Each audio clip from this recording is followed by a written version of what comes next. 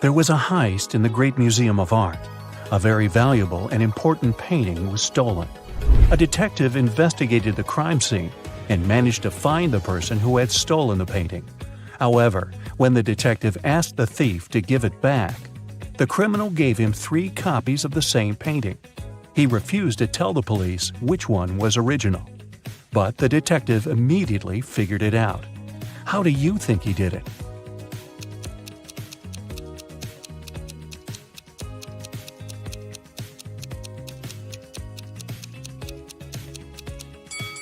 Do you see that each painting has a different frame? But only one of them is similar to the frames of other paintings in the museum. And since this museum is known to use the same style of frames, this one is the original painting. Jeremy was accepted to the best school of witchcraft and wizardry. One of the classes he had to take was about transforming into animals. 3 professors taught that class, and each of them specialized in transforming into one certain animal. Can you tell which professor turns into what kind of animal?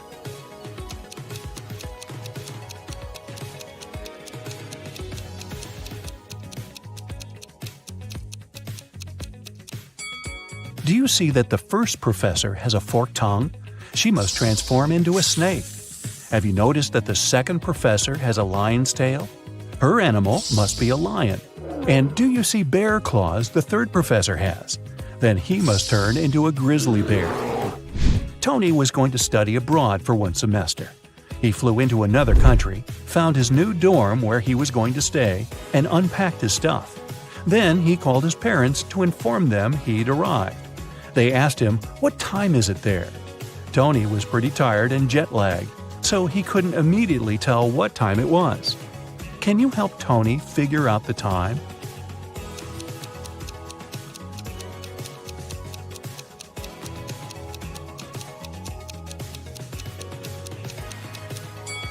Look, the Eiffel Tower and Sydney Opera House views are just posters, but you can actually see Mount Fuji through the window. So, Tony is in Tokyo, and it's 8:45 there. Carly, Zoe woke up one day and found themselves in a weird place that looked like a jail. Which of them will be able to escape?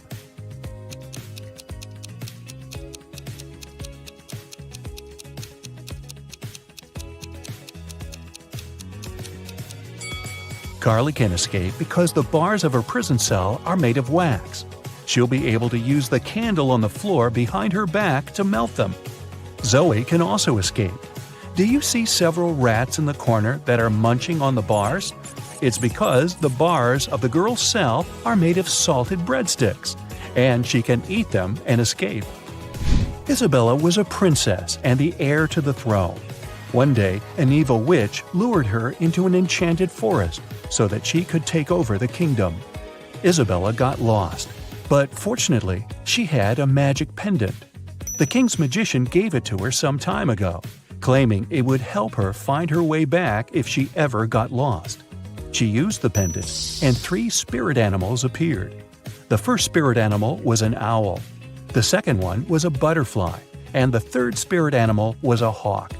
Only one of them knew the way back to the castle. But if Isabella chose to follow the wrong animal, she would find herself even further away from her kingdom. Which spirit animal should she follow?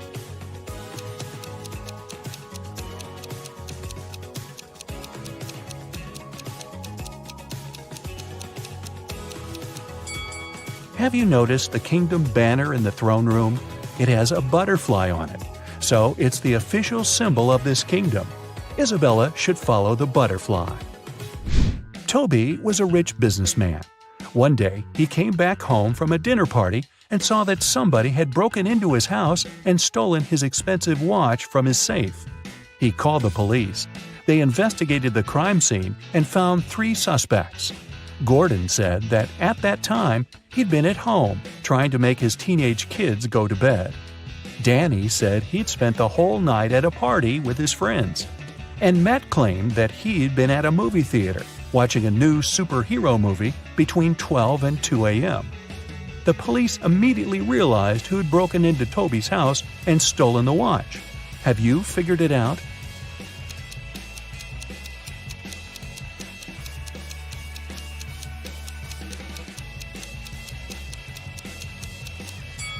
It was Matt.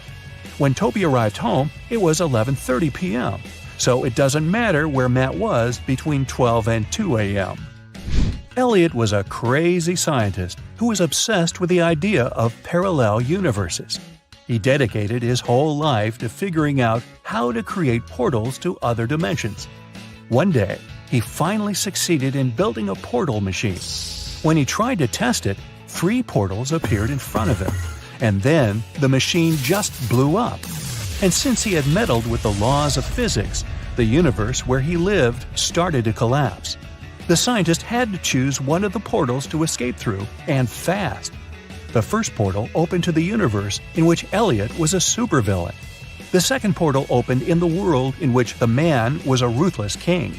The third portal opened on the planet where Elliot was an underwater creature. Which portal should he choose?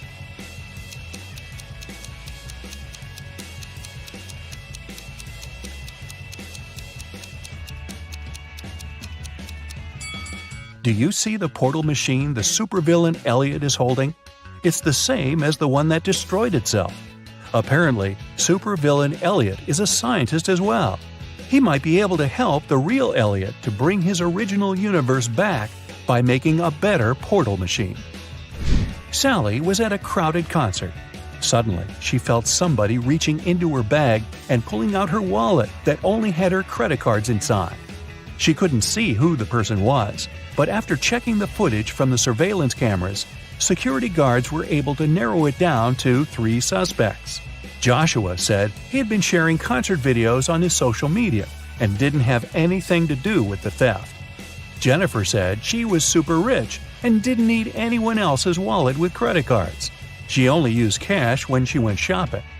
Penny said she had been singing along to the song the band had been playing, so she didn't even know what had happened. The security guards immediately figured out who the thief was. Who stole Sally's wallet?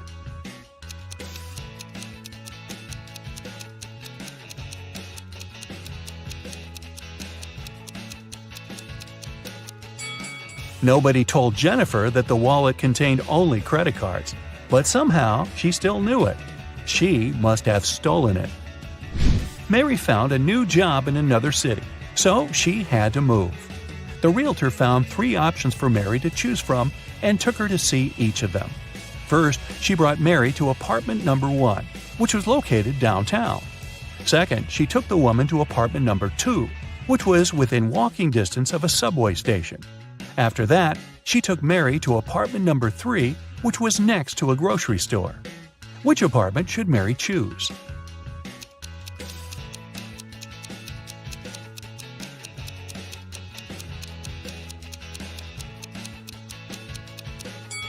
Since apartment number 1 has a rat living in it, and apartment number 3 has a crack in one of the walls, Mary should choose apartment number 2.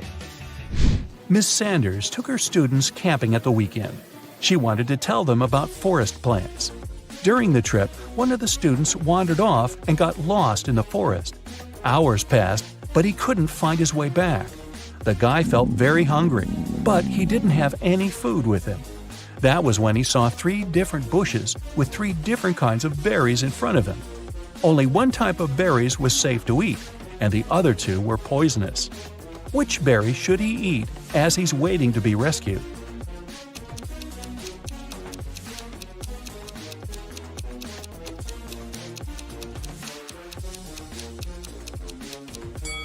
Remember the poster that was in the classroom? It stated that these 2 kinds of berries were poisonous, so only these ones are safe to eat. Sandy was driving across the country to visit her family. She was tired of being on the road and wanted to take a break. She saw a diner and stopped there to have something to eat and rest. The diner looked empty, old, and dirty. The waitress told her there were only 3 meal options to choose from and asked her which one she wanted to eat. So, which one looks safe to eat?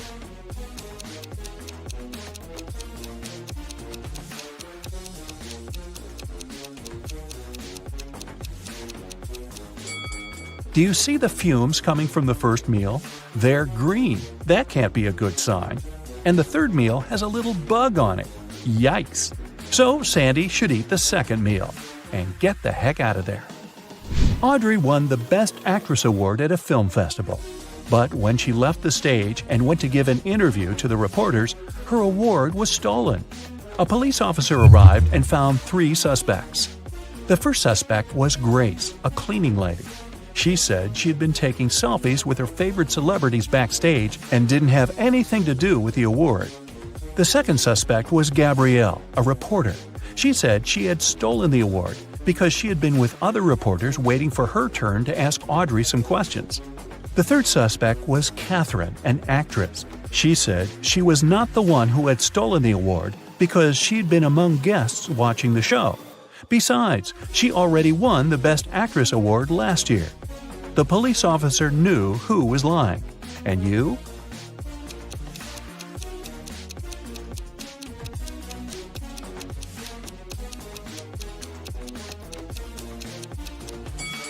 Take a closer look at the selfie Grace took. You can see Catherine behind, sneaking away with the award. Josh is an elite hunter for all things paranormal. He's called to visit a rich man's house. When he gets to the second floor, his paranormality detecting watch starts beeping. His watch never lies, so he knows there must be some scary creature nearby. Before him, there were 3 doors. Just by looking at them, can you guess behind which door the ghost is hiding?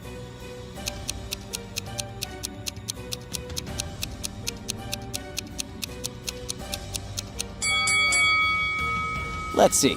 There are footprints leading to all 3 doors, but the footprints leading to door B are uneven. So this could be the ghost trying to trick Josh.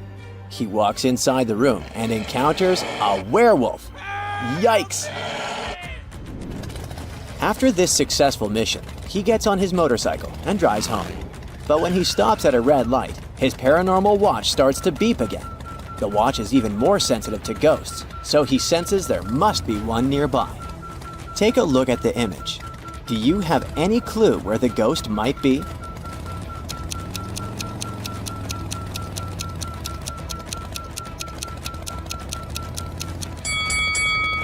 There's a woman standing at the bus stop, next to the red light. Her feet aren't touching the ground and her stare is blank. She must be the ghost. When Josh tries to capture her, she disappears into the dark forest. Josh tries to locate the girls through his watch and walks into the forest too. The watch shows him 3 routes, A, B, and C. Can you guess the correct one?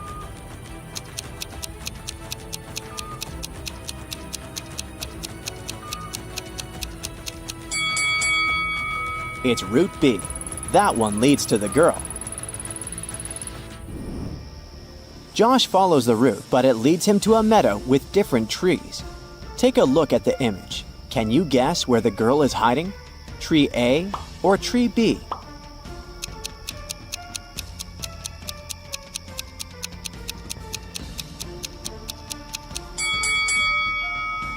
The ghost is hiding behind that tiny tree, next to tree A. If you look carefully at the shadow, the shape is too weird. Josh snaps his ghost device and captures the ghost. Yeah! Dan and Jesse are detectives. Early one morning, they got an urgent call from one of their clients, saying they needed to come over ASAP. They got into their vehicle and drove to the location. On the way, they were stopped by a police checkpoint. Dan and Jesse had to get out of the vehicle for an inspection. But Dan noticed something strange. The cop was a fake. How could he tell?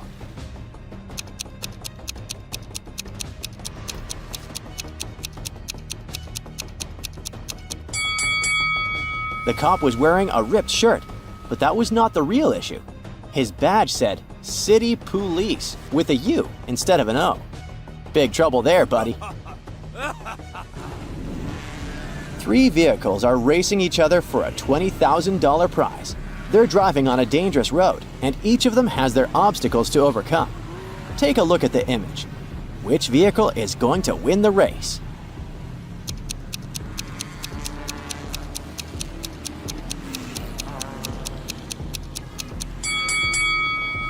The first vehicle tried to escape those nails on the ground, but the nails were going to puncture one of the vehicles for sure. The third driver may try to contour the obstacle in front of him. but that will make him lose time. The one in the middle has the most chances of winning, since he's large enough to go through that hole. Maya and Rob are a couple famous for robbing expensive stores.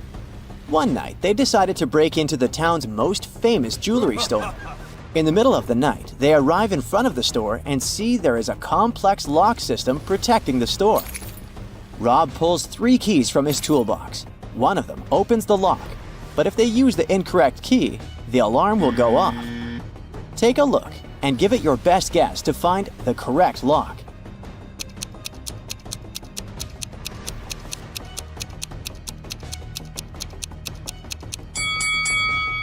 The second key is the correct one. If you notice, the lower line is missing in the third key, and the first key won't even fit into the keyhole since the lower part is inverted. Detective Saul woke up in an empty room. The last thing she remembers was helping to solve an important robbery that happened in her neighborhood. The room had nothing but 3 paintings hanging on the wall. She also noticed that the door was locked with a super technological code system. Saul uses the pictures on the wall as clues to sort out the code of the lock and see her way to freedom. Can you figure out what the 3-letter code is?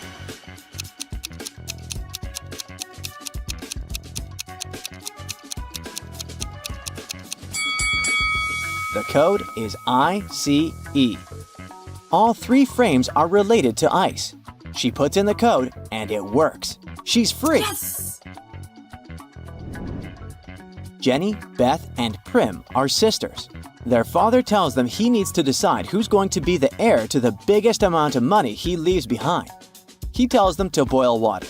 The kettle of the daughter whose water boils first will determine who becomes the heir. They all start boiling at the same time, but the youngest's kettle boils first. Why?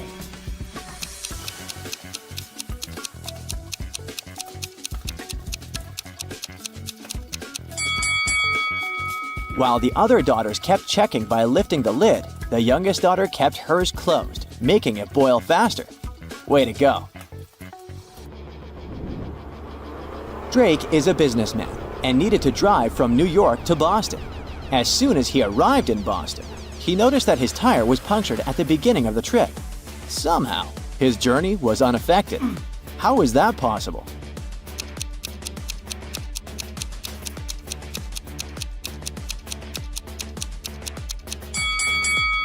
The punctured tire was his spare one. Mary and Anna grew up in a middle-class suburban family. After they graduated, both of them moved to New York City to follow their dream jobs. But while Mary succeeded greatly in her career, making a lot of money, the same didn't happen for Anna. Today, Mary is rich and Anna is broke. Take a look at the image of both girls inside their apartments. Can you guess who is who?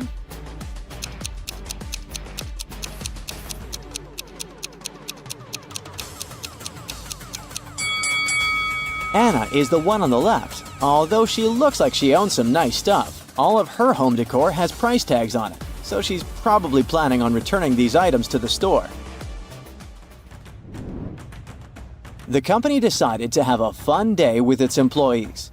A lucky person would win the latest laptop if they could get out of a maze the fastest way possible. Brad and Monica were the only ones who said yes to the challenge, but it looks like they're both having a difficult time. Take a look at the image. Who's more stupid? Ah! Oh no! Let's see. Well, Brad lost his glasses and he couldn't see anything. It's like he's trying to walk through the maze in a blindfold. Oh really? And Monica just needs to turn her map the other way around, and she'll make it out okay. Oh my god. Jenny is moving to Australia. Her bags are packed and she's ready to leave the house. But on her way out, she noticed she was forgetting a few pretty important things. No. She needs to find her passport, her phone, and the note with the address of her hotel. Can you help her find these items?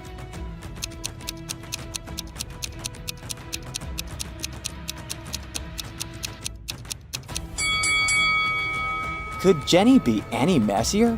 Her phone is thrown on the floor next to the couch. The note is tucked in between a couple of books on her shelf, and her passport is next to the center table's feet. Yikes! Harry is out on an important mission. He is a young new musician, and he sent one of his original songs to a producer. The producer wanted to release the song without giving Harry any credits, so Harry decided to hack the man's computer. When he accessed his IP, a strange code appeared. Harry needed to decipher the code in order to break in. Take a look. Can you figure out what the code stands for?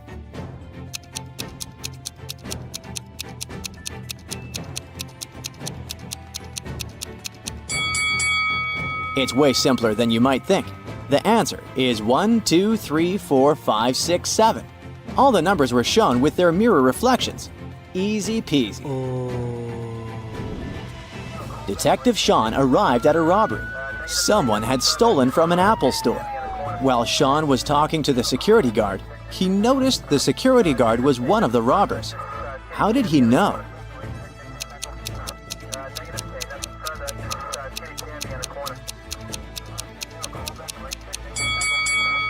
The security guard was standing next to a shattered glass that had been broken by hand, and his hand had lots of scratches and band-aids on it. He probably took advantage of the situation and took some things for himself. A businessman arrived at his office and found that some very important documents had disappeared from his desk. Police suspect 3 people, Amy, Carla, and Mike. Each of them said, however, that they hadn't even been to the office. Who was lying?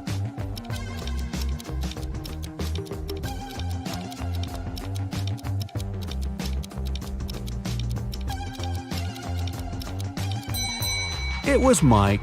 Both Amy and Carla are wearing high heels, while the dirty footprints on the floor were clearly left by sneakers. The king of a faraway kingdom was getting old and started to think of announcing his heir. He had 3 daughters, each with her own virtues, and the king couldn't decide which of them would be the best queen. Then one of his counselors suggested an idea.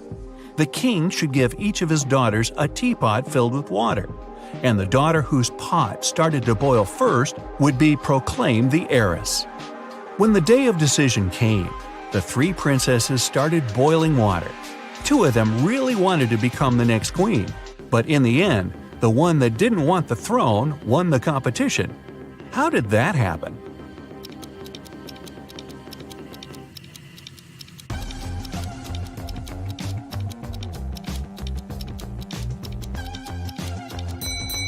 The 2 princesses who lost were a bit too eager. They constantly raised the lids of their pots to check if the water was boiling. And the third didn't care, so the water in her pot began boiling first. In the busiest street of a big city, there was a shoe cleaner who got lots of clients. He offered his services to everyone for free, but anybody who stopped and took his offer left him money before heading off again anyway. Why did they do that?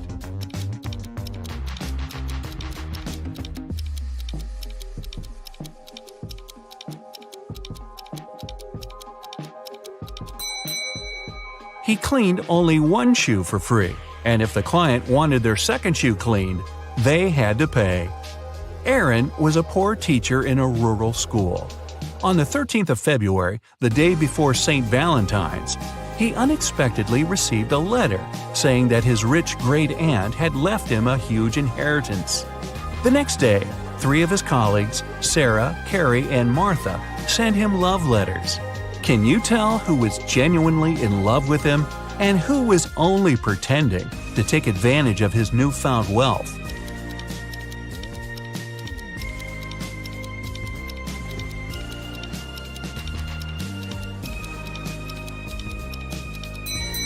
Carrie was the honest one. She's wearing a necklace with A and C engraved on it, which stands for Aaron and Carrie. Clearly, Aaron gave it to her as a gift because they'd been dating even before he got the inheritance. Jonathan spent several days in a hospital, although he never even entered the place through any doors. What's more, when he was released, he was perfectly healthy, but still had to be carried out of there. Why?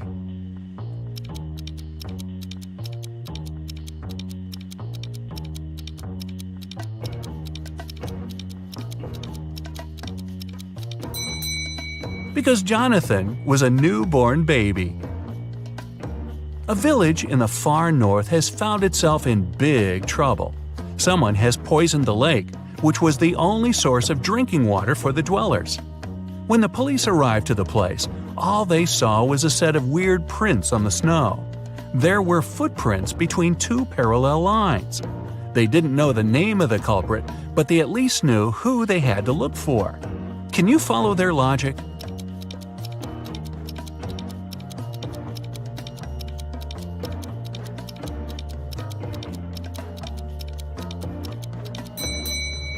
The police were looking for a person in a wheelchair and their helper.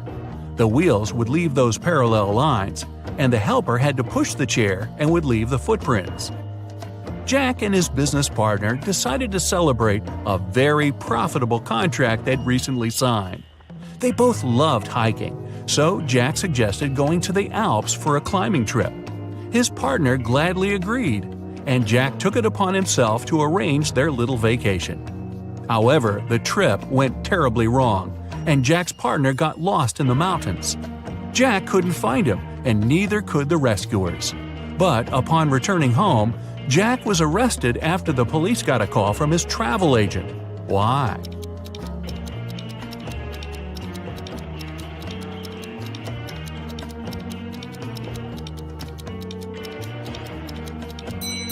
The travel agent told the investigators that Jack only bought one return ticket for himself.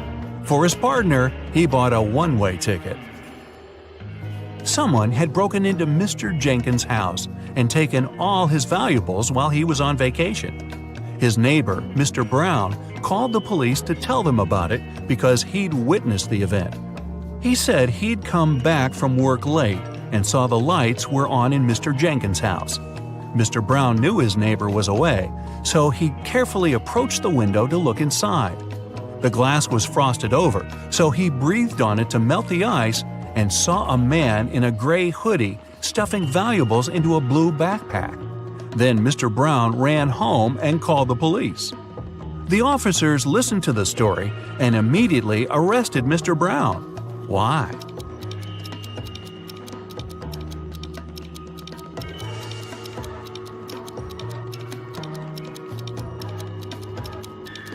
The dutiful neighbor had one detail wrong in his story. Windows become frosted over from inside. Then how could he have melted the frost with his breath from the outside? One rainy morning, Miss Riley left her house in a hurry and forgot some very important documents on her desk. She came back in an hour, but the document was gone. She gathered everyone who was in the house that day and questioned them. Ryan, the cook, said he'd been preparing dinner and didn't even set foot in Miss Riley's room. Sal, the janitor, said he'd only come in, turned on the lights to see if cleaning was needed, and left. Rose, the gardener, said she'd been busy watering the plants outside and didn't come into the house at all. Who took the document?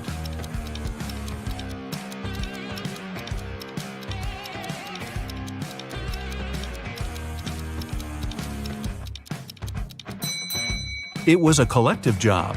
All of Miss Riley's employees were guilty. It was early in the day, so it would have made more sense for the cook to prepare lunch. For the same reason, the janitor wouldn't have needed to turn on the lights. And it was also raining, so the gardener wouldn't have to water the plants outside. There are 4 glasses on the table in front of you.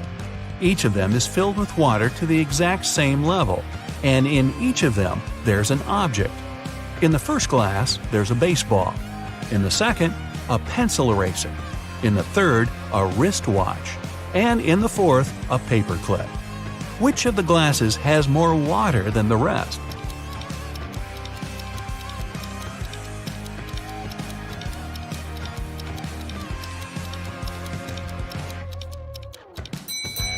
The fourth glass.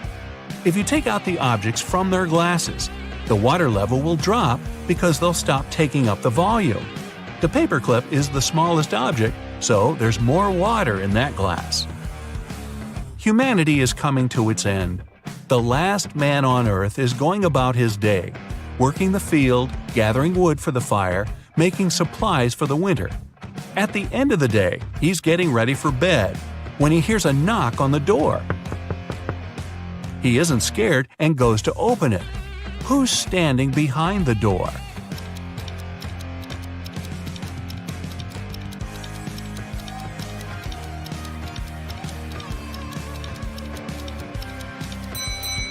A woman. Mark's best friend, James, lives in another city, and his birthday is soon, so Mark decides to send him a present. James loves playing golf, and Mark buys him an expensive golf club. But there's a problem. The best postal service in his town only accepts packages no bigger than 3 feet to a side, and the club is 4 feet long.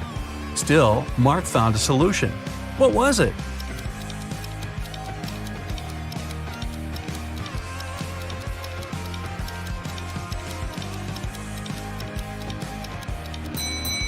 Mark bought a square box with a side of 3 feet and put the club inside it diagonally.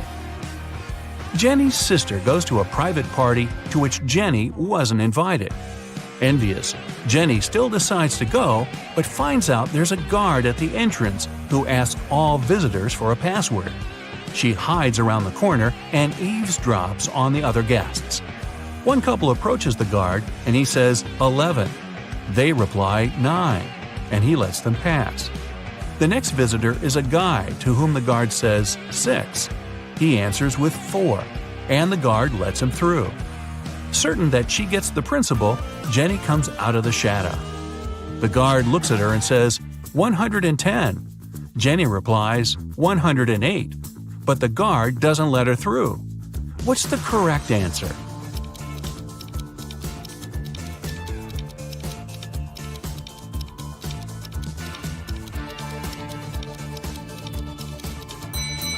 The answer's 90. If you write 11 in Roman characters, it'll look like this, XI. 9 is its mirror image, IX. Same with 6 and 4. With 110, it's CX, and 90 is XC. A man came to the police claiming that a very valuable briefcase was forcefully taken from him in the street. When an officer asked the man if he could describe the person who had done it, the man said he was wearing a full motorcycle outfit, leather pants, a thick leather jacket, and a helmet. The culprit tore the briefcase from the man's hands, hopped on his motorbike, and left. Still, the man noticed the criminal drop something and picked it up. Turned out it was his glasses. The man took them to the police as evidence. After a few more questions, the man was taken into custody for fraud. Why?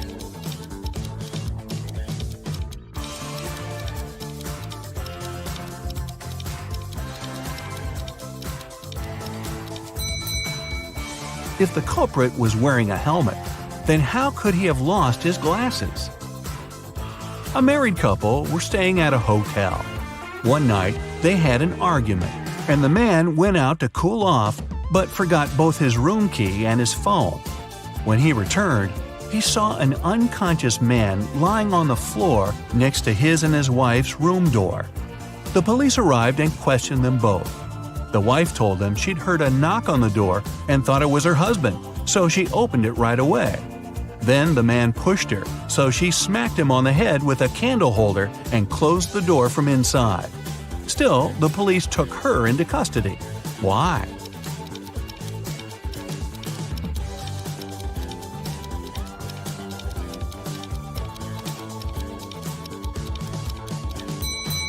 The woman thought it was her husband, but still approached the door with a candle holder in her hands.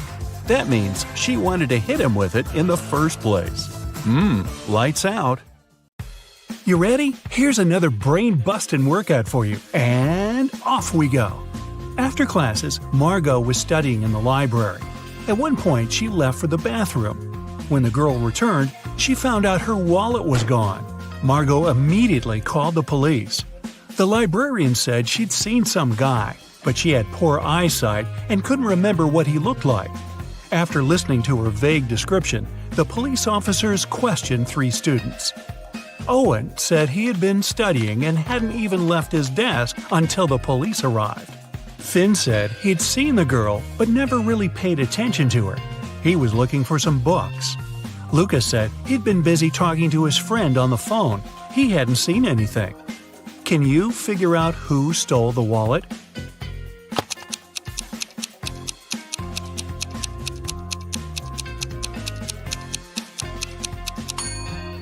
It was Luca. He said he'd been talking on the phone, but it's prohibited in the library. If he had used his phone, he'd have been immediately kicked out. So he's lying. During a casual walk deep in the forest, Esme got lost. After hours of wandering, she saw a witch's house. Esme asked the elderly woman to show her the way back. The witch refused, but she was in a good mood and offered a deal. She gave Esme 3 apples. 2 of them were poisoned and 1 was okay to eat. The girl had to pick 1 apple and bite into it. If she didn't get poisoned, the witch would show her the way home. Esme was a smart girl and managed to do it. How did she know which apple to pick?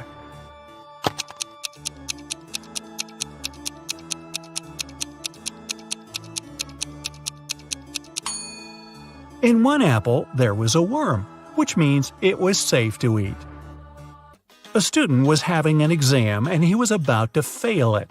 The professor decided to give him 1 more chance and asked the last question. It was, "What's my oldest daughter's name?" The student was puzzled. The professor decided the question was too hard and gave the guy a hint. He wrote down 3 numbers, 58, 3, and 11. Can you help the student answer the question?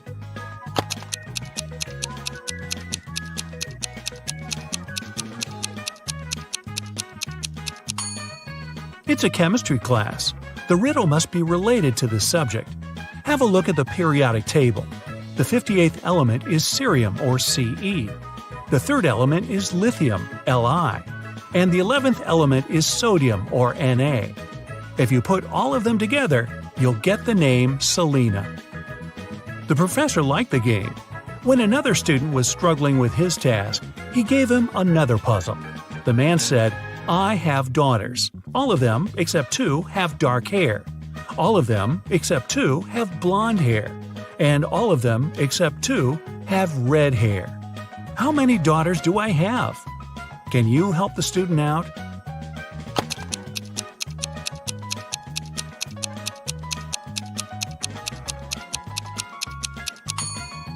This time the riddle has nothing to do with chemistry.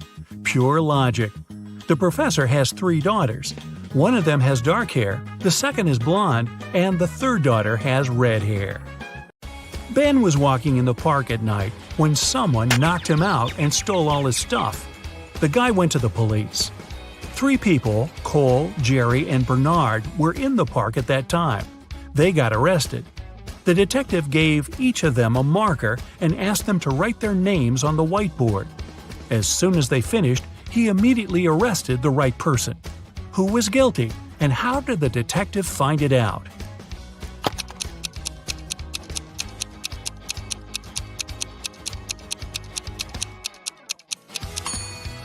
It was Jerry. Ben was hit from the right. It means the person who did it was left-handed. Among the 3 suspects, that's only Jerry. Really? Ben and Jerry? I think I need some ice cream. A member of an expedition to the South Pole found himself in a frozen cave. He didn't remember what had happened, but he knew he had to get out. The man saw 3 doors and a note saying what was behind each of them. Behind the first door, there was a hungry polar bear. Behind the second door, there was a room filled with poisonous gas. And behind the third, there was a room with sharp icicles falling from the ceiling every second. Which door should the man choose to survive?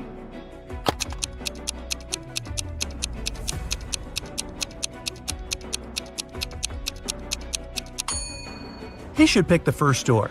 He's at the South Pole. There are no polar bears there. After classes, Nora stayed at the university. She needed to finish her project. She was sitting in the hallway. Soon she got hungry. The girl went to grab some food and left all her stuff behind. When Nora returned, she checked her things and called the police. She told them what had happened and reported her wallet stolen. There were 3 other students nearby.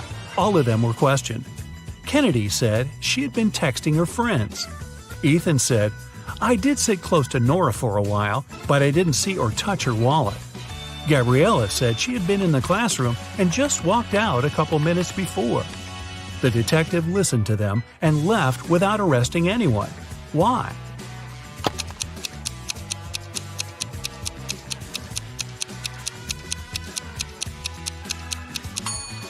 The detective remembered that Nora had gone to get some food. It means the wallet was with her and couldn't be stolen. The girl lied. 3 women, Sarah, Milla, and Eleanor, went shopping.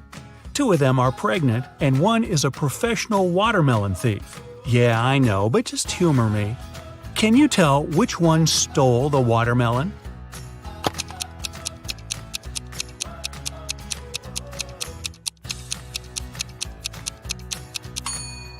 It's Milla. She's wearing heels. It's not the kind of shoes pregnant women would wear.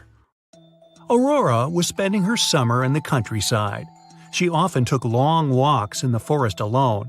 One day, she saw a huge mansion. It was obvious no one lived there, so she entered the house. It was dusty inside, but still beautiful. Aurora took some pictures and left the place. When the girl came back home, she looked through her photos. She wanted to pick the best ones to post on her social media, but then she saw one of the photos and screamed. Take a careful look at this photo. Can you see what scared her so much?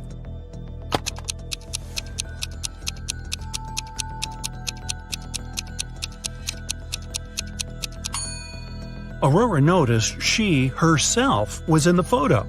But it's impossible. She was alone in the house. Stella and Adeline were sisters. Their grandmother once presented Adeline a bracelet. But both girls loved this piece of jewelry very much. So sometimes Stella snuck into her sister's room and borrowed the bracelet. One day, Adeline came home and noticed the bracelet was gone. She knocked on her sister's door. Stella opened the door, realized it was her sister, and shut it again. In a couple of minutes, Adeline managed to break into the room. She started searching for the bracelet. Stella told her that this time she hadn't taken Adeline's jewelry. Adeline didn't find anything and had to leave. But on her way out, she remembered something and managed to get her bracelet back. Where was it?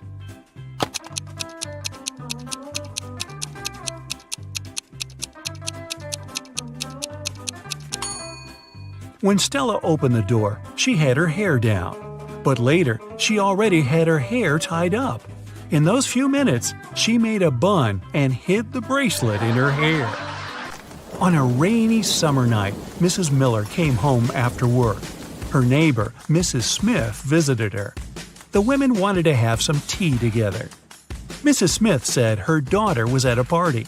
She met one of Mrs. Miller's triplet sons there. Mrs. Miller asked which one it was, but her friend didn't know. Her daughter could never tell the guys apart. The problem was all 3 of them were grounded and weren't allowed to go out until the next week. Mrs. Miller wanted to find out who had broken the rules. She called the boys and asked how they'd spent the day. Ian, the artist, said, "In the evening, I was outside drawing." Ryan, the musician, said, "I spent all day inside writing a new song." Luke, who likes sports, said, "I did a workout and spent the rest of the day reading." Mrs. Miller understood which of her sons was lying and grounded him for another month. Who's the liar, and how did she know?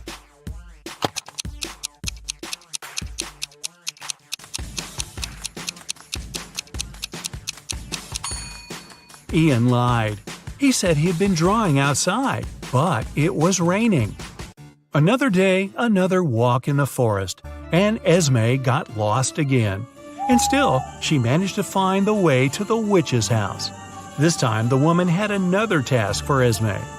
The witch gave Esme a candy bar and a knife. She was going to perform 7 tricks. After each of them, Esme had to give her 1/7 of the bar. But there was a catch. The knife was magical and could only make 2 cuts. It was also impossible to break the bar or cut it without the knife. How did Esme fulfill these conditions and return home?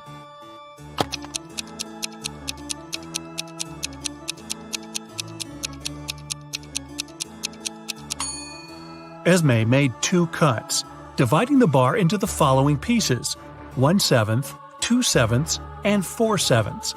After the first trick, she gave the witch the 1/7 piece. After the second one, the girl offered the woman the 2/7 piece and took away the 1/7. After the third trick, she gave the witch the smallest piece back. After the fourth trick, Esme took away the first 2 pieces and gave the woman the 4/7 piece. Then she gave her the smallest piece again. After the sixth trick, the girl took away the 1/7 and gave the witch the 2/7 piece. And after the last trick, she gave the woman the smallest part of the bar again. Bonus question. Hey, if Esme is so smart, how come she keeps getting trapped in the forest? I have no answer. Detective Callum arrived at a jewelry store because the owner reported that someone had stolen a diamond. He didn't let any customers or a cleaning man out, so they were the main suspects. Everyone denied stealing the diamond. There were no fingerprints found. Can you help Detective Callum decide whom he should arrest?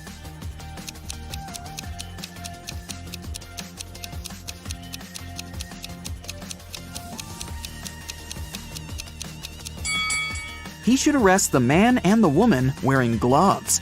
Since no fingerprints were left, it must be one of them, or both. Olivia sneaked into an old mansion to explore it and got trapped inside. There are 3 ways out, and all of them are dangerous. Behind the first door, the roof and the floor are made of magnifying glass, and the sun would burn anyone who enters. Behind the second door, there's a dangerous doll with knives that can come to life at any moment. Behind the third door, there's a room filled with poisonous gas that makes anyone's skin melt. How can Olivia escape safely?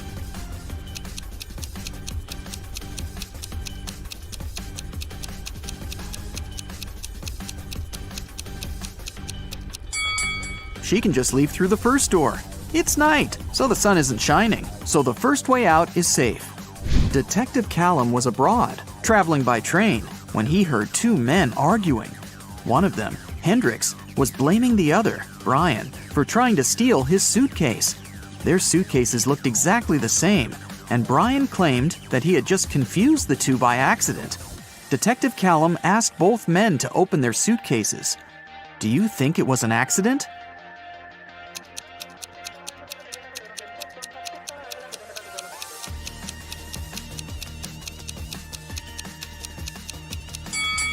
Hendrix's suitcase is filled with clothes and electronic devices and must be pretty heavy. Brian's suitcase is almost empty, with only a pair of jeans and a book inside. It must be way lighter, and even though the bags look alike, Brian for sure knew that the bag he took couldn't be his. It was way heavier than it was supposed to be. Luna found her cousin, Mia, poisoned in her room and called the police. Detective Callum asked Luna what had happened. She said that she was walking past Mia's house when she saw that the light in her room was on. She walked to the window to see if Mia was there and saw her on the floor. She had a key, so she walked into the house and called the police. She didn't touch anything so that they could investigate what had happened. Detective Callum arrested Luna. Why?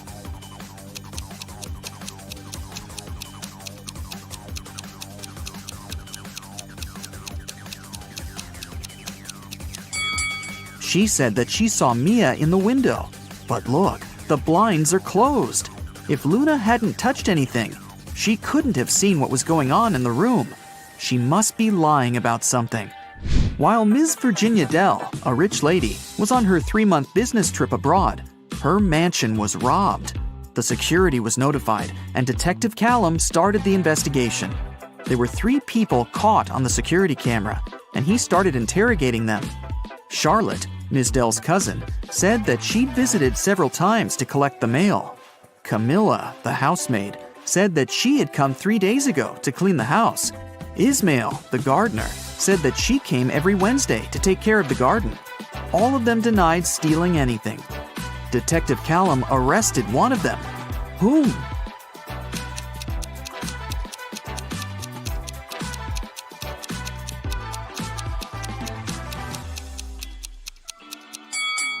Camilla, the housemaid. She said that she had cleaned the house 3 days ago.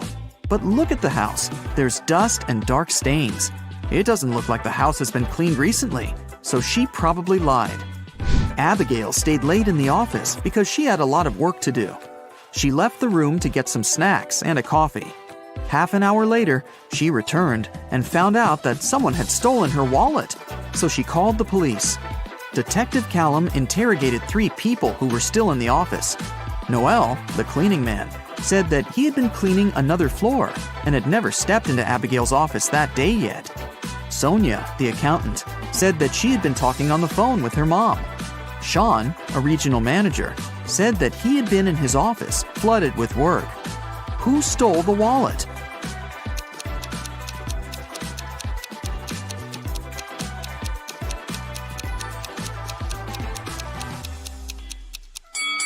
No one. Detective Callum figured out that since Abigail went to get snacks and coffee, she must have had her wallet with her. He just recommended she should get some sleep and stop overworking. Elizabeth and her daughter Ella went abroad traveling. They were walking and shopping in one remote town when Elizabeth noticed that Ella had disappeared. She called the police and they started to look for the girl. There were 3 people nearby and they were interrogated. Layla said that she hadn't seen the girl. Madison said that she had seen the girl with her mom, but that was it. Amelia said that she had heard someone screaming, but she hadn't seen who it was. Who should be arrested?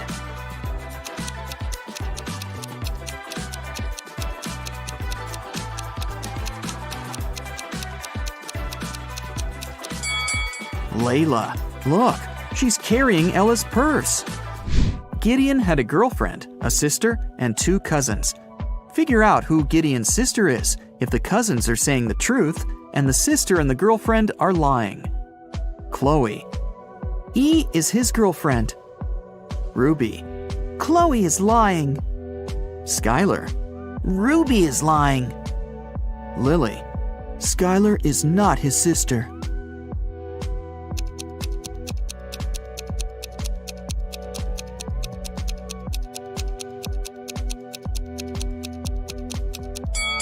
If Chloe is telling the truth, then Lily is lying. Then Skylar is his sister, who's also lying. So Ruby must be telling the truth, which contradicts that Chloe is telling the truth. So Chloe is for sure lying. Then Ruby is telling the truth, and Skylar is lying. So Lily is telling the truth. 2 liars are Chloe and Skylar, and they're Gideon's girlfriend and sister. Lily says that Skylar isn't his sister. So Skylar is his girlfriend, and then Chloe is his sister. Scarlett just moved into her new apartment 3 days ago. One evening, she was reading before bed when she heard a knock on the door. She opened the door, and there was a confused man who said, "Oh, I'm sorry. I just moved in here earlier today, and I thought it was my apartment. Oh, once again, sorry, and good night." Then he left. Scarlett didn't believe that it was just a mistake and reported the man to the police. Why?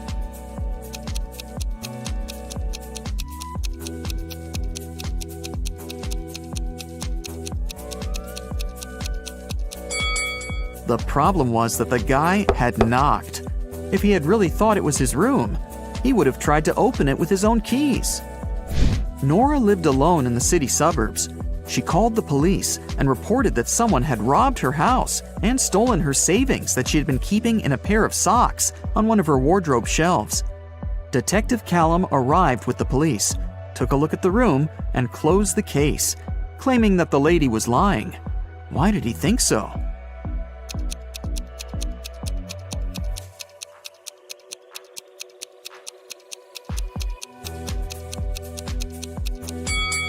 The room was absolutely clean. If someone had robbed the house, they would have made a mess while searching for money. The person who took the money must have known exactly where it was, which is unrealistic. Mrs. Ledger is a high school history teacher.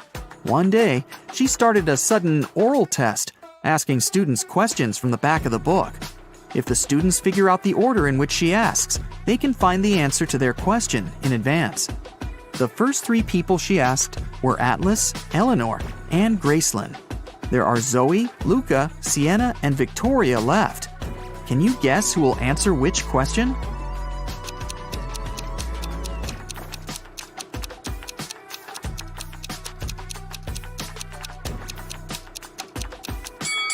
Mrs. Ledger is asking students in alphabetical order.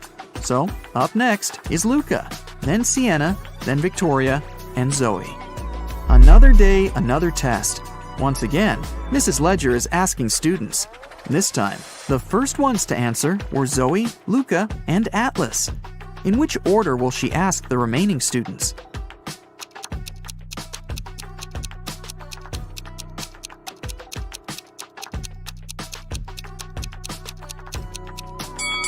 This time, she started with people with the shortest names. There are 3 letters in Zoe, 4 in Luca, and 5 in Atlas. The next one is Sienna, who has 6 letters in her name. Then Eleanor with 7 letters, Victoria with 8 letters, and Gracelyn with 9. Ellie found herself locked in a dungeon and couldn't remember what had happened. She looked around and saw a door that could have been a way out, but it required a passcode and she didn't know it. Luckily, there was a hint. 1-802-3004-0803-2611. She has just one chance, and if Ellie doesn't get it right, the dungeon will get locked forever. Can you help her decide which password is the correct one?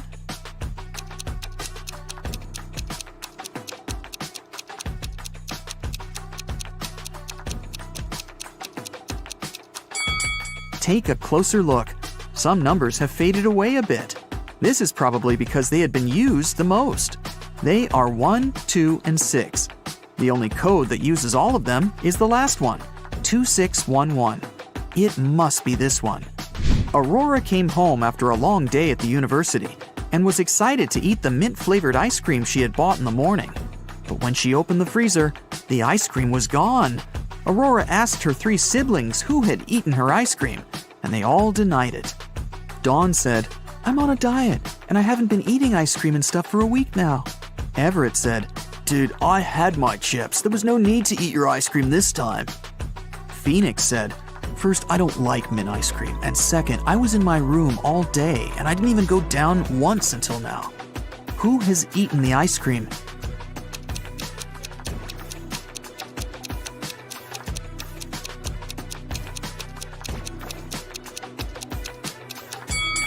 It was Phoenix. Aurora never mentioned the ice cream flavor, but he still knew it. Wow. While working late at night in a top-secret laboratory, Michael finally managed to create the DNA of a hybrid monstrous creature. After all that hard work, he decided to grab a quick coffee and donut as a little reward. But he came back and saw that the specimen had disappeared from the incubator. Michael lined up Ryan, Jeff, and Laura and confronted them. "Who took an important top-secret piece of research I was working on?" Ryan said he'd been busy doing some additional research on a separate project and had no idea what was going on. Jeff said he hadn't touched the hybrid creature and had been in the archives digging through some files he needed. And Laura said she'd been in the bathroom the whole time. So, who took the specimen?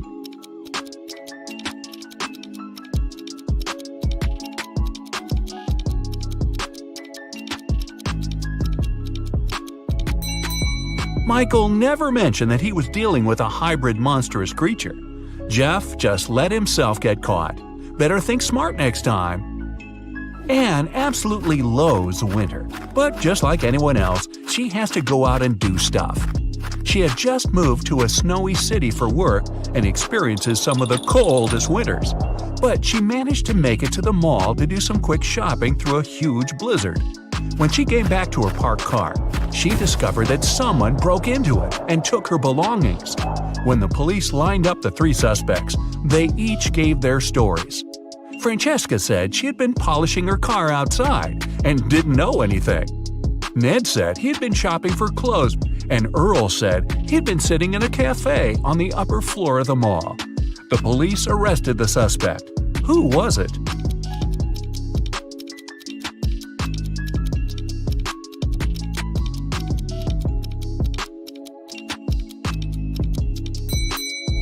Francesca. She was polishing her car outside in the middle of a blizzard? That's not only illogical, but not safe either. She just gave herself away. You wake up and find yourself trapped in a room with 4 doors in front of you. You don't have enough time to choose which door leads to freedom. You hear a monster coming, so you check out the doors quickly. The leftmost door has a sign on it saying, "Take the door on the right to break free." The second door also has a sign saying, "It's the right door." The third door has a sign, "Freedom is just right in front of you." And the last door has a sign, "Don't trust the signs." Which door should you choose?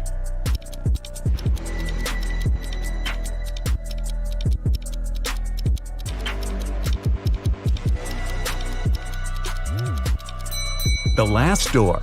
It says not to trust the signs, but it doesn't mean that they're lying. The first door says to take the door on the right. Not necessarily the last door on the right, but just the one on the right. The second one says, it's the right door. Not the correct door, but the right door, as in the door on the right. The third door says freedom is just right in front of you. That just doesn't make any sense, does it? So it's the last door on the right that leads to freedom. Mason was extremely happy when he got the news that his sister Jane was coming to town. He had just started a new job and couldn't wait to host her for the first time. She was only able to see some nice pictures of the places he visited, including where he lived. When he picked her up from the airport, he noticed something slightly off about her. She was robotic with her responses and seemed stiff with her movements. She wouldn't eat and only insisted that she wanted to rest up. Strange. Had he been watching too much sci-fi? After a while, Mason hears a knock on the door, and to his surprise, it's Jane. But I thought… Jane tells him that the Jane in his apartment is an imposter. When the Jane in the bedroom goes out and sees the other Jane sitting on the couch, they're both in shock. They both try to convince Mason that they're the real Jane. But who will Mason believe?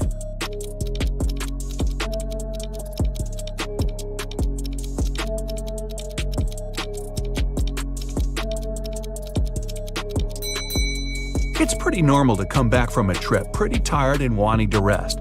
But how did the second Jane know where Mason lived without prior knowledge? And she didn't even break a sweat running up to the apartment. On a nice day, Vivian, who lived in a town on the seashore, decided to go for a hike alone. But after hours of trekking, she ended up on a section of the forest she wasn't familiar with. Before her were 3 paths. One path had bare footprints leading away. Another had human shoe prints, and the third was right by the river. Which one should Vivian take to find her way?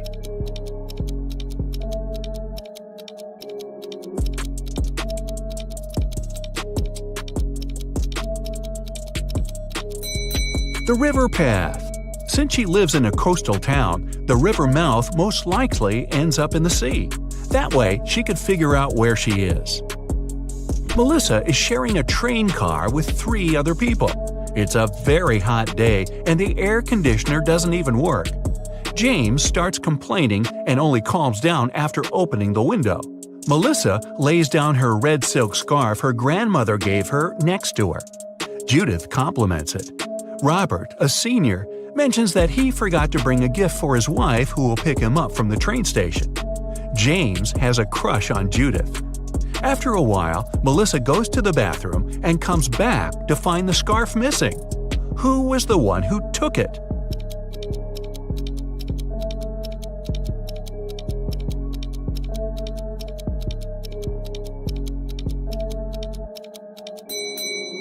None of them. It was a hot day and James opened the window. The wind sent the scarf flying right out of it. Some zombies have Diego trapped in a room. They're surrounding him. He's stuck and can't escape. Their arms are breaking in and reaching for him. When Diego looks around, he realizes that he's in a small newspaper stand with magazines and pocketbooks. And looking around him more attentively, he finds a roll of tape nearby. How can he avoid those nasty bites?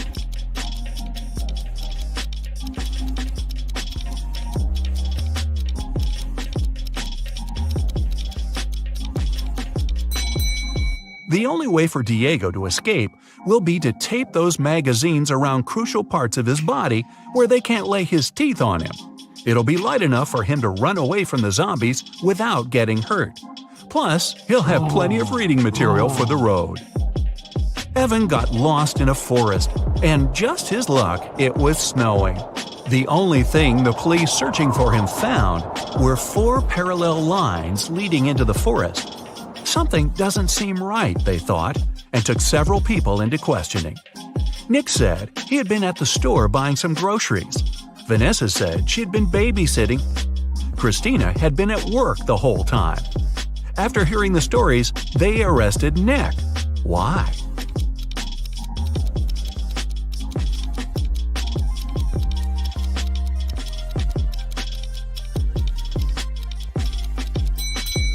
Nick was in a wheelchair. The 4 parallel lines were left by Nick rolling into the forest and back out. It's the beginning of a new school year, and Dave started a new job as a computer studies teacher at a local high school. Another fellow teacher, Roy, didn't really welcome him because he wanted that position. But at the end of the day, there was a security breach which leaked out a lot of important information about the school. When the police questioned everyone, including Roy and Dave, they each gave their stories. Dave said, "I was checking exam papers and was at the staff room the whole time." Roy said, "I was preparing homework for my classes when everything happened." Who should the police arrest? Who was lying?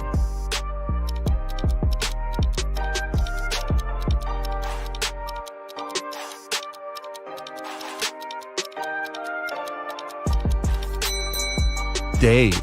There wouldn't be any exams on the first day of school. Gareth is in a pickle. He's at the police station looking at the lined-up suspects, one of whom stole Beth's bag while she was having a picnic in the park. He observes them. Beth describes the culprit as someone big, no hair, and wearing a black jacket. All the men lined up matched the description. Gareth looks at each of them, and they all have one distinct trait that makes them stand out from each other. Suspect number 1 has a beard. Number 2 is wearing shorts. And number 3 is wearing glasses. Gareth knows immediately who to arrest. Who is it?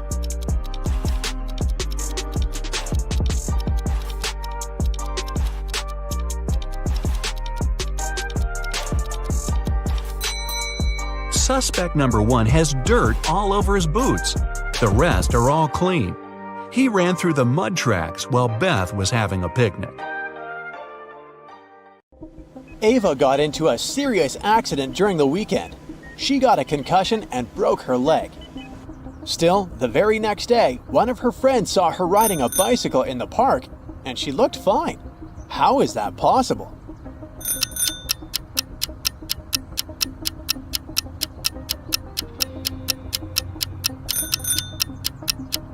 Look, the girl who got into the car accident has a tattoo on her ankle. The girl on the bike doesn't. The girl who was riding the bike was Ava's twin sister, Malva.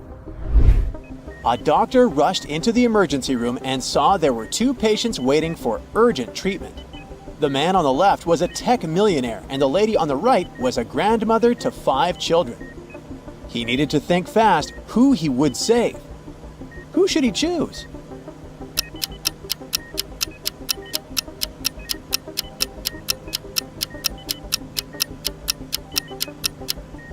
He should choose the grandmother. The man on the left has a phone next to him. He could call someone else for help. 3 scientists went to research in the Amazon forest. Bianca had some trouble with the harsh weather, but felt it was worth it in the end. Pablo had a great time photographing the wildlife for his social media page, and Helena got to study a rare species of carnivorous plant. On the last day of their trip, passing through airport security, one of them got caught trying to take something in their backpack. Take a look at the picture. Can you tell who it was?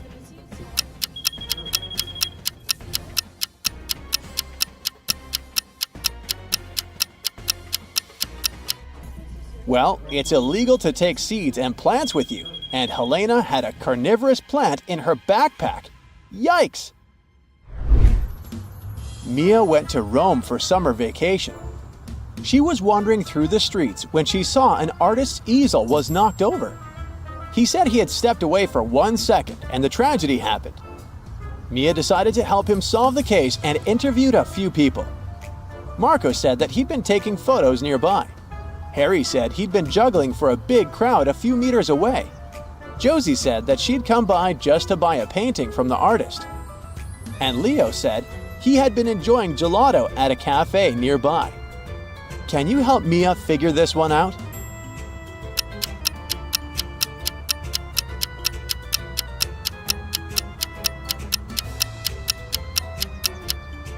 Well, look at Harry's backpack. There are some art supplies sticking out of it. He must have created a distraction to steal it. Yikes! Barbara invited her colleague Sabrina for lunch at her place. Sabrina was surprised she thought Barbara didn't like her. But Barbara went all in for their lunch. She even cooked delicious tuna. She split the fish in half and each of the ladies ate their portion. A few hours after lunch, Sabrina ended up in the hospital with severe food poisoning. After a thorough investigation, the police popped over at Barbara's house and arrested her. But how is this possible?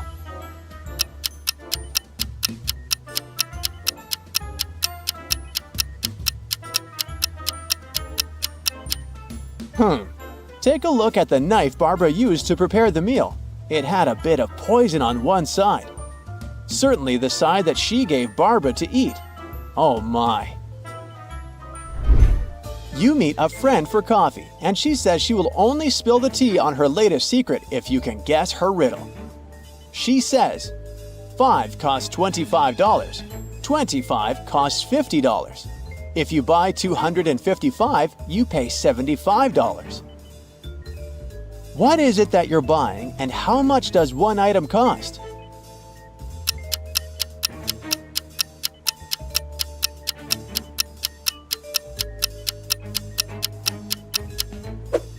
You're buying door numbers, and each number costs $25. It took a decade for Professor Evans' archaeological mission to find a priceless artifact. The professor stored it safely in a vault. The team celebrated the win with a bonfire and went to sleep. The next morning, the artifact was gone. Professor Evans decided to investigate the robbery herself. Jack said he spent the last 2 hours cataloging the pottery they had found earlier. Olivia claimed she spent the last few hours in the rest area getting some sleep. Mark mentioned he'd been repairing the digger all morning. Professor Evans immediately figured out who took the artifact. Can you figure it out too?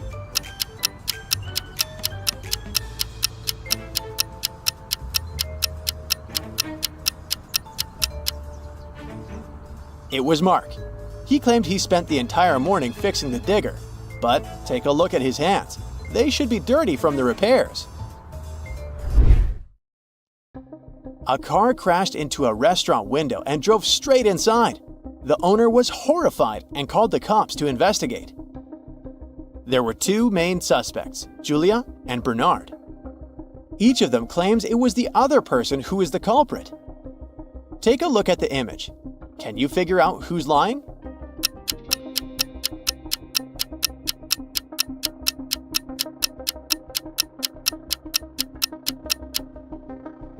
It's Julia. If you pay attention to the tire tracks, you'll see that they're the same pattern as Julia's tires. She's the one who did it. Take a look at this picture. Can you guess who is more reckless?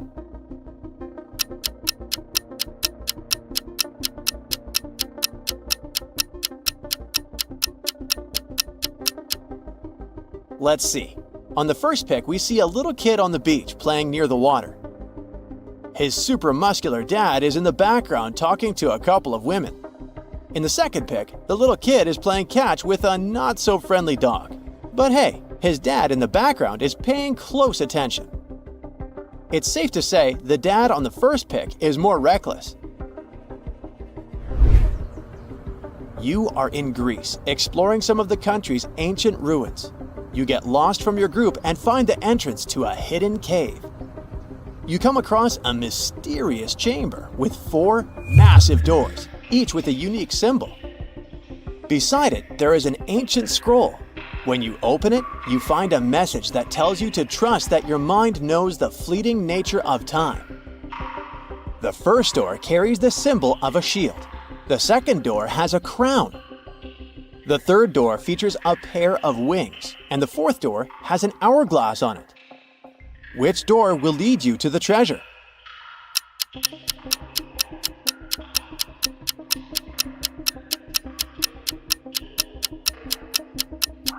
The fourth door, the one with the hourglass. The clue was in the last phrase, the fleeting nature of time. It's the hourglass. You walk into a diner and there are 2 very suspicious clients indoors. And one of them is actually a criminal. Who is it?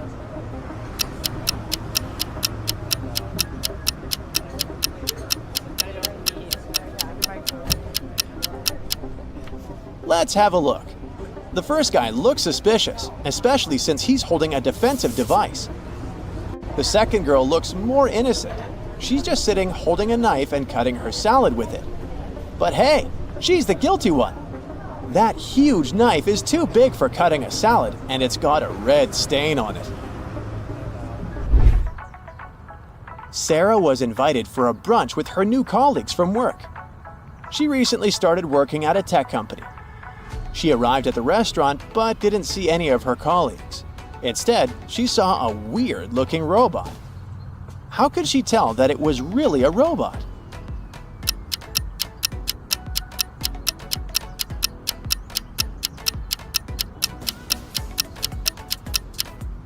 I know it looks like a person, but hey, look at her wrists.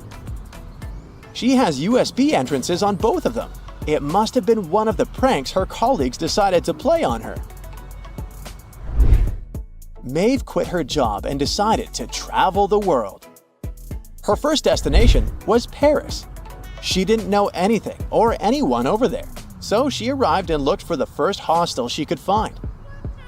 But, oh no, she really shouldn't go inside this place.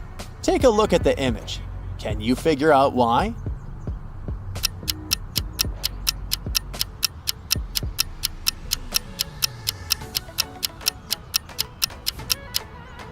This hostel is haunted. There's the shadow of a ghost on the top window. I definitely wouldn't go in. One late summer evening, a thief broke into a renowned artist studio and stole a rare painting. He didn't manage to get too far though, because a security patrol passed by while he was escaping. The thief stashed the painting under a thick bush and hid behind a nearby wall. The artist was quick to notice they had been stolen and called Detective Summer for help. The detective soon gathered 2 suspects. Take a look at the picture. Which guy did it?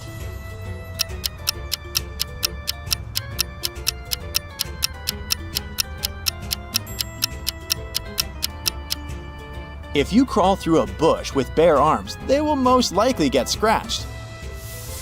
Take a look at that second guy's arms. They're covered in scratches. He must be the culprit. One Sunday, Tom told his brother Dan that he was going hiking with his friend Chris. The next Saturday, the police found Tom unconscious in the forest. Dan said he had been working all week. As for Chris, he was found wandering along the highway. He explained that he had gotten lost in the forest almost immediately after they had arrived and just found his way home. One of the guys was lying. Who was it?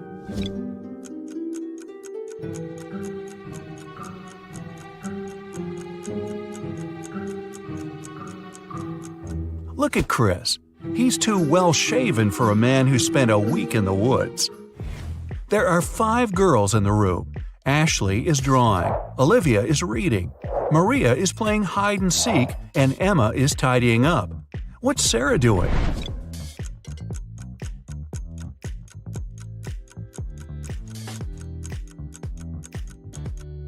Sarah is playing hide-and-seek with Maria, of course. What number is missing? A small hint, it's not number 4.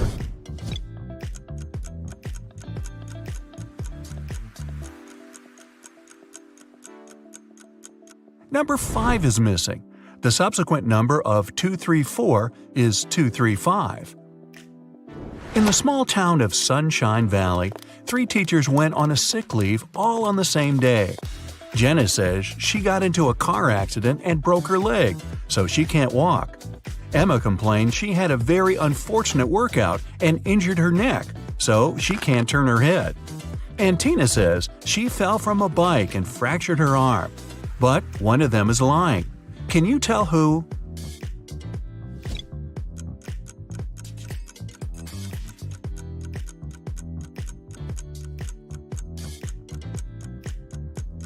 It's Jenna. If she can't walk, why does she even have a crutch to hold her up?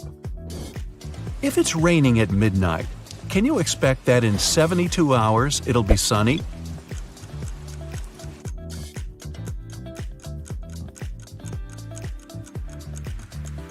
Nope, in 72 hours, it's going to be night again.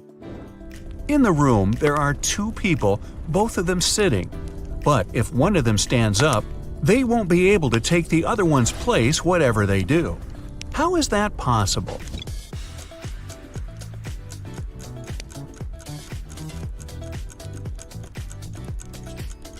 The second person is sitting on the first one's lap.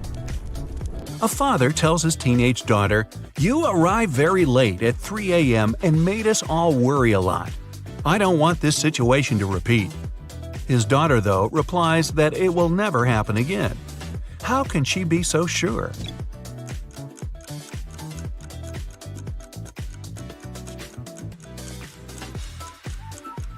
The father was talking about the birth of his daughter. An art expert paid big money at an auction for a painting that he knew didn't cost anything. He was an honest man and didn't have any criminal intentions. Why did he buy this picture?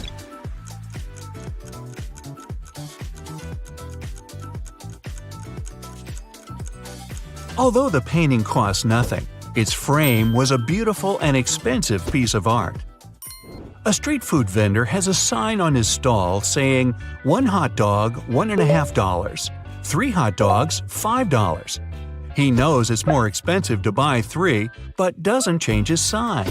Why?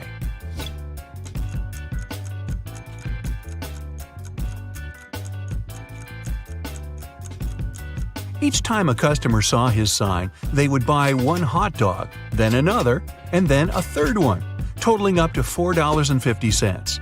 Thus, everyone's happy. The customers think they're clever, and the vendor gets his sales up. During a fire, a bank was robbed. The security guard told the police that he wanted to save a bag of money, but he had to crouch to tie his boot just in front of the emergency exit. At that moment, the door opened and hit him on the head. When he came to, the money was missing. Why was the security guard arrested?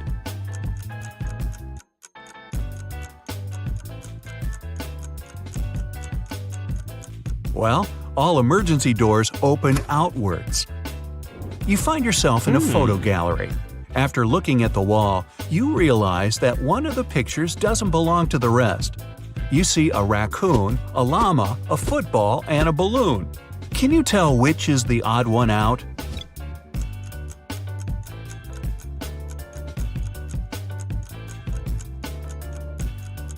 It's the llama picture. The other 3 objects have 2 double letters in their names, but the llama only has 1 double. There's a barrel of water in the yard. You look inside and say that it's more than half full, but your friend argues that it's less than half full. How to figure out who's right without using any measuring tools or removing water from the barrel?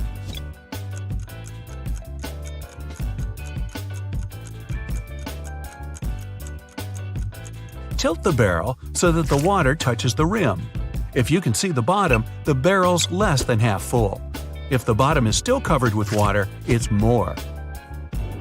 Sam and his brother John were always fighting. Their mother couldn't take it anymore and came up with a clever plan to stop them. She told the boys to stand on the same piece of paper in such a way that they didn't touch each other, and it worked. The boys couldn't fight anymore. How did she do it?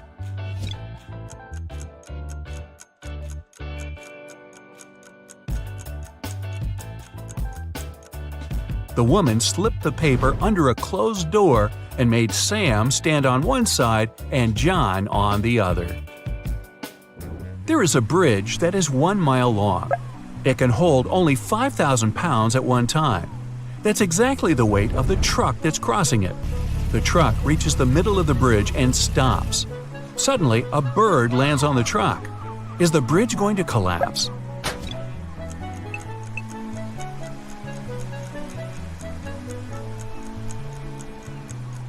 The bridge isn't going to break down because the truck has already used some gas to get to the middle and therefore weighs less than 5,000 pounds. A young woman is sitting near the window. At first, she's deep in thought. Then, she suddenly decides to throw something out of the window. A couple minutes later, she drops on the floor unconscious. She's perfectly healthy and isn't prone to sudden faints.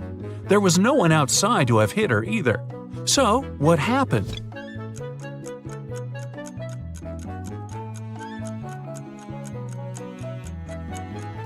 She was knocked out by the very same thing she'd thrown out the window. It was a boomerang that came back and hit her on the head. Well, that was a dumb thing to do. Two men are in a room facing each other. One of the men is a psychic and can see into the future. He predicts that in 10 minutes, the other man will be hit on the back of his head. Of course, shocked and paranoid, the other man can't stop staring at the clock on the wall. And exactly 10 minutes later, he's lying face down on the floor. How could it happen?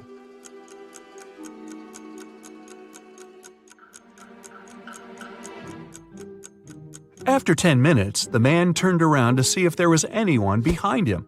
At exactly that moment, the psychic hit him on the back of his skull. Well, I'm starting to think he wasn't a psychic after all. You walk up to the edge of a forest when suddenly you see a man in swimming trunks, goggles, and a snorkel going out of the thicket and falling on the ground as if exhausted. But you know the nearest body of water is several miles away. How did the weird man end up in the forest?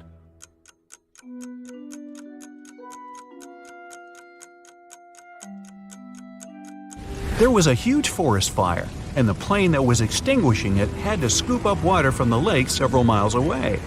Doing it, it accidentally captured the man snorkeling in the lake. He was dropped down together with the water and miraculously survived. Upon receiving an anonymous tip, the police rushed to a house where a suspect was said to be. They have no physical description, but they do know his name is John.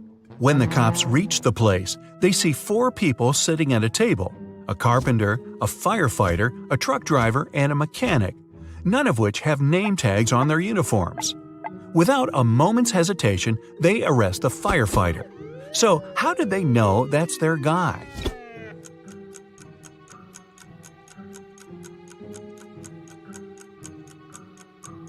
The firefighter was the only man in the room.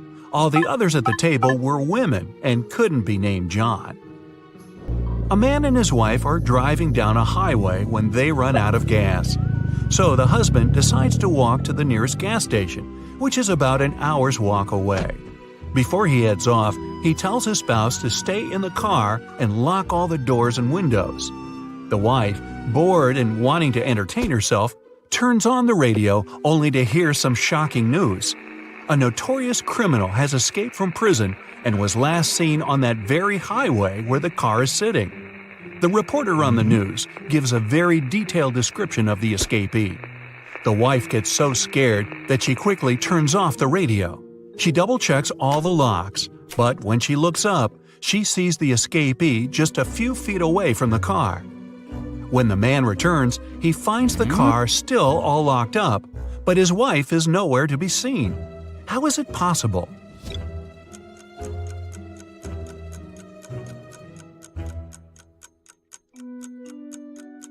The answer is simple. The couple had been driving a convertible with the top down, and the woman wasn't, dare we say, terribly bright. An adventurer found a treasure chest in a cave that was guarded by a pirate. He had 3 keys, gold, silver, and black, but only one of them could open the chest. The pirate would give the adventurer only one chance to reach the treasure. If he chose the right key, he could take the chest. If he chose incorrectly, the pirate would attack him. Arr! The only clue was this cipher. Which is the right key?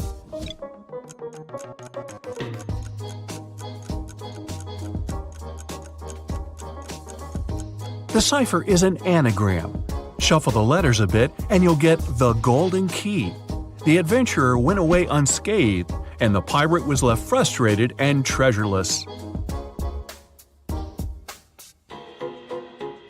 3 friends, Ashton, Emma, and Lewis, went skydiving together. This is them right before they jumped out of the plane. Which of them is in danger?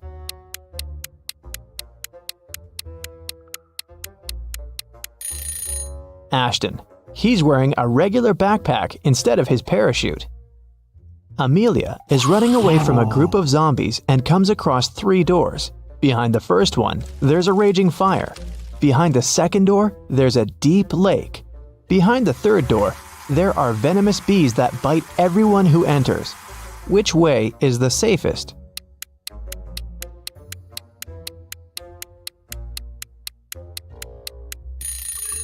I'd choose the second door and then just swim away. It's just a lake. Amelia can probably do it.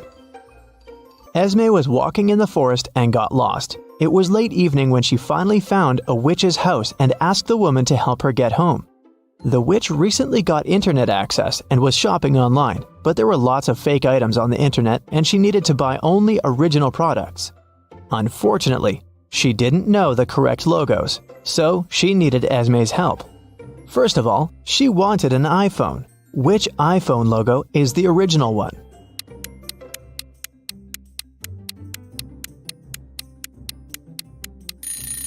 Of course, this one. Next, she needed a pair of sneakers for her morning runs. Which logo is correct?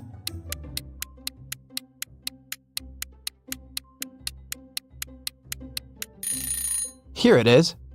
Next, she wanted to get a fancy purse. Which Chanel logo is correct?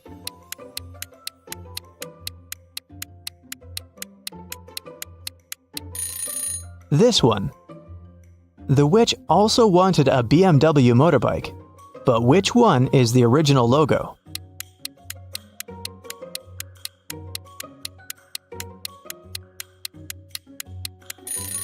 Yep, that's right. When the witch needs gas for her motorbike, what 7-Eleven should she go to?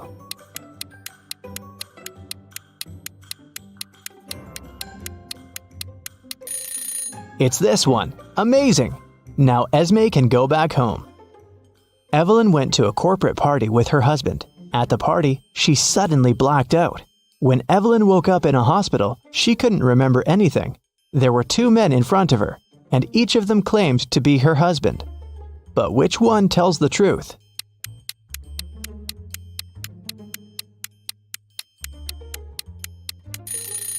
Since Evelyn and her husband were at a corporate event, they were both dressed accordingly. The guy in a hoodie doesn't look formal enough, so her husband must be the one who's wearing a suit. Miss Lodge was going on a vacation. She cleaned up her office and left, taking the key with her. When she came back 2 weeks later, she immediately realized that someone had been to her office while she'd been away. How did she understand it?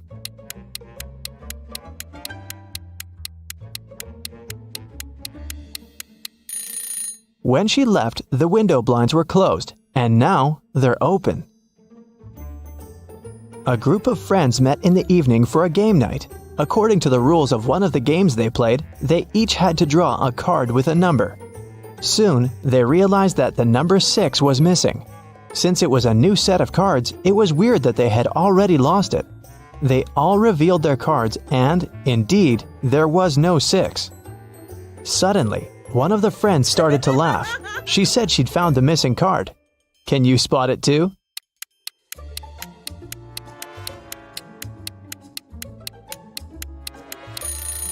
The player who has a 9 actually has a 6, but he's holding it upside down. There are only 8 cards and the highest number is also 8. It was reported that another civilian had invaded Earth. Detective Callum had a special mission to find everyone who was not human. He entered a cafe searching for invaders and noticed one of them right away. Can you tell which customer is not human?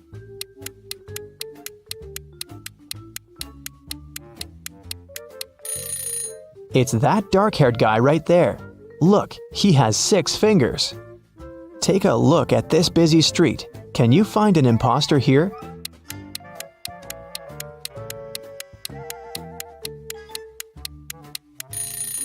It's this guy. His clothes are super warm, but look, his face is blue. Now we're moving to the mall. Try to find an intruder here.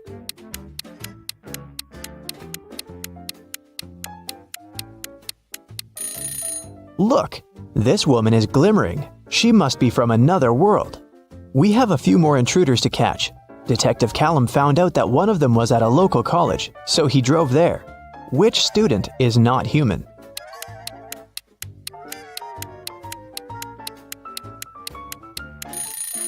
Look, that girl is floating, just a couple of inches above the ground, but still, definitely not an ordinary student. After work, the detective went to the gym, but even there was someone from another planet. Can you spot them?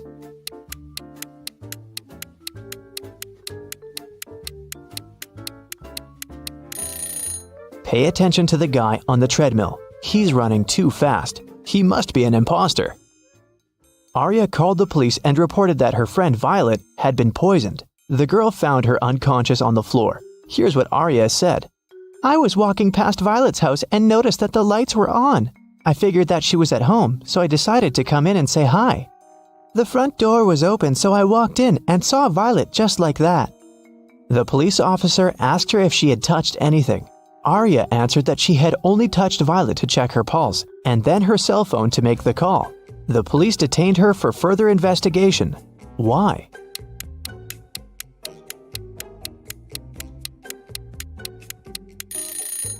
The lights in the room are off. But Arya said that it hadn't been dark in the room. That's why she entered. If she didn't touch the switch, then she's lying now. It was a sunny spring Sunday morning. The whole family was at home. When Hannah returned to her room after breakfast, she noticed that someone had played a prank on her and stolen all the clothes from her closet. She questioned every person in the house. Hannah's mom said she'd been busy reorganizing her bedroom. Her dad said that he'd been shoveling snow in front of the house.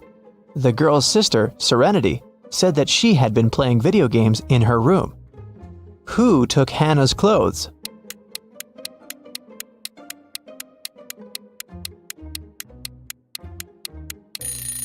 It was her dad. There is no snow outside. It's spring. He couldn't have been shoveling snow. So he lied. Tyler came back home and found a love letter in his mailbox. It was a very sweet one, but the sender didn't write their name. Instead, there was some code added at the end. Can you figure out the name of Tyler's secret admirer?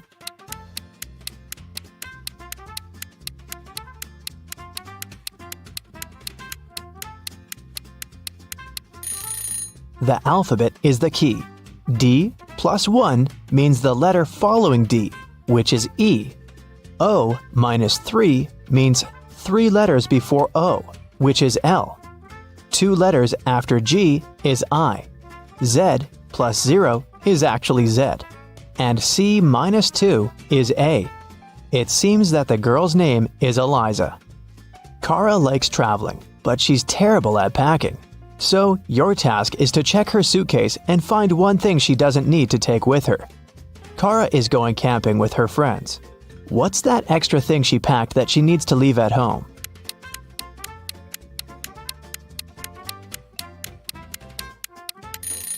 There's no electricity in the forest. She can leave this electric kettle at home. This time, Kara is packing for her vacation in Mexico. She and her boyfriend have booked a room in a beautiful hotel right by the ocean. What won't she need there?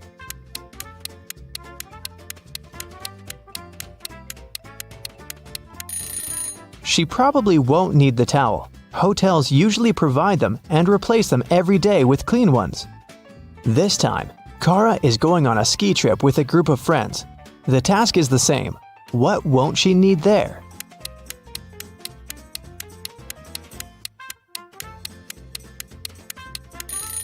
I'm not sure about their plans, but she isn't likely to need this swimsuit.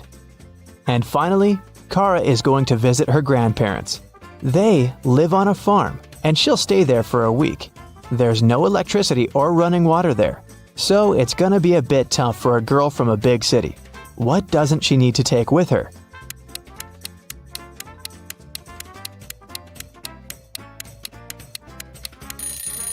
I think it's this hairdryer. No electricity, remember? Weston Jones, a young businessman, was found poisoned in his office. Detective Callum arrived to investigate the case. He had 3 suspects: Mr. Jones' cousin, Leah Jones, his business partner Kenneth Brown, and his girlfriend, Emery. Leah said that she hadn't seen Weston for a while. Kenneth said they'd had an argument, but he hadn't poisoned his partner. And Emery said she loved Weston and would never have done anything like that. Who should Detective Callum arrest?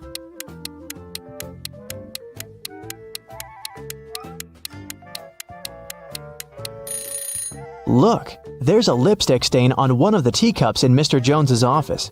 The color matches Leah's lipstick, but she said that she hadn't seen her cousin lately. She must be lying. Ariana was poisoned, and Detective Callum was on the case. One of the main suspects was Jake, Ariana's sister's boyfriend. Someone saw them together, and Detective Callum visited him. Good afternoon. I'm sorry to tell you this, but your girlfriend's sister, Ariana, has been poisoned. Do you know anything about it? And do you maybe have any photos with her? Jake said, Oh, poor Ari. I've never met her, but my girlfriend loves her very much. Yes, I have a picture of their family. The detective looked at the photo and arrested Jake. Why?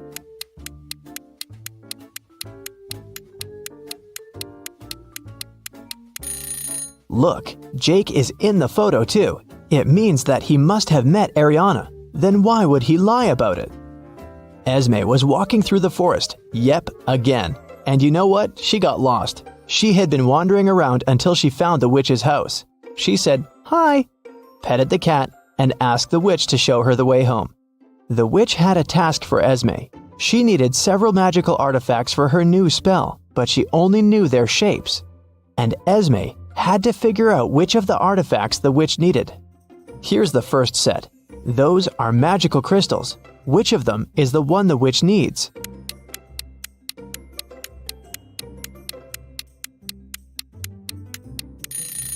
Here it is. Okay, here are several plants. Can you spot the one the witch needs?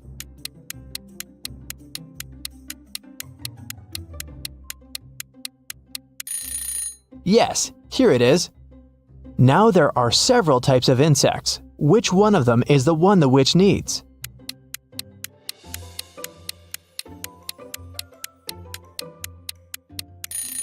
Perfect. Here it is.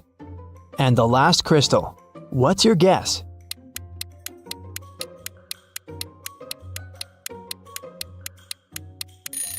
It's right there. Esme's free to go this time. Thank you for your assistance. Mr. and Mrs. Luce have 7 daughters. Each daughter has 1 brother. Can you tell how many people there are in the family?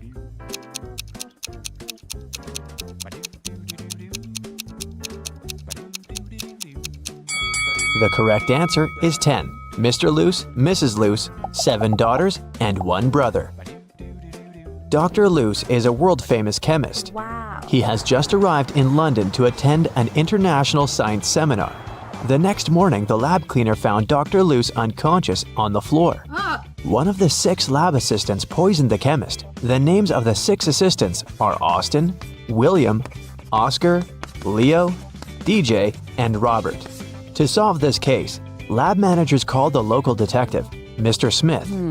Dr. Luce left this mysterious note on the table. Here's what he wrote: 76, 20, 44, 79, 16, 22, 7. After reading the note, Mr. Smith asked the police to arrest 2 criminals. Who are the criminals?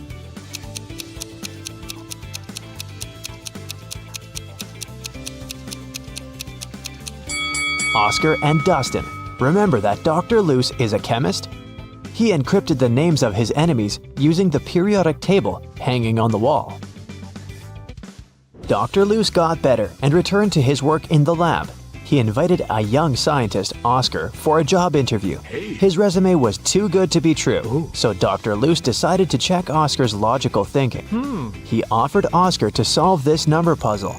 Oscar cracked this task right away. What about you? Here's a little hint. You should read this puzzle from left to right and from top to bottom. Question 1. What are the next 2 rows of numbers? And question 2. Why?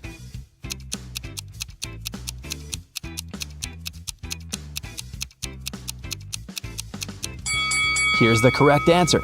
Line 3 represents 2 1s. Line 4 then becomes 1 2 and 1 1.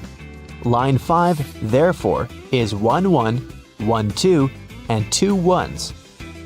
Using the same logic, we can now decode line 6, 3 1s, 2 2s, and 1 1. Line 7 is 1 3, 1 1, 2 2s, and 2 1s. Dr. Loos hired Oscar and took him to the basement of the lab, but someone has changed the password on the door. Can you help the guys guess the code?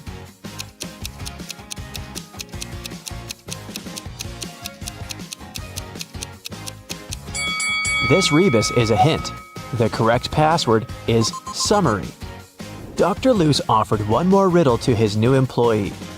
How can a man go 8 days without sleep? Can you help Oscar crack this one?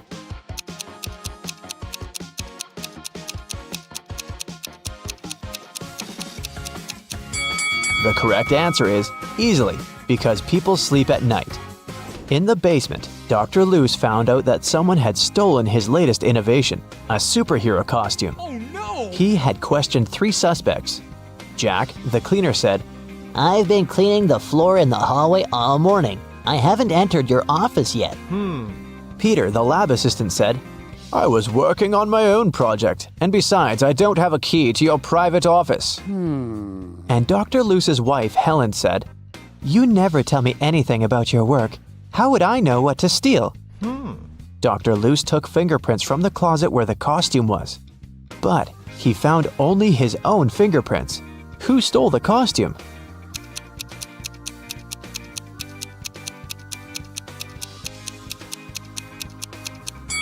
It was Helen. She's the only one who's wearing gloves. Oh. After a short interrogation, Helen confessed that she had sold the costume to Dr. Loos's major enemy, Dr. Phillips. Dr. Loos went to his lab to take his invention back. A creepy guard stopped Dr. Loos at the entrance and asked for a password. Can you help Dr. Loos find out the code? See the sign on the wall? You should rearrange these letters to spell just a single word.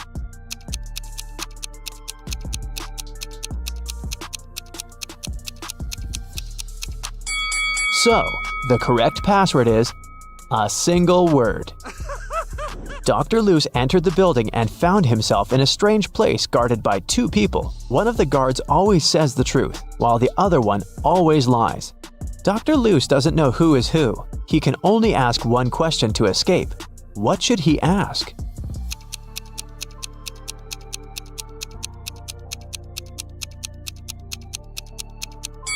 If he asks the guard who always tells the truth, he would tell that the other guard would point to the dangerous door. And if he asks the guard who always lies, he would tell the opposite door of the truth-telling guard and point to the dangerous door. In either case, both guards will point to the dangerous door, and then Dr. Loos should just choose the other door. Dr. Loos entered the room and saw this group of scientists. Can you spot anything weird in this picture?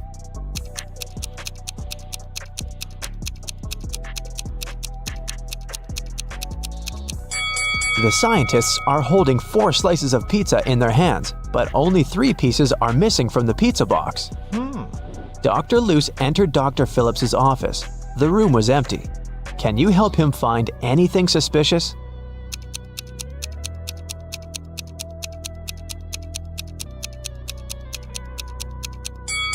Someone is hiding in the ceiling vent. Suddenly, Dr. Loos saw Dr. Phillips flying around in the superhero costume. He grabbed Dr. Loos, took him to the top of a mountain and left him there alone. Dr. Loose wandered around and found 3 tunnels. There's an angry, hungry lion in the first tunnel. There's a huge fire in the second tunnel. And the third tunnel leads through a dinosaur lair. Which way should Dr. Loose choose?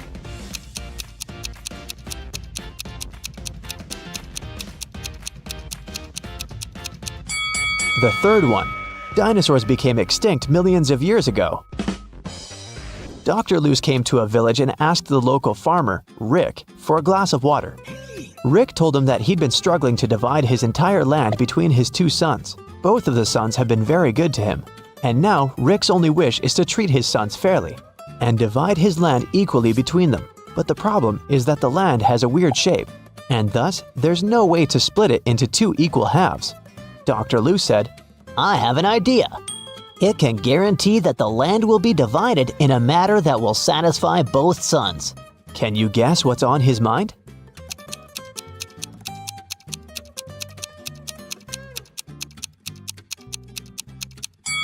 All Rick needs to do is ask one of his sons to divide the land into 2 parts and tell him that the other son will have the choice of selecting one of those 2 halves. In this manner, both of them will avoid any tricks and divide the land equally. Dr. Loose was sitting at the local restaurant. He was sad because he'd lost his wallet during his adventures. He noticed a man next to him pulling a wad of $100 notes out of his pocket. Dr. Loose turned to the rich guy and said, Hey, I have an amazing talent. I know almost every song that has ever existed. The rich guy laughed. Dr. Loose then said, I'm willing to bet you all the money you have in your wallet that I can sing a genuine song with a lady's name of your choice in it. The rich man laughed again and said, Okay, how about my wife's name? Helga, Fiona, Mary, Rose, Holmes. This evening the rich man went home poor, and Dr. Loose went home rich. What song did he sing?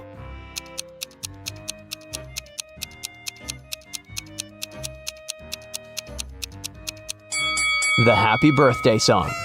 The villagers told Dr. Loose mystical legends about the local forest. He liked creepy stories and decided to go there and see it for himself. He set off at night and soon got to the forest. He noticed a small shop nearby. The seller said, Hey bro, don't go to this forest unequipped. Take this magic potion. It will make any creepy monster fall asleep for 10 hours. Dr. Loose took 1 bottle and continued the journey. He wandered there for several hours, but he didn't see anything mysterious. Dr. Loose was about to leave right before dawn. Someone appeared in front of him. A pair of vampires that feed on humans and a siren who hunts people using her singing. So there are 3 enemies, but Dr. Loose has only 1 potion. What should he do?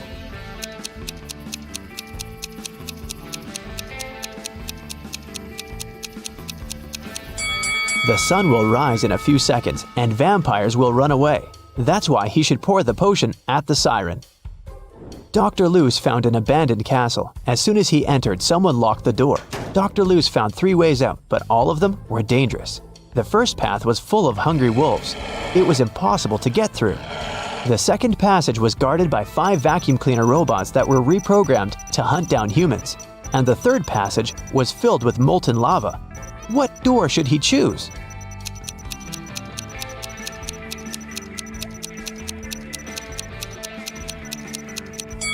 The second one. The vacuum cleaners might go after him, but they're pretty harmless.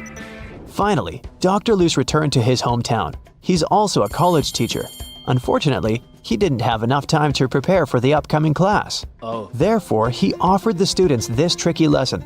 There was no homework, assignments, or tests, but there was a final test that would have only 1 question on it. When everyone received the test, it was a blank sheet of paper with a question on it. What is risk? Most students managed to give their answers, but only 1 student deserved the highest grade. Yes! That's weird because he only wrote down 1 word. What did he write?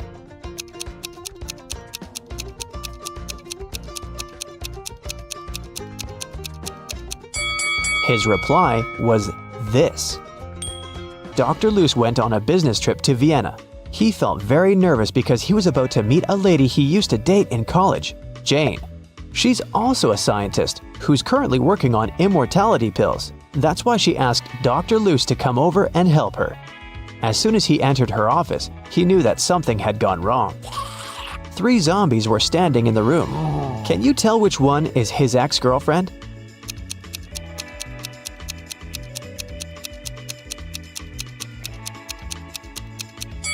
Take a look at Dr. Luce's hand. He has a tattoo, T plus J.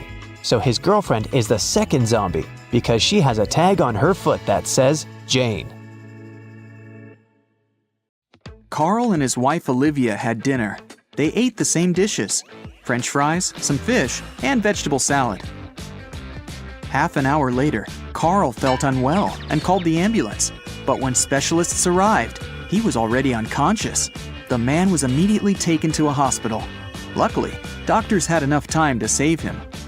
When they figured out what was wrong with Carl, everyone was shocked. The man had been poisoned. But how could it happen? He and his wife ate the same dishes, but Olivia was perfectly fine. Even more surprising, the next day, the police arrested the woman for trying to poison her husband. How come?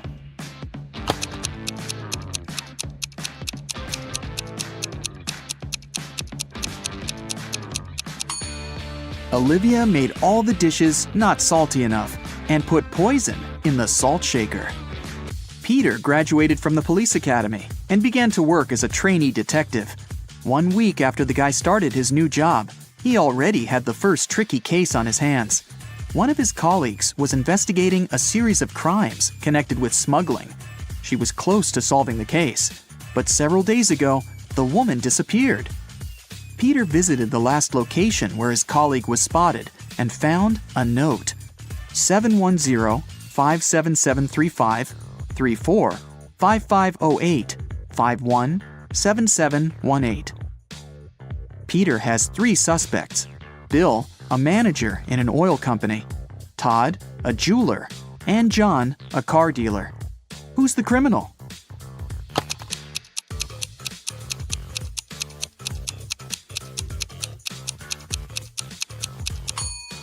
Peter has managed to prove he deserves his detective badge. The guy turned the message upside down and tried to read it that way. Surprisingly, the letters made rather legible words. Bill is boss. He sells oil. Something went wrong in a super-secret laboratory. There was a leak of a newly developed experimental chemical, and it made several plants and animals mutate in the blink of an eye. Scientists ended up locked in one room with the vicious monsters. One of the researchers managed to figure out how they could get out of this dire situation, but the substance they needed was in another part of the laboratory. The scientists could get there through one of 3 corridors. The first was guarded by fire-breathing crocodiles. Hey, it was an experimental laboratory after all. The second corridor was filled with meat-eating sunflowers with extra sharp teeth. And the third passage was swarming with venomous bees. Which one should the scientists choose?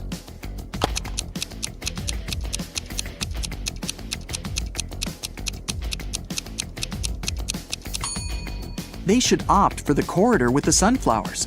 Those are plants, and however scary they are, they can't move. Terry and Alice fell in love and started going out, but the woman's best friend Sarah was jealous of their relationship. Alice didn't want to lose her friendship and tried to keep the dates with her boyfriend in secret.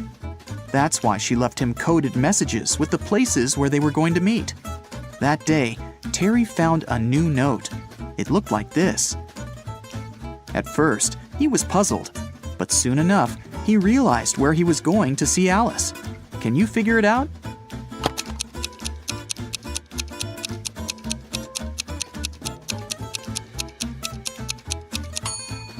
Alice told Terry to meet her at the street corner. Patrick called the police. The man seemed to be worried sick. "My wife Victoria took our dog for a walk in the afternoon. Several hours ago, our pooch returned alone. I don't know where Vicky is." The police questioned the suspects. Mrs. Summers said she'd been watching TV all day long. "I was busy delivering the mail," said the postman. "I didn't have time to linger in this area, and I didn't see anything." And Mr. Thomas told the police he'd been working in his home office. The detective knew at once one of these people was lying. Who was it?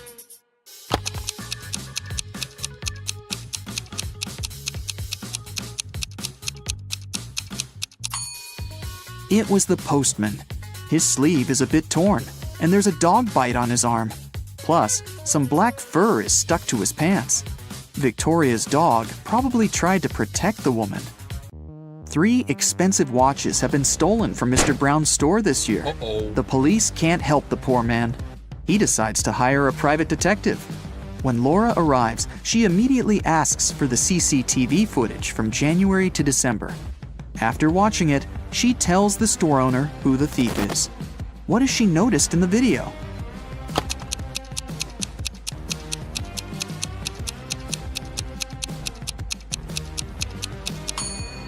The same guy came to the store several times, in April, August, and November. And every time, he has a cast on his arm. But no broken bone would need 8 months to heal. Joe had a friend, Randy, who never answered questions directly. Once, Joe sent Randy a message, inviting him to join their common friends in a cafe. Randy's answer was kinda weird. Sorry, no money. Job in job. Luckily, Joe knew his friend well enough to understand what he meant. But can you figure it out?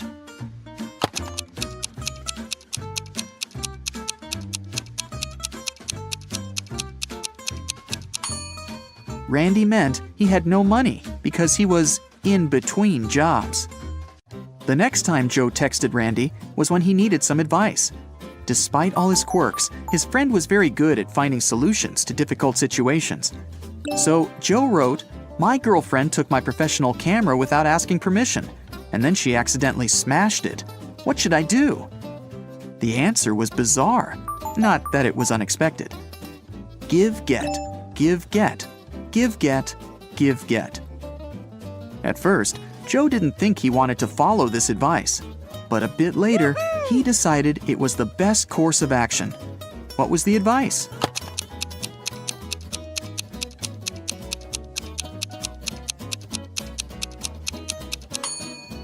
Forgive and forget. Dylan was an extremely popular guy in his office. Tall, handsome, funny, and friendly. But there was one thing that made certain people dislike him. The man had a new girlfriend every month. That Friday, Dylan came to work happier than he'd ever felt. He finally bought the car of his dreams. At lunchtime, he went to the parking lot to check in on his new toy. Oh no! His car was a mess, scratched and covered in paint. Dylan went pale and called security. He had 3 suspects, all of them his exes. Andrea said she didn't even know Dylan had got a new car. Catherine answered she'd been preparing a report for their boss and hadn't left her desk. And Mila told the guy she'd forgiven him long ago. Who ruined Dylan's car?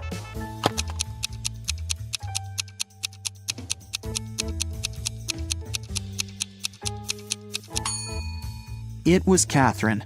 She had some smeared paint on her skirt, and the color is the same as the paint on the man's car. 2 maids work in a small hotel in the mountains. One day, the hotel owner finds out one of them regularly steals stuff from guests, but he doesn't know which one it is. Look at these maids cleaning the rooms. Can you help the owner understand who's guilty?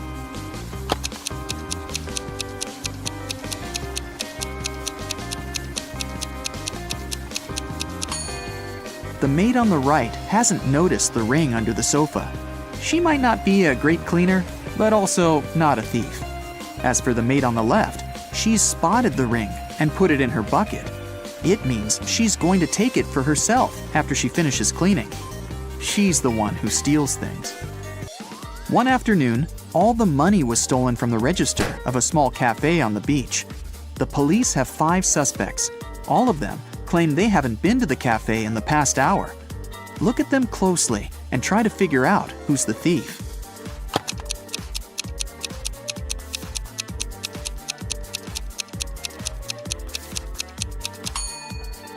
It's the guy with a cocktail in his hand. He definitely bought it in the cafe. But then, why did he lie about not visiting the place? Police officer Cheryl Adams was visiting her colleagues in another town. She was walking along the river, taking pictures to send to her husband, when a man crashed into her. They both fell to the ground. After helping Cheryl to her feet, the man started to apologize. It turned out someone had stolen his wallet, and he was trying to catch the thief. "I was painting my boat, and my wallet was lying next to me. But then I got distracted, just for a moment. But when I turned back, the wallet wasn't there anymore." Cheryl understood the thief couldn't have gone far. She pulled the man to the nearby pier. There were 4 people there. After looking at them closely, the police officer knew who the thief was. Now it's your turn to figure it out.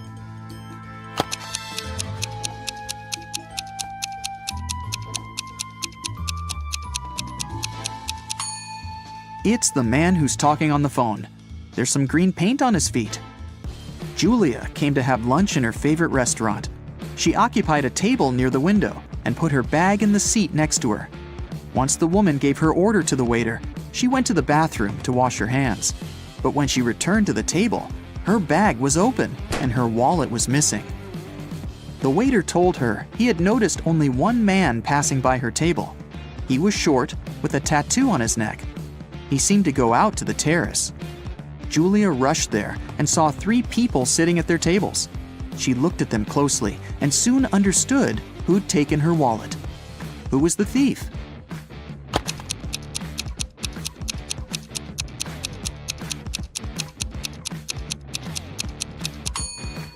It's the young woman on the right. You can see a wig and some men's clothing in her bag. Plus, she's wearing a turtleneck to cover her tattoo. James is a famous vlogger. He arrives at an abandoned haunted castle to film a video. James hasn't even entered the house yet, but he has already spotted 5 weird things about this place and freaked out. Can you see them too?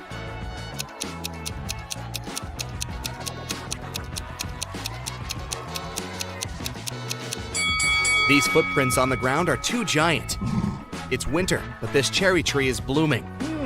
It should be the moon in the sky, not Saturn. Also, this black cat has 4 paws, but leaves footprints from only 3. James walks around the castle and gets lost in the garden maze. But in a while, he arrives at the front doors. Can you guess which way brought James here?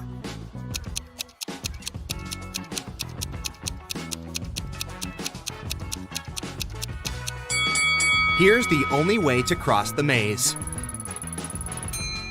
Unfortunately, the doors are locked. James needs to enter a 4-digit code. Can you find any clues?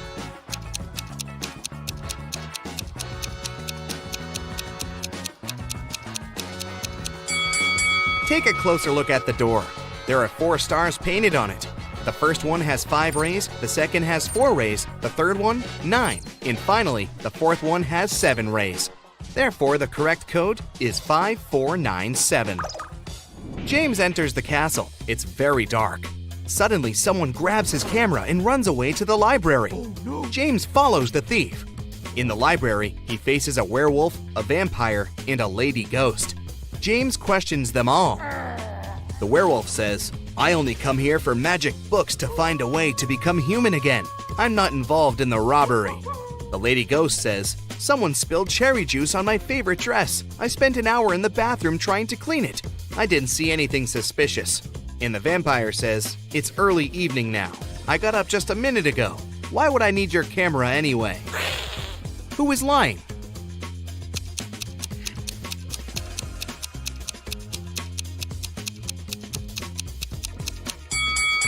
You cannot spill juice on a ghost. Therefore, she's lying. James enters another creepy room full of mirrors, but only one of them is fake. Can you help James find his real reflection?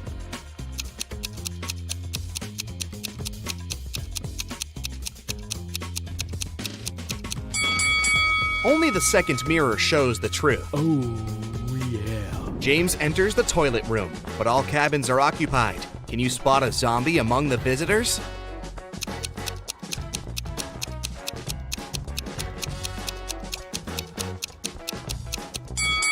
The zombie is behind the left door. See the hands? They are greenish. Suddenly, James finds an invitation card for a party. The castle owner, Luna, is having a birthday. James enters the main hall and sees 7 pretty witches sitting by the table. All look very similar, but each witch is wearing an outfit of a different color. It's very hard to tell who's the birthday lady, but after a couple of seconds, James approaches one of the witches, shakes her hand, and says, "Thank you for inviting me over, Luna." How did he guess?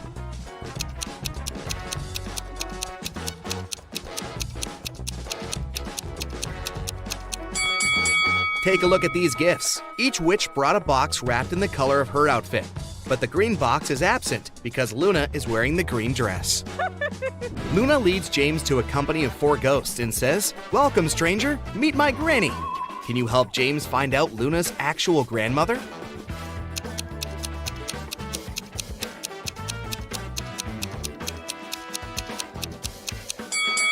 It's the 3rd ghost. She's wearing the same brooch as Luna. One of the witches, Zelda, likes James and wants to impress him.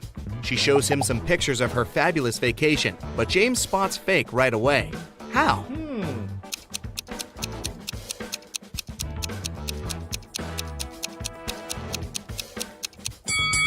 Take a look at the angle of the shadows in this picture. It's obvious that Zelda has photoshopped herself over this fancy beach view. In the middle of the party, Luna gets a message from her boyfriend, Carl. He lives alone only 20 minutes away from the castle. Here's what he sends. "Sorry for being late, honey. I'm still working." Luna yells, "Liar!" and blocks him. Why?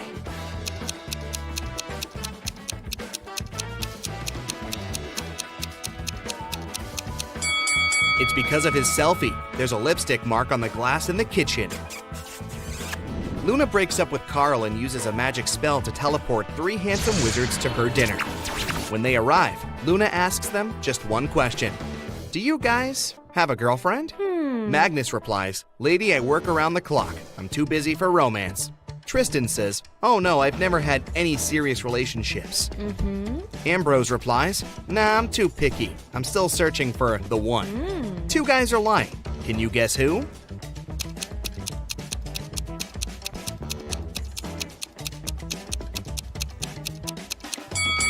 Magnus. There's a romantic tattoo with a female name on his chest. And Tristan. He has a tan line around his ring finger. Therefore, he had been wearing a wedding ring. James goes to the kitchen to help Luna with coffee. He spots 3 odd things right away. Can you see them too?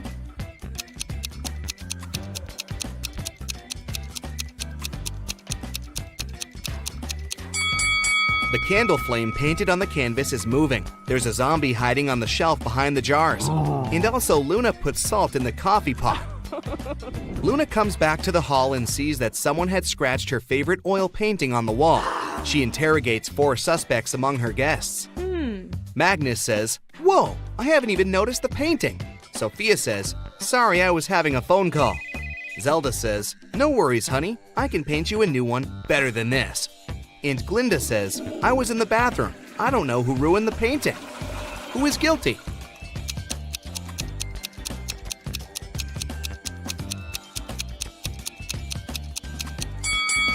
Glinda. Her nail polish has the same color as the scratches on the painting. Luna takes James to the garden and turns him into stone.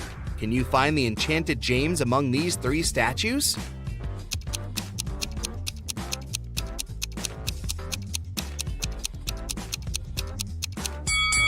There shouldn't be any grass under a real statue. Meanwhile, James has only been a stone for a few minutes. Therefore, we need to choose the only statue with grass underneath. James asks Luna to let him go. She says, "Okay, but first, you should crack my riddle.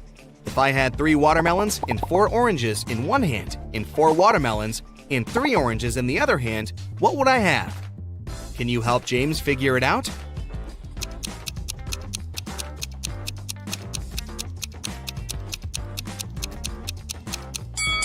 To solve this riddle, we need to think literally. The correct answer is, she would have very large hands. James wakes up in a dusty basement. He wanders around and finds 3 doors, but each way is guarded by a creepy magical creature. A hungry vampire is hiding behind the first door, and a fire-breathing dragon is waiting behind the second door. And there's a giant mutant rat behind the third door. Can you help James choose the best option?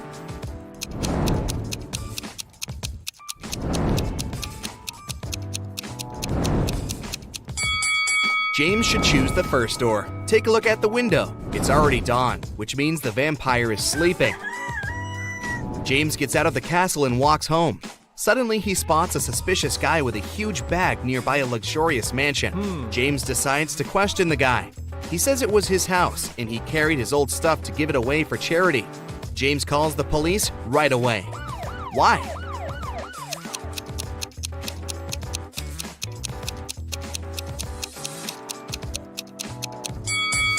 Take a look at the window. The glass is broken and the guy's coat is torn. Why would he need to leave his own house through the broken window? Therefore, he's probably a thief. Finally, James arrives home. He checks his emails and finds 3 letters from different witches. Linda offers him to study at her magic school. Zelda invites James to visit her villa in Antarctica. And Sophia invites him on a date. But only one of these emails isn't fake. Can you find it?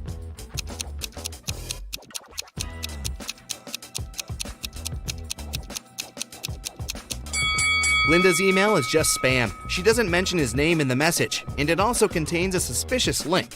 Zelda sends him a picture of her villa, but it's clearly not in Antarctica, so only Sophia's email is real. James agrees to go on a date. He arrives at the meeting point and faces not 1 Sophia, but 5. Unfortunately, a wicked wizard had cloned her. He tells James, "You only have 1 chance to choose the real Sophia. If you succeed, I'm gonna let her go. Can you help James?"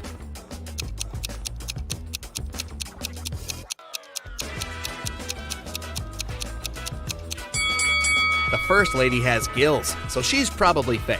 The second one's teeth are too sketchy. The fourth Sophia has 2 left hands, and the 5th one has lilac eyes, while the real Sophia's eyes are green. Therefore, James should choose the third lady. Welcome to Brightside U. You've got one more final before break, all riddles. Jot down your answers, and we'll see what your score means at the end of the video. The university president's looking nervous. He gets to his office and opens the door. It's the end of the semester, and all the students are about to take their finals, except Intro to Geography.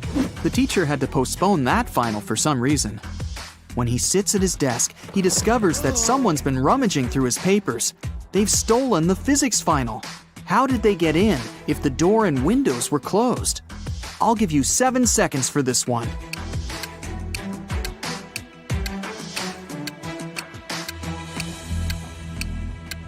That ventilation panel above the president's desk, it's been moved. Someone crawled all the way through there. Impressive. But who did it? To answer that, you need to solve a bunch of other riddles first. Then maybe you'll figure out the mystery at the end of the video. The president leaves his office and walks down the hall. There's a loud crack, and the power goes out all over the building. Someone must have flipped all the fuses. He heads down to the break room to see what's up. I mean, he's the president after all. Yep, someone's been messing around down here. There's 3 suspects in the room. The cleaner says somebody turned off the generator when he came in to clean. Rachel's a new transfer student. She says she totally got lost and ended up in here by accident. Simon's a junior. He has his phone in his hand. Says he was playing one of those video games where you have to find stuff. Which one of them shut off the power? Your 7 seconds starts now.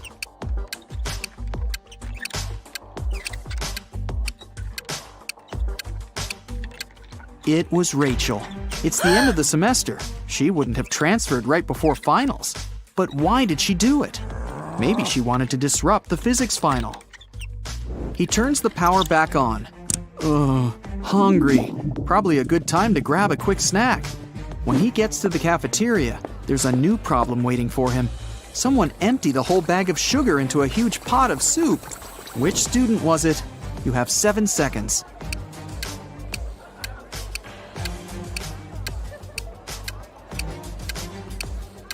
All the suspects have bowls of soup in front of them, but one of them doesn't have a spoon, just a fork. He was never going to eat the soup. He knew it would taste disgusting. Just as the president finishes up his sandwich, he gets a text. It's from a professor. He needs help in his office ASAP. In the office are 3 students, standing around and looking guilty. The professor claims one of them graffitied the painting on his wall. Which one did it? You've got 7 seconds to figure it out.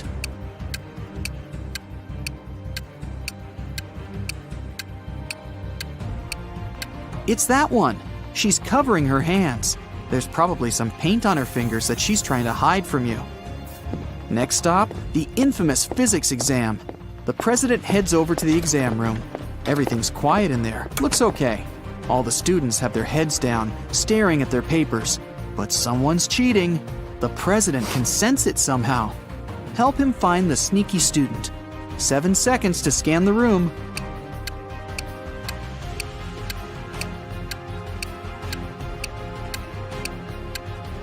It's the guy with his legs crossed. Clever.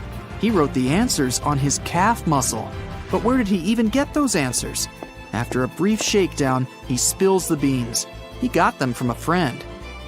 That hassle's over. Time for a coffee and a snack. A big one. But just then, a piercing beep smashes through the silence. The fire alarm! Oh, come on. Students file out of their classrooms, and the entire university has to be evacuated. The students are standing outside, looking at the building. No fire, no smoke even. The president gets a text from the alarm company. The alarm was triggered by a person, not a smoke detector. The president looks around. Time to round up the usual 4 suspects. Matt says he was in the bathroom when the alarm came on. Julia was taking the geography final. Clark and Lex were studying strange green meteorites together in the science lab.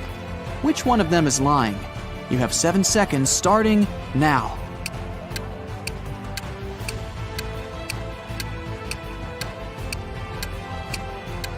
It was Julia. The geography teacher postponed the final, remember? Why would she lie unless she had something to hide? Today's not really his day. Someone cut down a tree right in the middle of the quad. The caretaker saw 4 students hanging out under the tree this morning, and now it's gone. Time to interview the suspects. Emily says she's been in the library all day. Loads of people saw her. Sam claims he was in the cafeteria having some soup.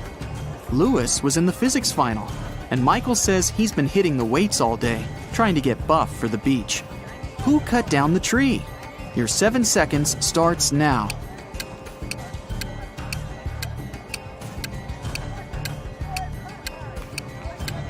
It was obviously Sam. He said he was having some soup, but remember, if he had really been in the cafeteria, he would have mentioned the whole sugar thing. Plus, the president was in there and didn't see him. He's lying. On to the biology final. They've got a new teacher who's giving a unique type of final.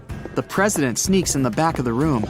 The teacher explains that she gave her students ficus seeds at the beginning of the semester. Whoever has the most beautiful ficus plant will get the highest grade. It's time to present the results. The students start to file into the classroom. Half of them are holding pots with beautiful green ficus trees. The other half have pots filled with plain old earth. No leaves, no nothing. The teacher says the students with empty pots all get an A. Why did the teacher do that? Solve this mystery in 7 seconds. Go!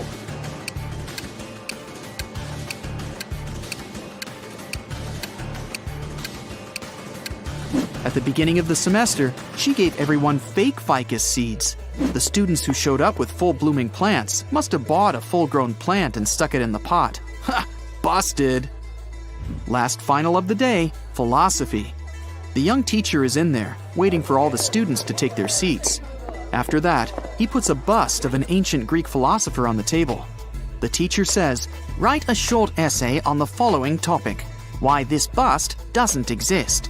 The student with the most convincing argument gets an A, while everyone else gets a C. Huh, tough teacher. After an hour, the students hand in their papers. Most of them filled up the front and back, but one student only wrote 2 words, and she got the A. What did she write? I'll give you 7 seconds to figure it out.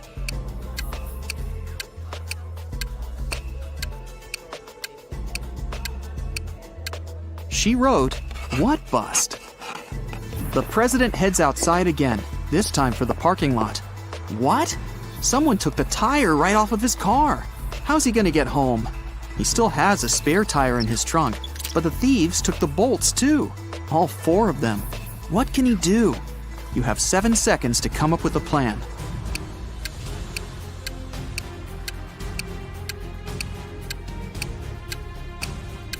He needs to unscrew one bolt from each of the other 3 tires and attach them to the spare.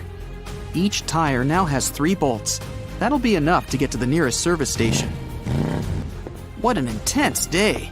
The president's ready to kick back for a few, but he gets another urgent text. There's broken glass all over the quad. Someone broke a window up there. The only 3 people around are a cook, a gardener, and a student. The cook says he's been boiling up a new soup for the last hour, since someone put sugar in the last one. The gardener admits he was up in a tree cutting branches. He saw a student break the glass. The student says he was studying in the library. I'll give you 7 seconds to figure out who's lying.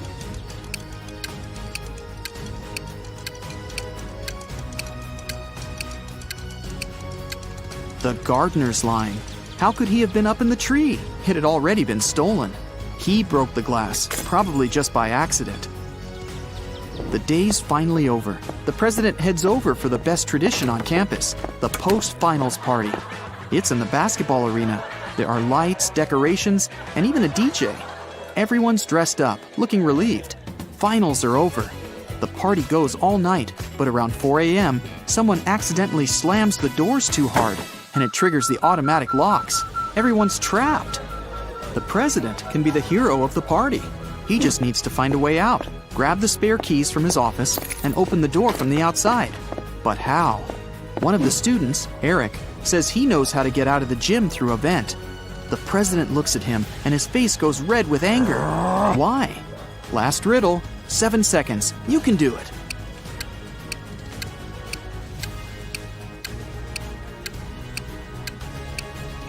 Eric just gave himself away.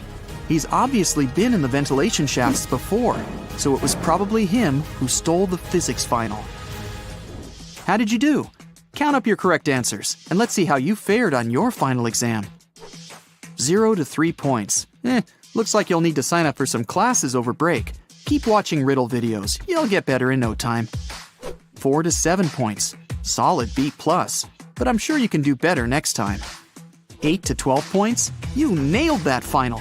Leave your books in your locker and enjoy your well-deserved vacation. Okay, bad news. You got taken. No time to explain. Let's just get out of here.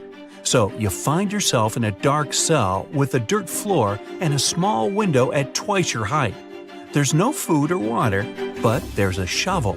Why did they leave the shovel? Don't ask me, I don't know. Just be happy you have it. However, you can't dig your way out because the walls go a long way underground. So, how do you get out?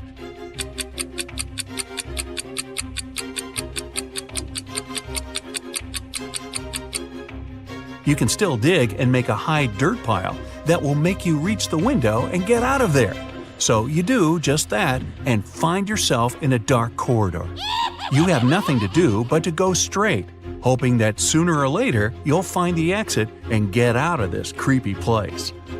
Half an hour later, you approach a metal door. You have to enter the passcode, but here's a hint. Berlin, 600. Paris, 400. London, 600. Rome, 200. Toronto, what's the passcode?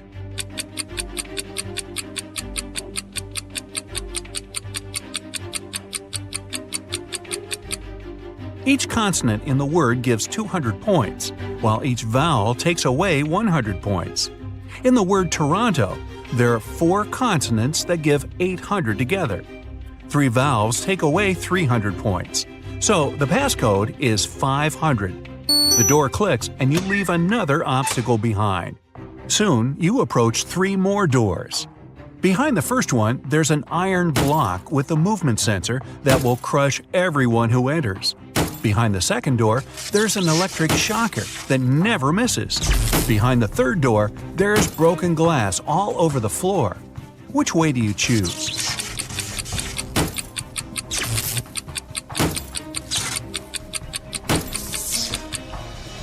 You pick the third door, obviously. You're wearing some boots, right? So, walking on the glass is definitely not going to be too hard of a task. You follow the tunnel till you reach the next room. As you step in there, a metal cage falls down from the ceiling and traps you inside. However, there are 3 buttons there. The red button will open the cage, but it'll also open a door with a hungry lion. The blue button will fill the cage with water for 10 minutes, and only then will it open the door. However, keep in mind that people can only live 7 minutes without oxygen. The green button will set the room on fire, but will open the cage door in 5 minutes. Which one do you choose?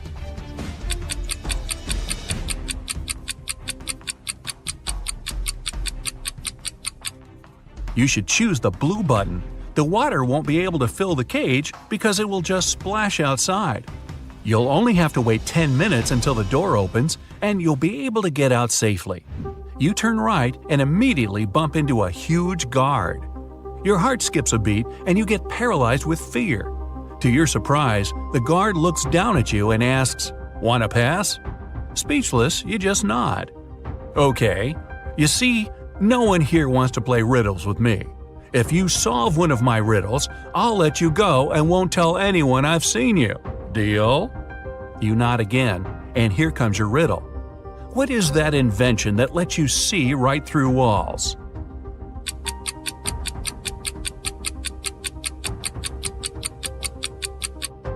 That's a window, of course. The guard smiles and says, "Beware of the vampires." Then he moves aside, letting you go. Wow, that was close. And vampires? This gives you chills, but you have to keep moving and get out. And again, another door that requires a passcode. Can you crack it? There's a hint again.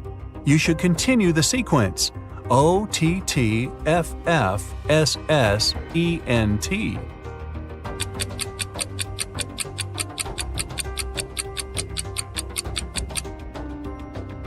Each of these letters is the first letter of the numbers. O for 1, T for 2, T for 3, then 4, 5, and so on. The last stands for 10, so the next 4 are ETTF, 11, 12, 13, and 14. Yep, that's correct. The door clicks open. Move! You get into a huge dark room. All the light comes from the candles the room is filled with. The problem is that there are 4 ways, and again, you don't know which one to take. Suddenly, each of the doors opens and 4 people walk into the room. There are 2 men, 1 woman, and 1 teenage girl. They all say they're prisoners too, and the other 3 are vampires. Who do you trust?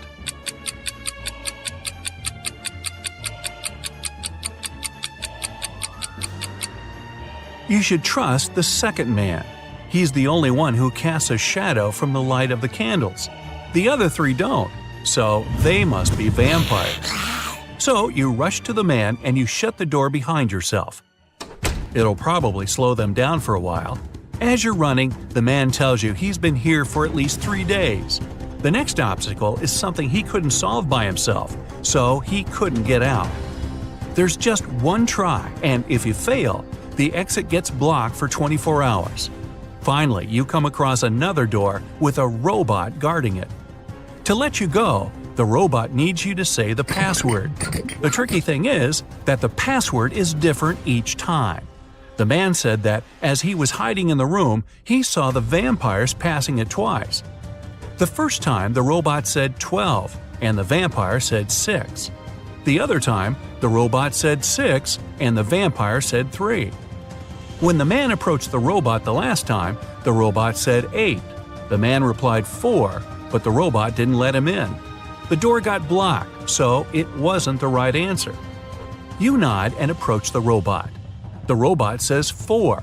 What is your answer?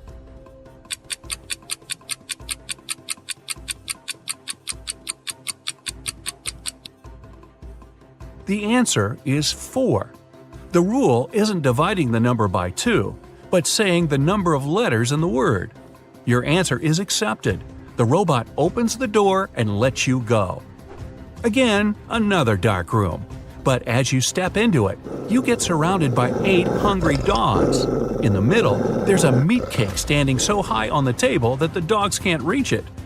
To calm them down and make them your friends before they make you their dinner, you have to feed them the cake. But here's a tricky thing. The knife is magical and can only make 3 cuts. After 3 cuts, it disappears. Your task is to divide the cake into 8 equal pieces with these 3 cuts. How can you manage that?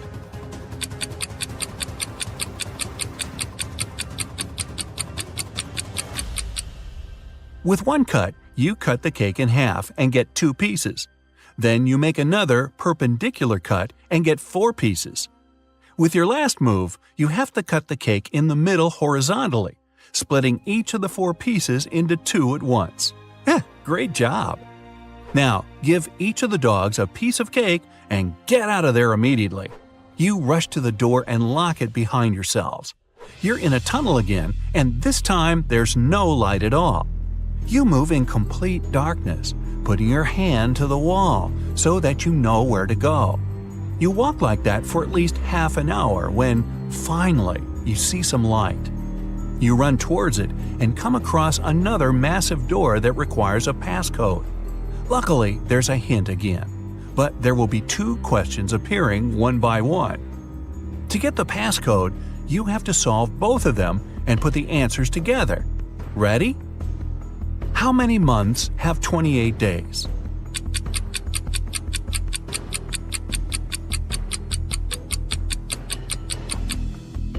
All 12 of them, obviously. Okay, next one. Here's the sequence of letters. S, M, H, D, W. What are the other 2 letters?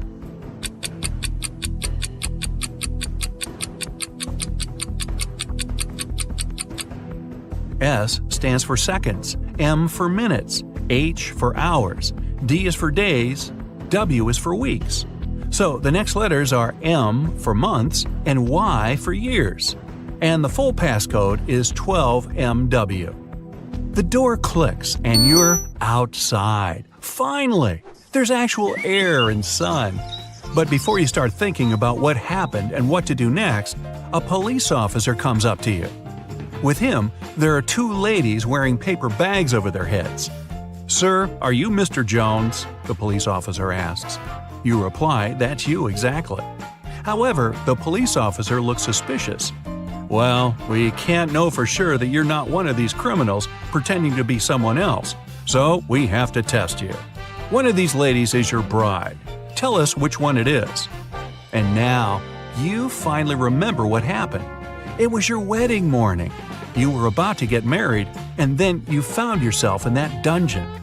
Well, the problem is that you haven't seen your wife-to-be wedding dress yet, so you can't even tell which one is the right one. Is there any other way to tell? Think carefully. With their faces covered, these girls are absolutely identical.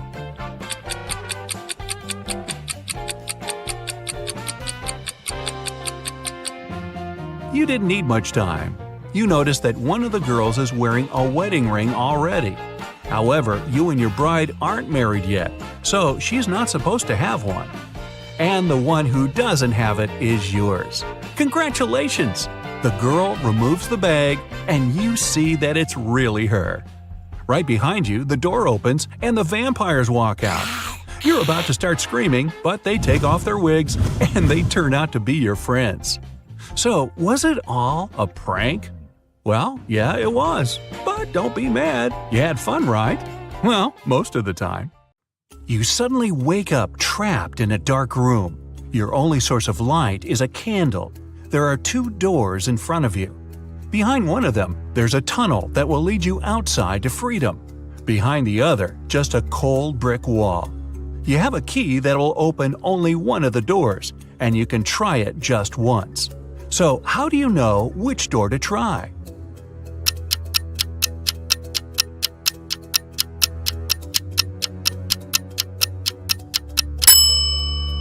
Hold the candle up to each keyhole. The flame will move near the door that leads outside. You escape to freedom, but you need to send some important documents to your friend Beth. You can't mail them in a regular package because the precious papers will get stolen. So you put them in a box and lock it. But Beth doesn't have the key to this lock. How can you send the papers if you can't send the key to the lock separately?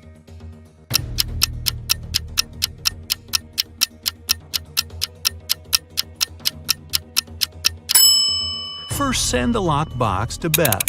She'll attach her own lock and send the box back to you. Then remove your own lock and send the package again. Beth can then remove her lock and finally open the package. Bad news. You get a call one morning from Beth. She says the crucial documents were stolen from her office. They'd been on the desk the evening before, but are nowhere to be found this morning. You immediately go there to question the employees. In no time, you gather 3 suspects. Sean said he had been at the movies last night. Michael had taken his girlfriend to an amusement park. And Christina was at a prestigious art gallery. Who's lying?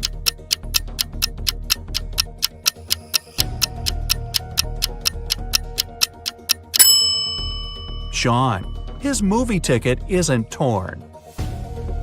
Having been caught red-handed, Sean makes a break for it. He hops in his car and drives away. Law enforcement are on the lookout. Sean sees a police car right ahead of him and starts driving toward it. Why would he do that?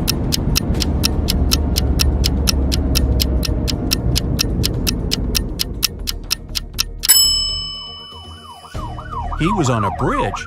He needed to go toward the patrol car to get to the other side and make his escape. No such luck for poor Sean. He gets caught and locked up. But he starts hearing rumors of an inmate planning to break out. The guards have 2 suspects. First, a quiet bookworm who spends most of his days with his nose buried in sci-fi novels. The second, a big burly tattooed guy who's always working out. Who should Sean become friends with if he wants to get out of here?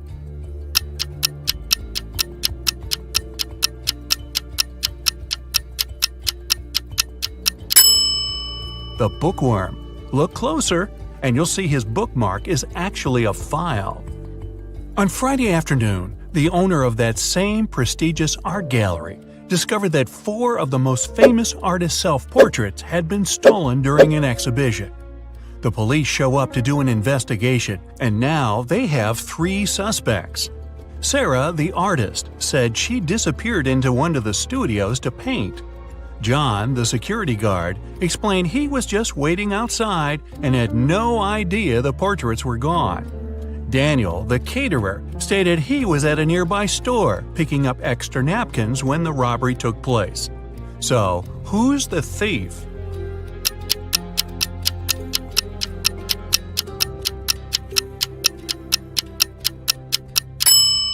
It's the security guard. He couldn't have known the stolen paintings were portraits if he was standing outside. As fate would have it, there was another incident that night. Michael, who never really liked what passed for art in modern times, rushed into the gallery and caused millions of dollars worth of damage to several paintings. Yet the gallery's owner thanked him for his actions. How come?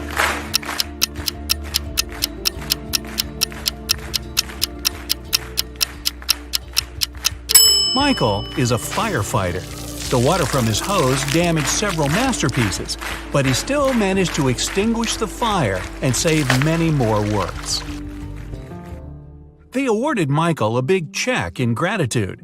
He heads home just in time to get his 5 kids all packed up for a camping trip that weekend. Mike and his wife are really looking forward to having the weekend for themselves to relax. But when they woke up on Saturday, they discovered the check was missing from their safe.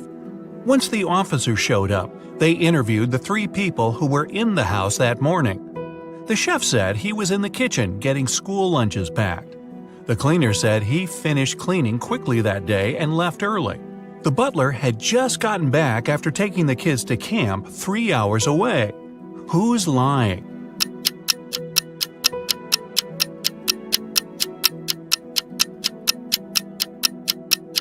It's the chef. It's Saturday, so there's no school, and the kids have gone camping. Meanwhile, on the other side of town, a scientist is working on something bizarre. He invites Kevin and Claire as blind test subjects for his new serum invention. He gives them each a glass of ice-cold lemonade. Kevin drinks his fast, but Claire apprehensively waits to see the side effects on him first. After 2 hours, nothing happens, so she drinks her glass. 2 minutes later, her skin turns green. If both the drinks had the serum, why was only Claire affected?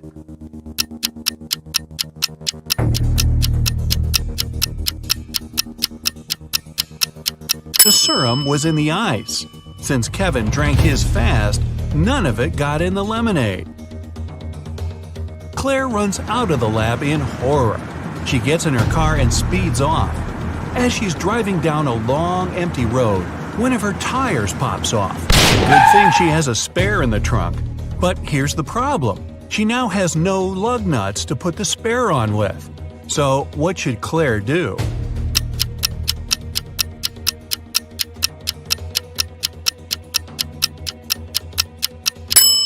Unscrew one lug nut from each of the other 3 wheels and use them to attach the spare tire. It'll be enough to get to the nearest garage safely. As Claire is putting on her spare tire, the scientist catches up to her. He hands her 4 pills and tells her it's a complex cure to the green face serum.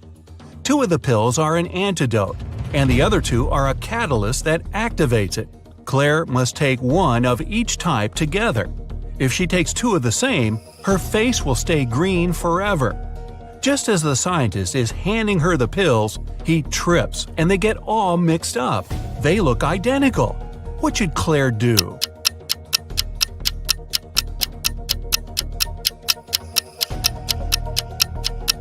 Grind the tablets up, mix all the powder together, and divide it in 2 parts. Each half will have the same amount of catalyst and antidote. It worked, and just in time. Whew!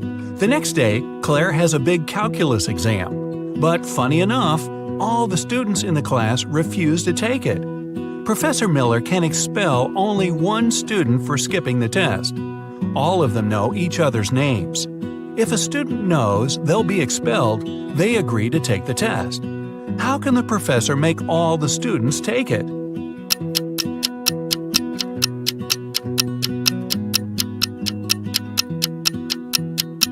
She should tell them she'll expel the student whose name comes first alphabetically.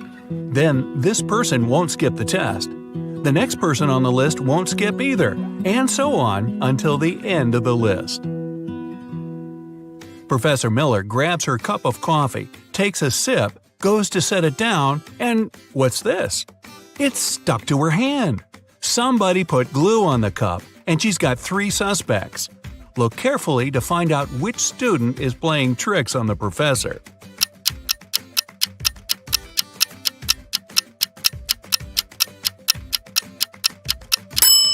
Sure, the first student has an awfully guilt-ridden look on his face. And the second student's smile looks just like pride for a job well done. But look closer at the third student's pocket. Yep, it's the tip of a glue bottle. Professor Miller is so annoyed by her class's shenanigans, she decides to change her career. Wow. She opens a shoe factory. She's so successful that she builds a second one in another city. But despite her success, the problems don't end. Her employees keep secretly taking shoes from the plant. What can she do to resolve the issue?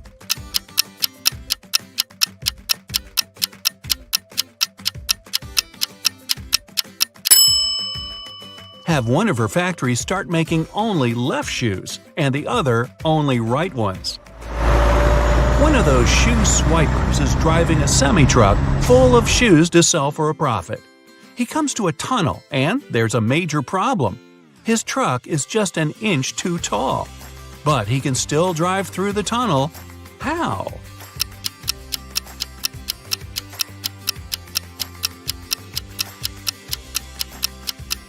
Let some of the air out of the tires. It'll lower the truck just enough. When the shoe swiper gets through the tunnel, he comes to a fork in the road. One goes to the town, the other to never-ending wilderness. There are guides standing at each. The catch? One always tells the truth, the other always lies. The driver doesn't know who's who, and he's only allowed one question. What should he ask to find out which road goes to town?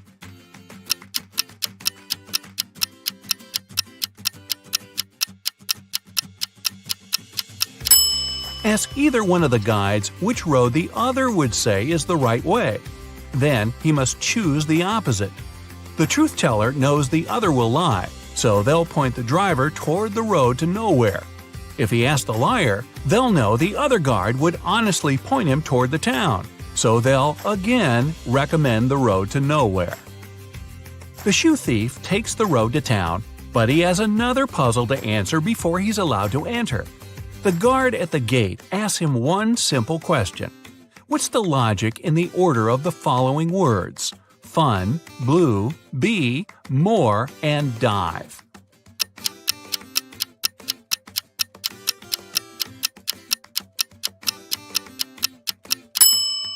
Every word rhymes with its number on the list. Fun 1, blue 2, bee 3, and so on. The shoe swiper finally settles down in this new town. Too bad for him, he can only use a payphone to make calls. One day, the phone breaks. He informs the phone company, but they do nothing. He tries again the next day, same result. The third time, he finally gets them to come out and fix the phone. So, what did he say?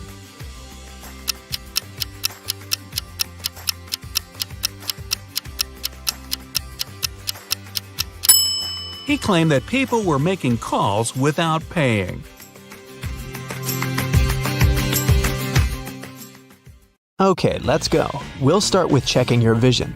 All you need to do is read the word. Let's go. What's written here?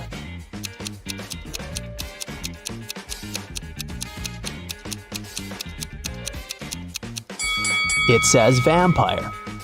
Next one. Can you read it?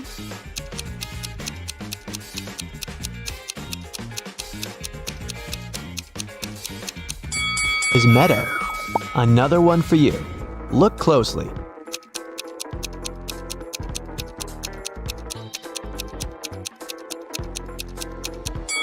Right. It says snowflake. Next one's up. Are your eyes sharp enough to read it?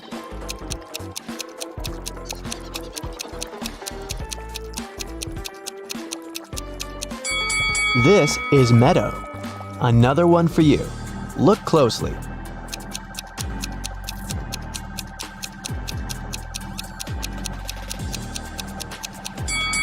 Yeah, that's waterfall. Now I'll be showing you some pictures, and your task will be to find all the hidden objects in each of them. Here's the first one. You need to find the 5 objects you can see at the bottom of the screen.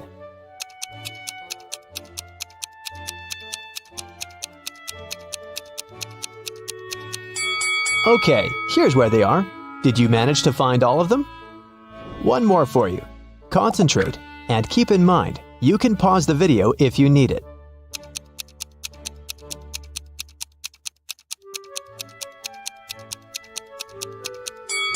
Great. 1, 2, 3, 4, and 5. I hope you spotted them all. Emma Lynn is an archaeologist working in Africa. She has accidentally gotten stuck in a cave, and there are just 3 ways out.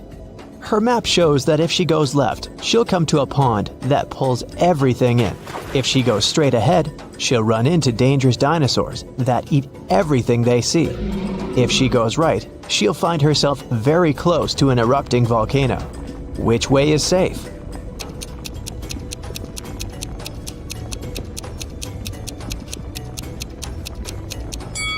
The road leading ahead. Dinosaurs went extinct millions of years ago. It was Dana's birthday, and her best friends had prepared a gift for her. But first, the girl had to find it. They gave her a note with a hint. Do you know how Dana can read it?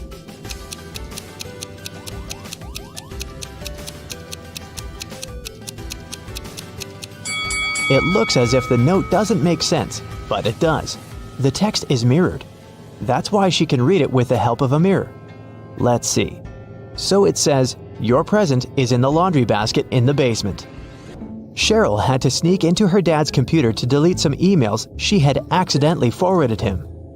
Her dad had memory problems, so luckily for Cheryl, he always left notes with his passcodes. And indeed, one of such notes was right on his desk. Cheryl typed in 6989. Unfortunately, this passcode was wrong. Can you figure out the correct one?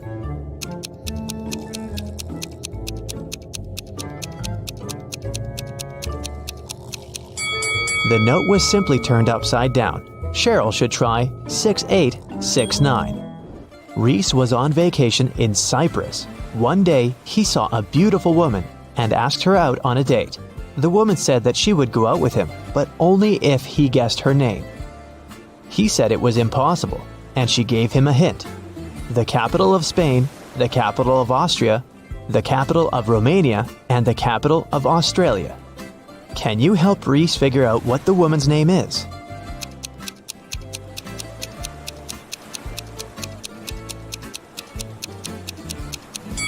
The capital refers to the capital letters of these countries' names. So, S, A, R, and A. The woman's name must be Sarah. Yvonne has 4 frogs: Dot, Hoppy, Yoda, and Aristotle. One of them is black and green, and 3 of them are black and blue. Find out which color each of them is if Dot and Hoppy are of the same color, Aristotle isn't black and green.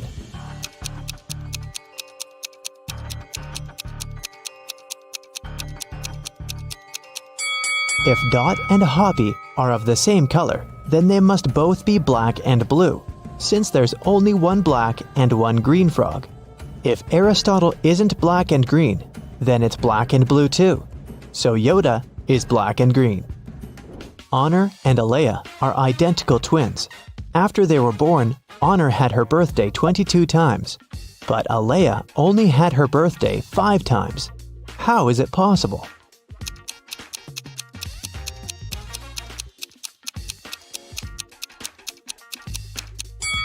They were born on a leap year. Honor was born late at night on February 28th, let's say at 11:59 p.m. And Alea was born a bit later, at 12:01 a.m. It was already February 29th, which only occurs once every 4 years. Now let's relax a bit and try to guess some movies. I'll show you some combinations of emojis, and your task is to guess the movie. Ready? Here's the first one. What's your guess?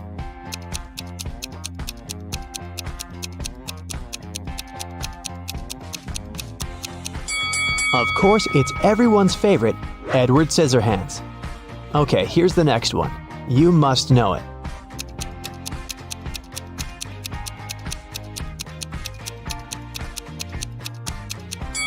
It's The Devil Wears Prada. Can you guess this one?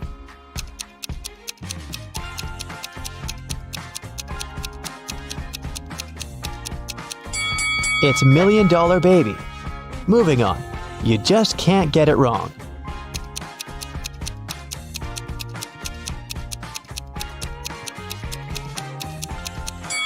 Obviously, it's Home Alone. There's no other story like this one. Can you guess this movie?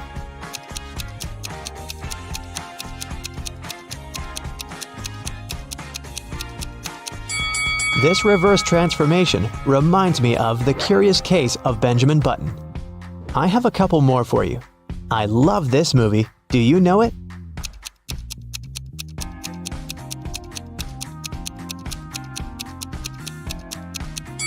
It's Interstellar. And how about this one? What's your guess?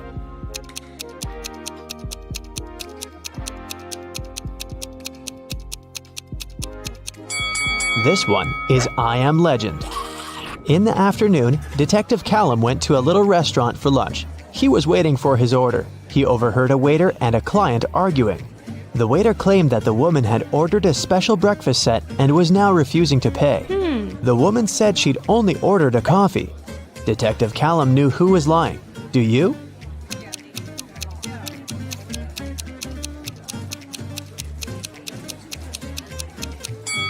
It's afternoon. No one serves breakfast specials at this time, so the waiter was lying. Miss Vidges called the police and reported that someone had broken into her house, tied her up, and robbed her.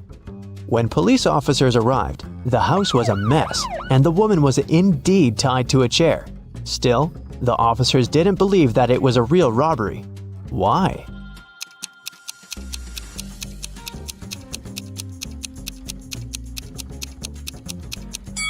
If Miss Vidges was tied up and couldn't move, how did she manage to call the police? Her cell phone is too far away from her. An elderly man had poor vision. He lived with his son, Mark, because he needed assistance. One day, the man was resting in his armchair while his son was preparing dinner. Suddenly, Mark heard glass shatter. He ran into the room and asked what had happened. The window was broken. His father told him that some dark-eyed, dark-haired young guy had thrown a stone into the window and then had run away. Mark didn't believe his father. Why?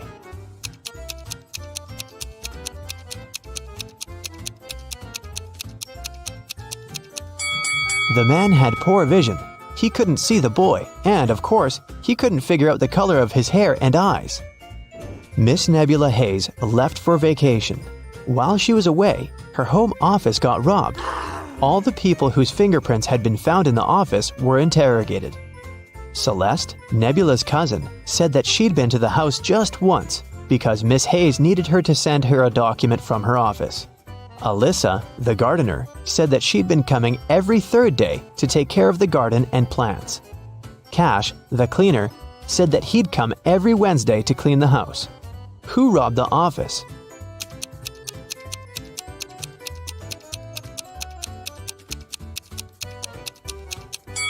It was the gardener. Celeste and Cash had some reason to be in the office, so their fingerprints aren't that suspicious. But why would Alyssa come there? As you see, there are no plants in the office. In a VIP club, a rich lady was robbed. Someone stole her diamond necklace. The police visited 3 main suspects and interrogated them. Paxton said that he'd been at the party. He even knew what necklace they were talking about, but he had nothing to do with the theft. Reagan said that she hadn't noticed any necklaces. Gaia said that she hadn't been to that party. She was too poor to afford to go to such clubs. Who's the criminal?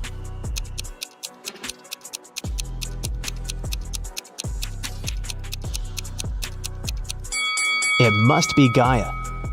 She said that she was poor, but look at her huge house and her fancy car. How can she afford all this if she's poor? Let's take a little break and check how attentive you are. Look, here's a ball and 3 cups. I'll put the ball here, in this cup in the middle. Your task is to watch the cups and then tell me where the ball is. Ready? Go!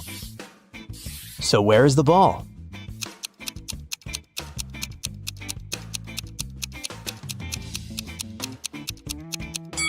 Look, it's here.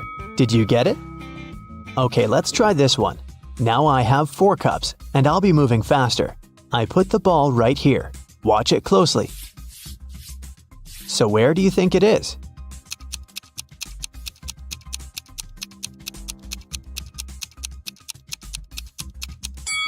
It's in this cup. Let's make it super hard and see if you can get it now. 5 cups, and I'll move them even faster than before. Ready? So where's the ball?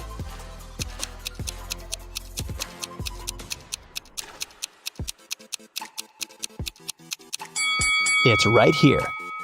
Chloe opened her locker and found an envelope. Inside there was a calendar and a note asking if she wanted to go to the prom. The note wasn't signed. There were just several numbers at the bottom. 25, 30, 24, 11, 26. Can you help the girl figure out who asked her out?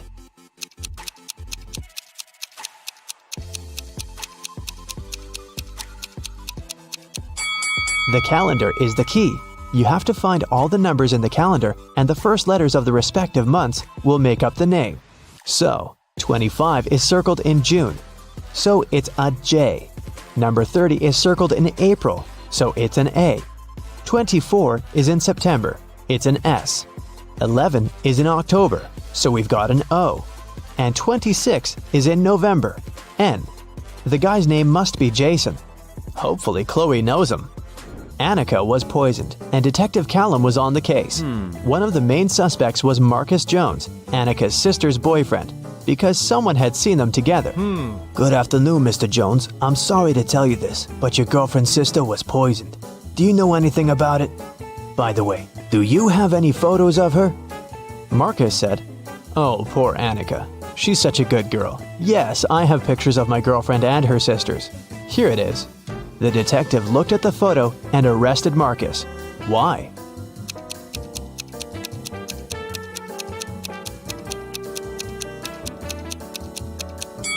In the picture, there are 4 girls. This means that Marcus's girlfriend has 3 sisters. Still, Marcus somehow knows exactly which one of them was poisoned. Amy's elder sister, Vicky, gave her this shopping list and asked her to get some groceries.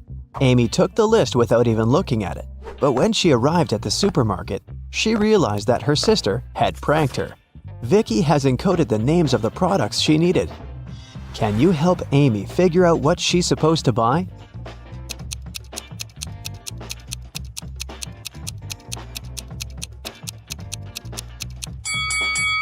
Here's the first product. It's blueberry. What about this one?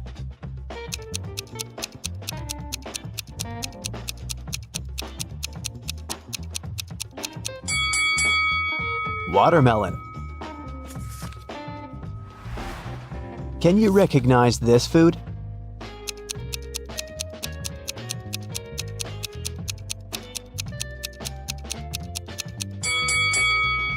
That's right, it's kiwi. Here's the next rebus. Can you crack this code?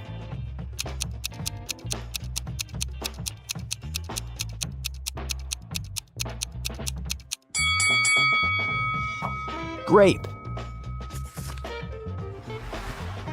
What about this one?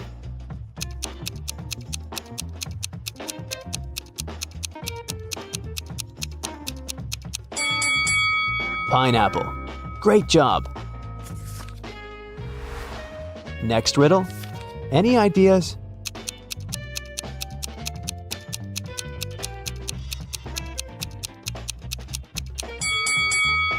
Vicky needs some bananas. And how about this food?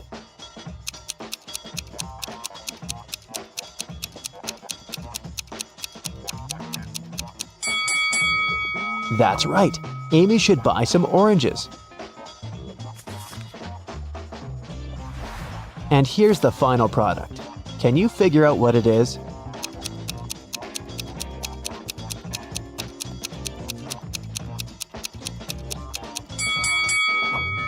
Lemon. Amy took everything she needed and headed to the cashier. He said, I'll give you a 90% discount if you manage to solve my riddle. Amy agreed. Here's the riddle. If you had 3 apples and 4 oranges in one hand, and 4 apples and 3 oranges in the other hand, what would you have? Can you help Amy crack this riddle to save some money? Try to think outside the box.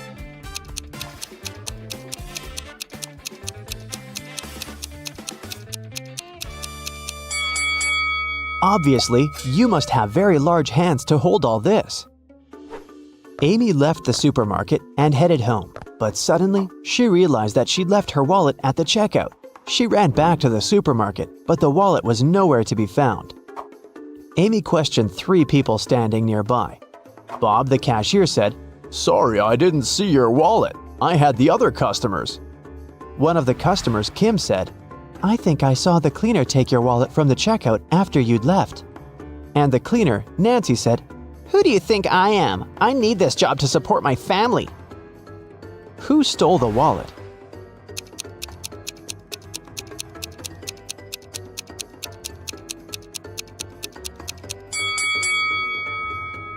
It was Kim. She's holding her own wallet in her hand. But there's also Amy's wallet hidden in her boot. Amy didn't want to waste her time, so she told Kim, "I won't call the police if you give me back my wallet and crack my riddle." Kim agreed. Here's the riddle. Can you name 4 days which start with the letter T? It was Kim's lucky day because she managed to solve this riddle. What was her reply?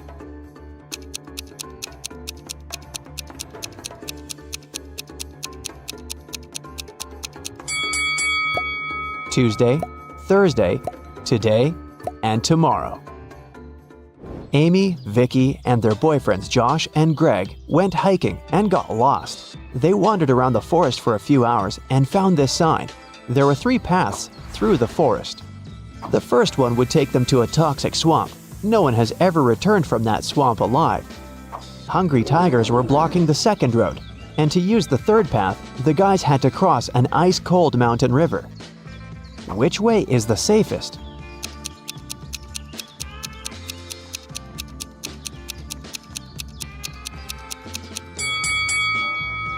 The third one. See this sign? It says the river is only 20 inches deep. They can easily cross it. It got dark very fast. While the friends were still trying to find a way to cross the river, their phones had run out of battery, and they only had one torch. The river is too risky to cross without any lighting. If all 4 people started crossing the river at the same time, the torchlight wouldn't be enough. Plus, each person would be crossing the river at a different speed. Amy would need only 1 minute. Vicky would do it in 2 minutes.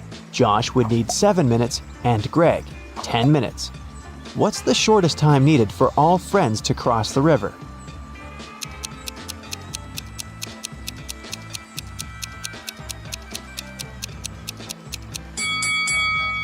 Usually, people jump to the conclusion that the fastest person should guide everyone. In this case, Amy would have to accompany Greg. It'd take 10 minutes. Then she would need 1 minute to come back. She'd guide Josh across the river. It'd take 7 minutes. Then Amy would spend 1 minute to return for Vicky and make the final 2-minute walk across the river. In this case, the entire process would take 21 minutes. But our task is to minimize the time. That's why we should find a way for the slowest people to walk together. So here's the correct order. Amy and Vicky cross the river, which takes them 2 minutes. Then Vicky comes back. That's another 2 minutes. Greg and Josh take the torch from Vicky and go across the river.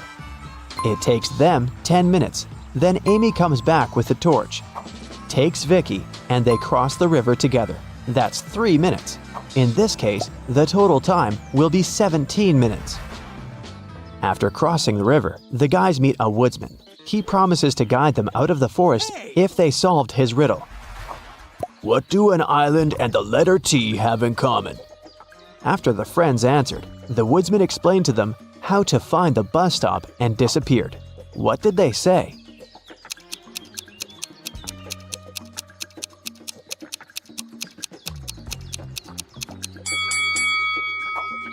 The letter T and the island are both in the middle of the water. It took a while to find the bus station, and the guys got hungry. That's why they decided to buy some food. But only one of these vending machines is safe to use. Can you tell which one?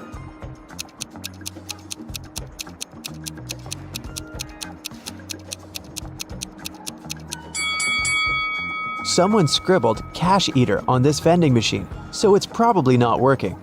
Cockroaches are crawling all over the food inside this machine. The guys should use the second vending machine. When the bus arrived, the guys realized that they didn't have enough cash to buy the tickets, but the driver was very generous. He said, "I'm gonna give you a free ride if you crack my riddle. It's very simple. Why is 6 afraid of 7? Amy solved this riddle right away. What about you?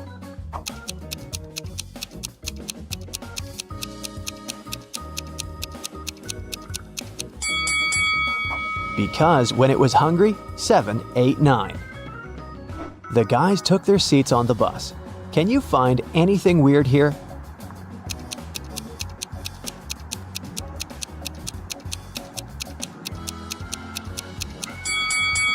This elderly lady is transparent. She's a ghost. When Amy and Vicky returned home, they discovered that someone had robbed their house. The girls called the police. Detectives questioned 3 neighbors. Mary said, "Last week, my husband Rick and I were sunbathing in the Maldives. Rick got sunburned, and we had to go back home earlier. We've just come from the airport." Love said, "I think I saw a suspicious guy in a hoodie near your house a few hours ago." Joanna said, "My boyfriend and I celebrated our anniversary in a restaurant. We've just returned home." Who's lying?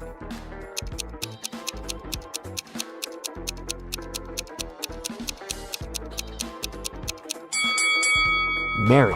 She said that Rick had gotten sunburned, but now he looks perfectly fine, and he doesn't look tanned either. Amy decided to get a new job to save some money for college. She sent her resume to the local bank and received an invitation for a job interview. The HR manager offered her a riddle to challenge her logical thinking.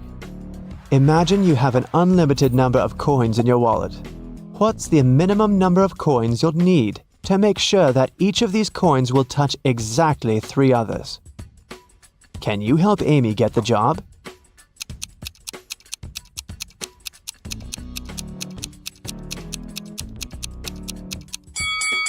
The correct answer is 4. She should place 3 coins flat on the table so that they form a triangle and their edges touch each other.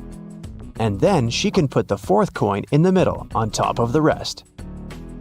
Amy got the job in the bank. After her first day at work was over, she went home. But on her way home, she realized she'd forgotten her phone in the bank. So she went back and took her phone. Suddenly, the girl heard some weird noise coming from the bank vault. She went there and saw these 3 men inside the room. She noticed that one of them was an imposter right away. What about you? Can you spot him?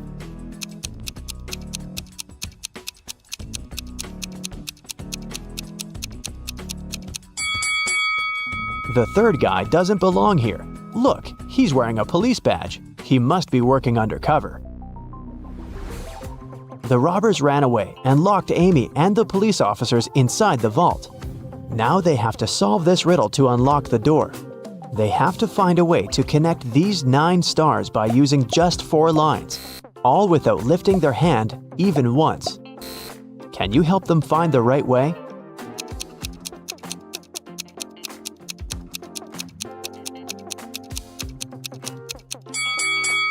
Such a task requires creativity, and this shape meets all requirements.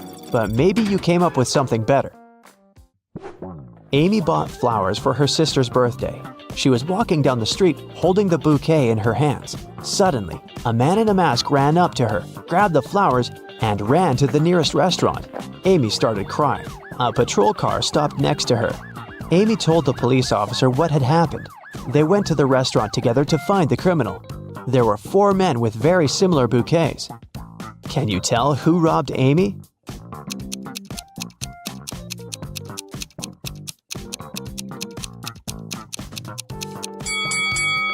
This guy. Amy's bouquet was tied with purple ribbon.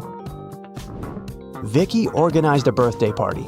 To avoid uninvited guests, she asked the security guard to set a special password, but her boyfriend Harry, who was most definitely not invited, developed a plan that could help him enter the party.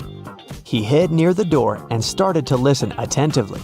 When the first guest arrived, the guard said 12. The guest answered with 6. Then the second guest arrived, and the guard said 6. The guest replied with 3. Harry thought he'd heard enough and walked up to the guard. The man said 8, and Harry replied with 4. After hearing this answer, the guard asked Harry to leave. Why?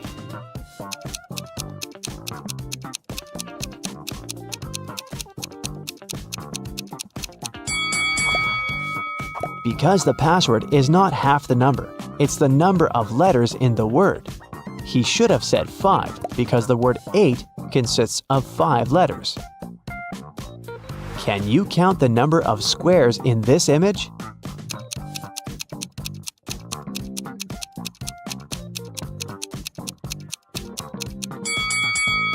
The correct answer is 40.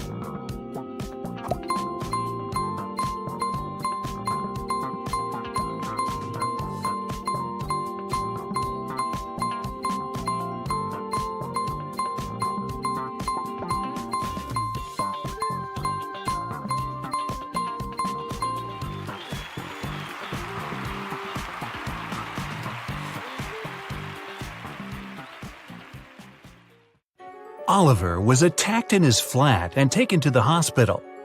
There are 4 suspects, all of them Oliver's neighbors. Wow, I'd find another apartment. Amelia said she'd been walking in the park since early morning. Henry explained he had been painting in his studio and had heard nothing. Jacob said he had been repairing his car. Sophia answered she'd been taking a bath for the past 3 hours. Look at these people's hands and try to figure out who's lying.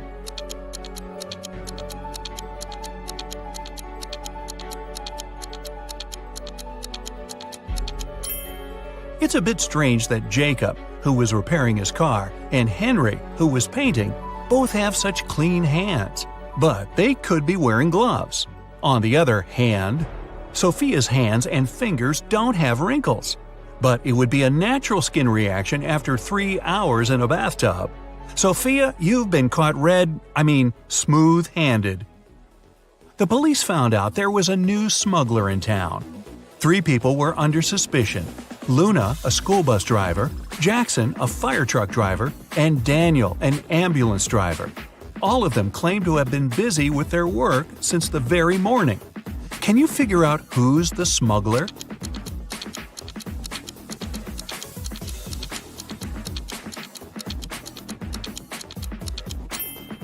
Look at the car Daniel drives. On such vehicles, the word ambulance is normally written backward. It's done so that other drivers can instantly read the inverted word in their rearview mirrors. Well, it seems Daniel has given himself away. It was the day when Jacob was supposed to be discharged from the hospital. He had spent a couple of months there and underwent several surgeries. His doctor told him he was going to be fine. It was safe for Jacob to leave the hospital. But the guy didn't believe these promises. In low spirits, he walked home. On the way, he accidentally bumps into an elderly lady.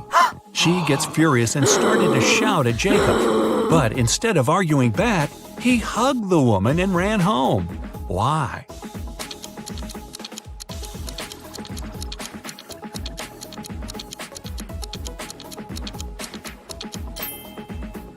Jacob had hearing loss.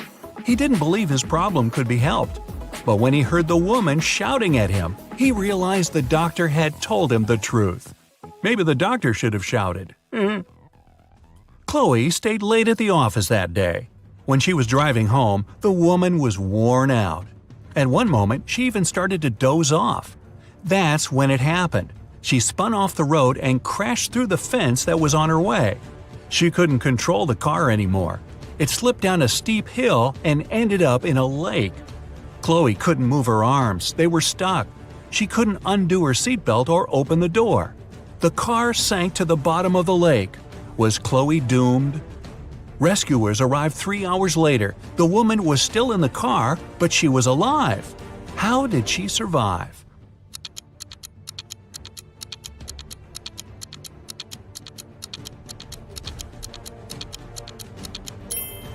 After the car hit the bottom of the lake, the water only came up to Chloe's throat.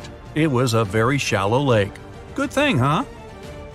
It was Jack's birthday, and the fellow got a present he had been dreaming about for ages – a motorbike. The next morning, he rode his bike to college and left it at the parking lot.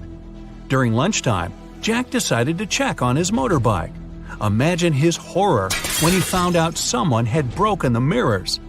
The security guard told Jack only 3 other people had left his building in the afternoon.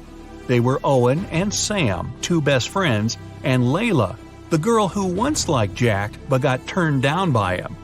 Owen said he and Sam had gone to the campus cafe to get sandwiches for lunch. Sam confirmed this. He then added the bike could have been damaged by Layla out of revenge. But Layla told Jack her mother had visited her and they had spent 2 hours together. So, who's lying?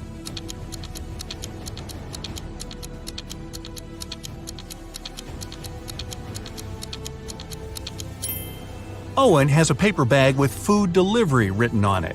It means the guys ordered their lunch, not bought it in the cafe.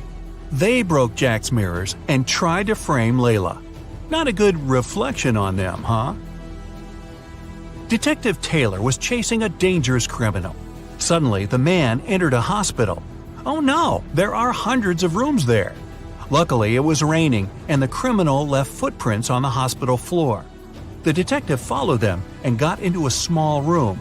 There were 3 people there, all covered in bandages from head to toe. But one of them was a fake patient. Who?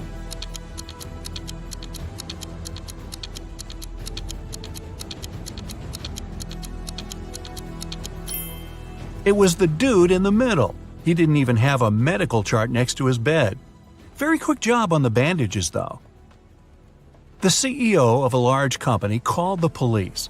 He was sure that one of his employees, Victoria, had stolen a memory card with secret information. She was going to sell it to their competitors. The police arrived at Victoria's house, but the woman didn't let them in without a warrant. The officers had to leave to get all the necessary papers. By the time they were back, Victoria had already been sitting in her car, ready to drive off. The police officers arrested the woman. They searched her car and clothes, but found nothing. And then, when they were about to give up, one of the detectives realized where Victoria kept the memory card. Can you figure it out?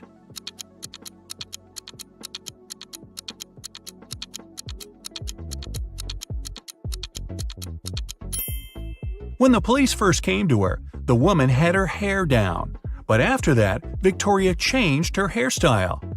The memory card is in her bun. Yep, Victoria and her sticky bun. Michael was going home from the gym when everything went black. When he regained consciousness, he found out he was in a locked room. Next to the door, there was a computer with a keyboard. On the screen, there was a riddle. Michael had to write the correct answer and the door would open. The riddle went like this.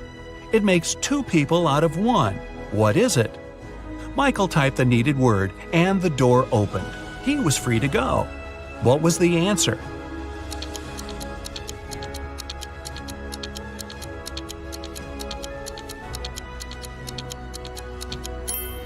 It's a mirror. Oh, I was guessing a buzzsaw, but this one is better and not as messy. Two best friends, Emily and Luna, came to a popular and expensive hair salon. At first, the administrator told the girls they had just one available hairstylist.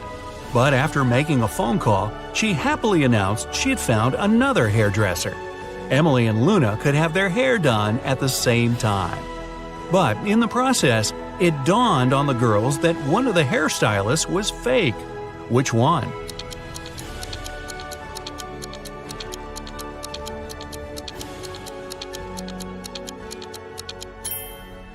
Both hairstylists are using regular scissors, but instead of hairspray, the one on the left is holding a can of bug spray. Yeah, that's a big clue right there. A man on a bike grabbed Sarah's bag with all her documents, money, and smartphone and sped off. The only way the girl can get her bag back is by taking someone's car and driving after the criminal. There are 3 vehicles parked nearby. Which one can Sarah break into and drive off? Borrow.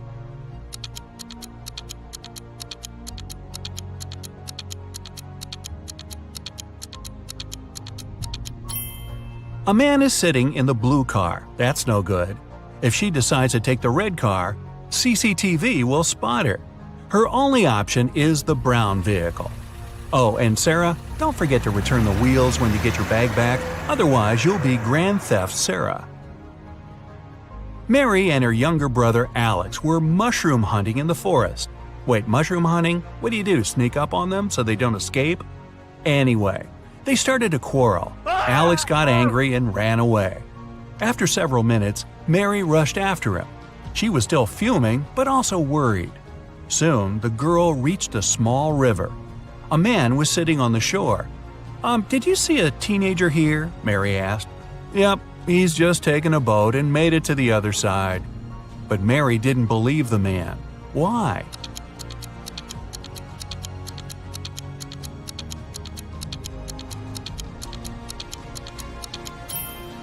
The boat is indeed on the other side, but the paddles are lying next to the man.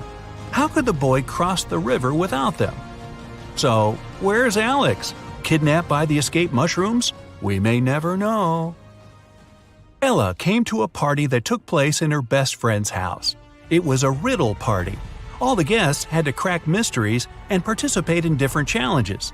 Ella's task was to get out of a locked room in the basement. The girl was blindfolded, taken downstairs, and left alone. After pulling the piece of cloth off her eyes, Ella noticed the door had a code lock. She also spotted a sheet of paper lying on the floor next to the door. There were 4 flowers drawn there. Ella looked at them for a while and entered the correct code. The door opened and the girl joined the party.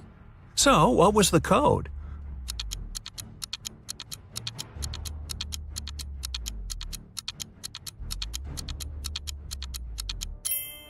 Ella counted the petals on each flower.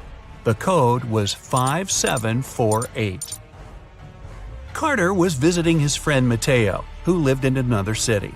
Mateo loved riddles. In the evening, he challenged Carter to get the key to the guest room where the guy was supposed to be sleeping. Mateo dropped the key in the bucket filled with cold water and told Carter to get it.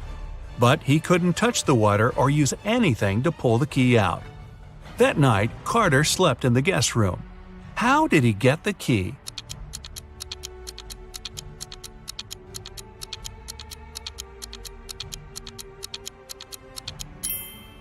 He put the bucket over a fire. The water started to boil and soon evaporated. After that, Carter picked the key up. Mateo was steamed. Nora was an insurance agent. Once, her client called her early in the morning. The woman was in tears. At night, someone had broken into her house. By the time the woman had enough courage to go downstairs, the thief had already taken all the valuables. When she looked out of the window, the man was running away. "Do you remember what he looked like?" Nora asked. The client answered, "It was still dark outside. I understood it was a man, tall and thin. He had dark hair and was wearing a V-neck t-shirt." Nora immediately realized her client had staged the burglary. How did she figure it out?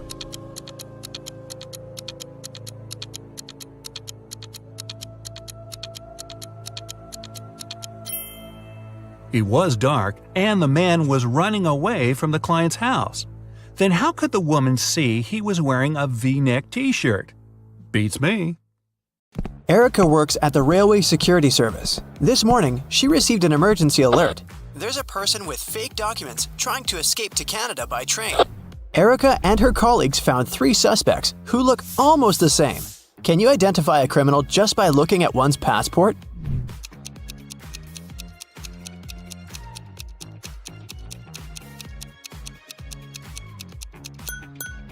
No matter what country a person is from, no passport can have a photo with mountains in the background, so these documents are fake.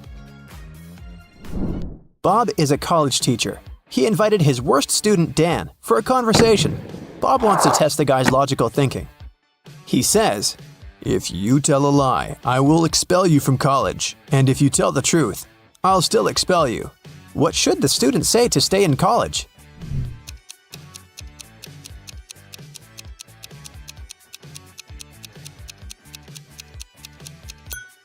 Bob should say, "I'm telling lies." This phrase will create a paradox because it cannot be a lie or the truth. Nancy has 10 bowling balls. Her brother Josh decided to check her intelligence, so he asked Nancy to place those 10 balls in 5 lines, such that each of the lines has exactly 4 balls on them. Can you help her accomplish this task?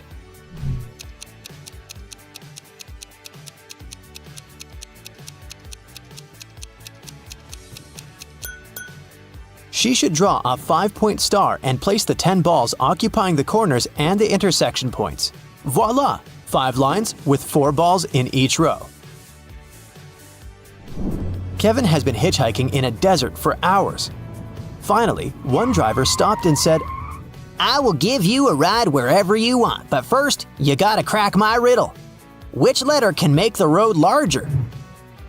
"Can you help Kevin solve this task?"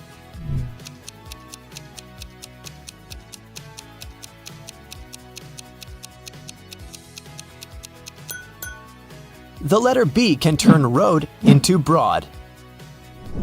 Alex is a shepherd. He had 30 sheep, out of which all but 13 ran away. Can you calculate how many sheep Alex has now?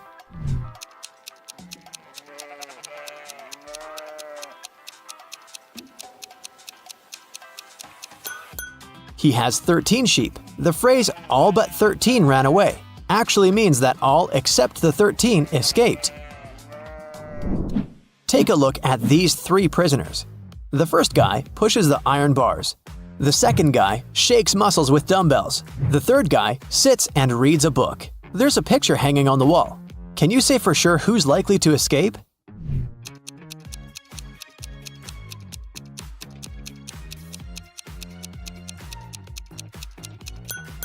Take a closer look at the third guy. Can you see the sand under the painting? He must be digging a tunnel and covering it with a picture, so he's the one who wants to escape. All Becky's shoes are black except 2. Also, all Becky's shoes are red except 2. And all Becky's shoes are yellow except 2. Can you calculate how many shoes Becky has in general?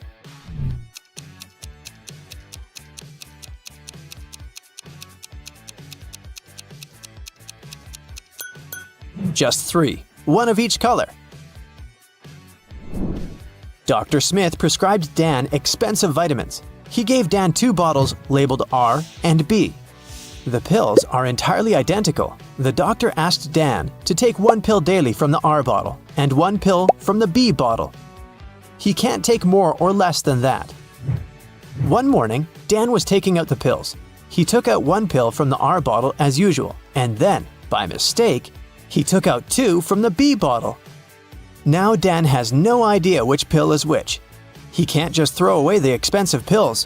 What would you suggest?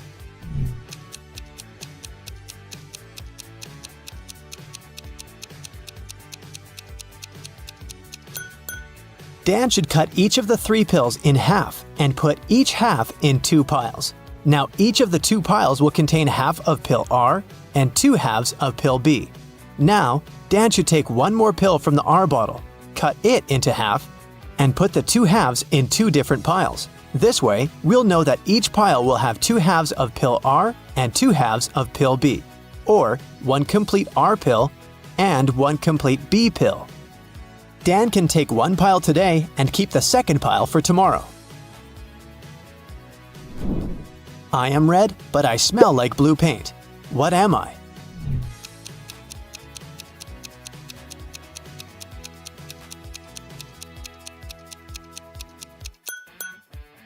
Red paint.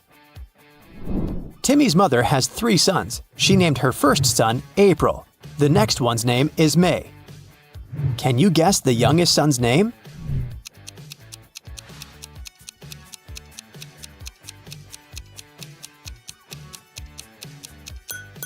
And the correct answer is Timmy. Pretty obvious, huh? Can you spot what's wrong in this picture?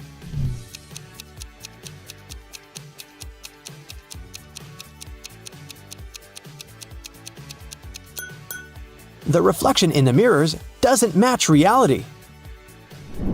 What about this picture? Can you see anything odd?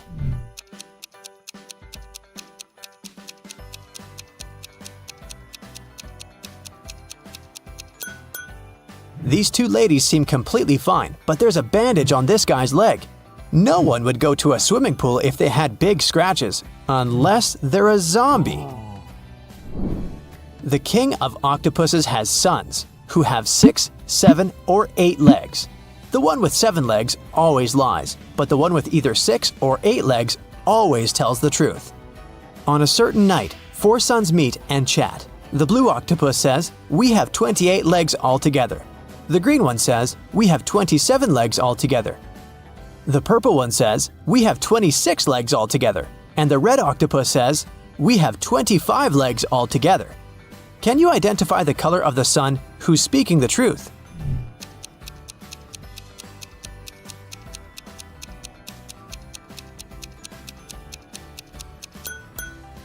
The green sun is telling the truth. To prove it, let us first assume that one of them is telling the truth. Obviously, 3 of the 4 suns lie as they disagree with each other. Let's suppose that the blue octopus is telling the truth. In that case, he has either 6 or 8 legs. And each of the other octopuses is lying, which means they have 7 legs. In this case, the total number of legs will be 6 plus 7 plus 7 plus 7 equals 27 legs, or 8 plus 7 plus 7 plus 7 equals 29 legs. But the blue octopus said that they have 28 legs altogether. Therefore, he lies. Now we can follow the same logic and check the remaining 3 suns. and we'll find out that only the green octopus is telling the truth. I have an eye, but cannot see. I'm faster than any man alive, but have no limbs. What am I?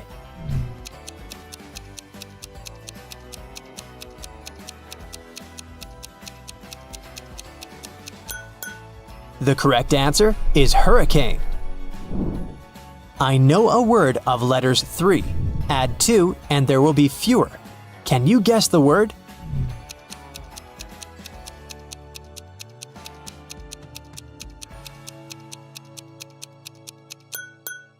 The correct answer is few.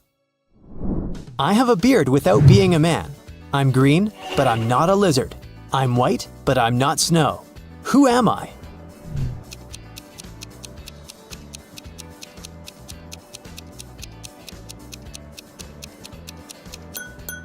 The correct answer is leek. A wicked wizard has imprisoned Billy in his tower. Billy ran away from the wizard, but now he needs to choose between these 3 doors leading outside the tower. There's a toxic gas behind the first door. The second path is full of poisonous scorpions and snakes. And behind the third door, there's a pride of lions which haven't eaten for 3 years. Which way is the safest?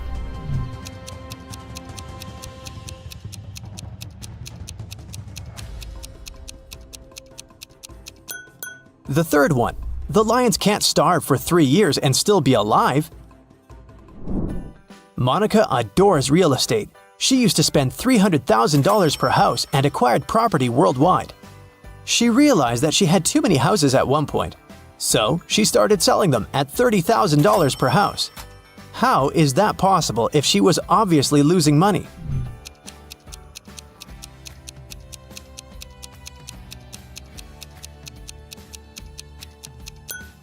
Before selling her property, Monica used to be a billionaire.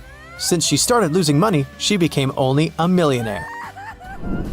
I'm full of holes, but I still hold water. What am I?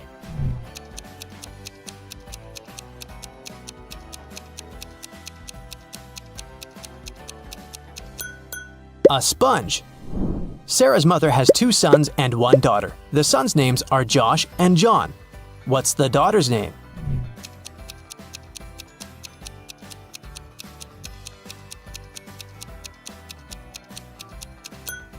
Sarah.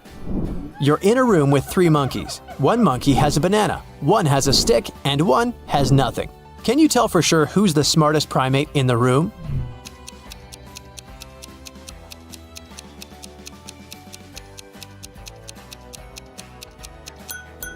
You! The sun bakes me, the hand breaks me, the foot treads me, the mouth tastes me. What am I?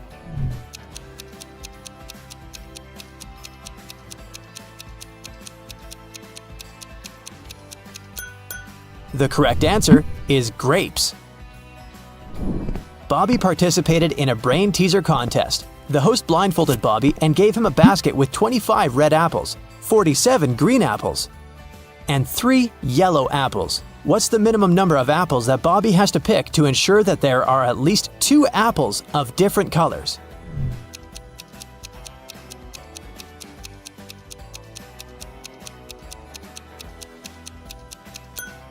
He should pick at least 48 apples. There's a slight chance he might pick up 47 green apples in a row. The Smiths are having a family dinner. A grandfather, a grandmother, 2 fathers, 2 mothers, 1 brother, 2 sisters, 2 sons, 2 daughters, 1 daughter-in-law, and 1 mother-in-law need to sit at a table. There are only 7 chairs available in the room. How many more chairs do they have to borrow to sit down all together for the dinner if everyone requires a separate chair?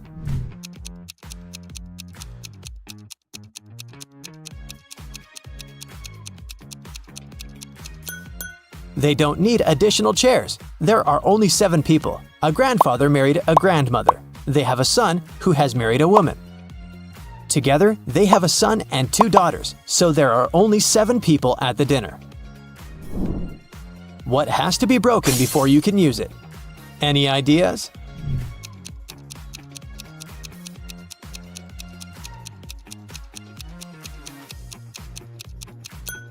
An egg. So Mia wanted to go to the party her classmate was throwing, but her father didn't let her.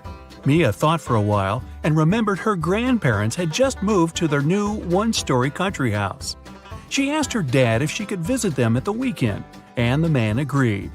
But Mia went to the party instead. When she got back home after the weekend, her father asked her if she had had a good time. Mia replied she helped in the garden a little and spent the rest of the day upstairs. Her father immediately knew she was lying. How?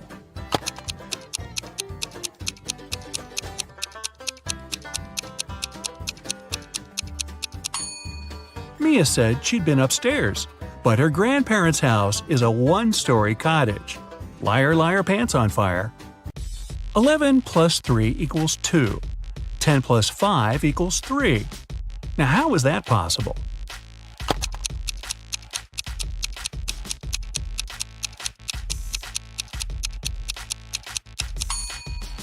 It makes sense when we talk about time. 11 o'clock plus 3 hours is 2 o'clock. 10 o'clock plus 5 hours is 3 o'clock. One king wants to find out which of his 3 sons is the smartest. He takes 3 chests and puts his crown in one of them. On each chest there's a statement, but only one of these statements is true. The crown is in this chest. The crown isn't in this chest. The crown isn't in chest number 1. Each person can only open one chest. The son who figures out where the crown is will be the next king. But can you solve this riddle?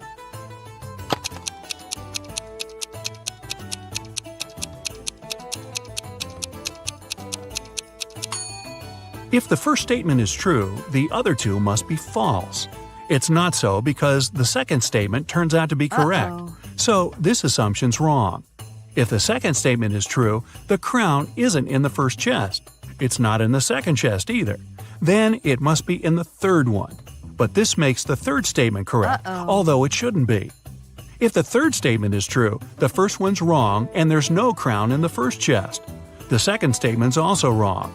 Now there are no contradictions. The crown's in the second chest. Here's a sequence of letters. Which letter should you add?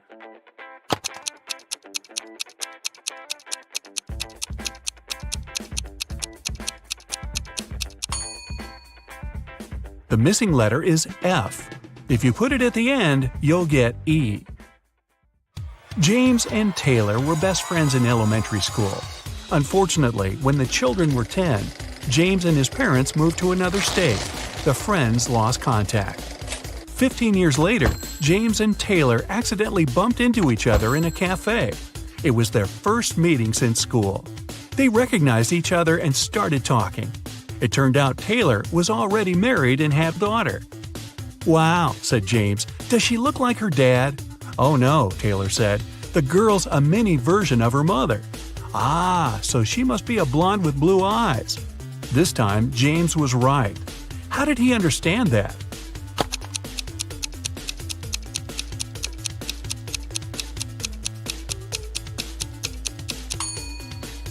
Taylor's a girl. She's the mother, and James only needed to describe her. You're outside a room with 3 switches in the off position. Your task is to find out which one turns on the light in the room. You can flip as many switches as you want, but you can walk into the room and check if the light's on only once.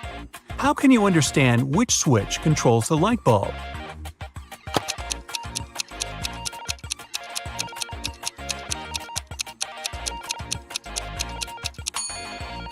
Turn on 2 random switches and wait for a couple of minutes. Then, turn one of them off and walk into the room. If the light's on, the switch connected to the bulb is the one you left in the on position. If the room's dark, touch the light bulb. If it's hot, then the controlling switch is the one you just turned off. If the light bulb is cold, the correct switch is the only one you haven't touched. Esme got lost in the forest.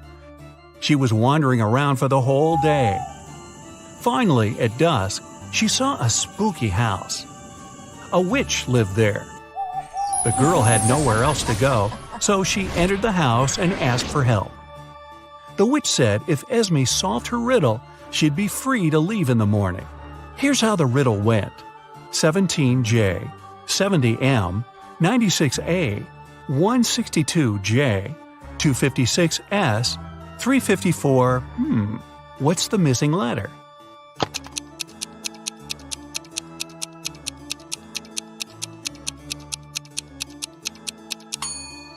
The 17th day of the year is in January. The 70th day of the year is in March. The 96th is in April. The 162nd in June. And the day 256 is in September. Day 354 is in December. The missing letter is D. A young girl got her first job as a maid in a rich lady's house. Once, when she was tidying up, she noticed a very expensive collection of books. She made a break to look through one of them and then returned it to the shelf. The girl kept working until the very evening. No one else was at home. After finishing her work, the maid returned to the shelf and discovered that the sixth book was missing.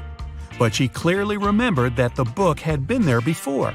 It was the one she had been looking through. When the lady returned, the girl confessed she'd lost the book. But the woman only laughed and said everything was fine. Nothing was missing. How come?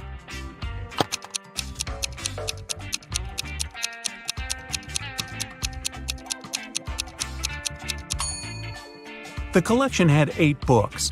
The 9th book was actually the 6th one. The girl accidentally put it upside down. Right before Christmas, the police got information that a famous thief named Alfonso had left Chile. He boarded the plane to Los Angeles. The only thing the detectives knew about the man was that he had a beard. At the airport, the police officers met a group of people. They had just arrived from different countries. The detectives noticed 4 men with beards and interrogated them. The first one said he'd come from London. The second told the police he arrived from Chile, but his name was Cristiano. The third man answered he'd come from Sweden, and the fourth one was also from London. The police didn't even need to check their plane tickets to spot the criminal. How did they know?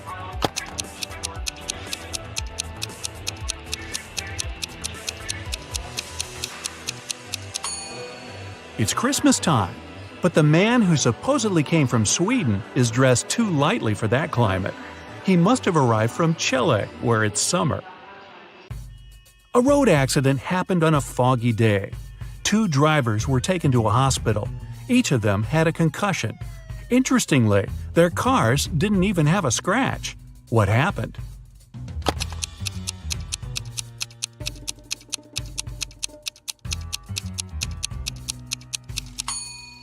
The drivers were going in opposite directions. It was foggy, so they stuck their heads out of the window. They didn't notice each other and hit their heads. Ow! Samantha was born on January 27th. For the first 20 years of her life, she celebrated her birthday in the winter. But starting with her 21st birthday, she began celebrating it in the summer. Why?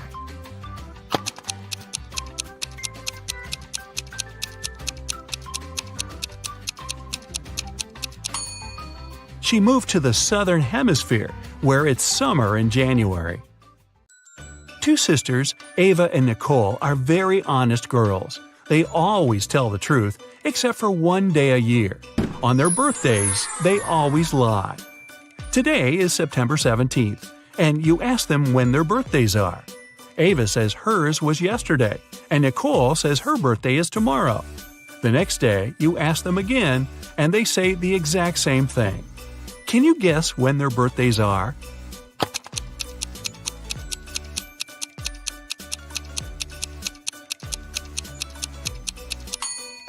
They can't have 2 birthdays.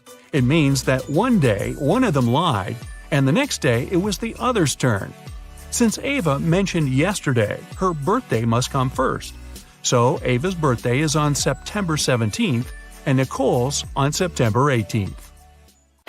Bethany, Tommy, Eliza, and James spent the whole day at home alone. Their mother didn't let them enter her room. When she came back in the evening, she wanted to eat her chocolate bar, but it was gone. She went downstairs and asked the kids who had eaten her treat. Bethany said she'd been doing her algebra homework the whole day and hadn't eaten anything at all. Tommy replied he had been playing football outside. Eliza said she didn't even know where their mom kept chocolate. And James simply claimed it hadn't been him.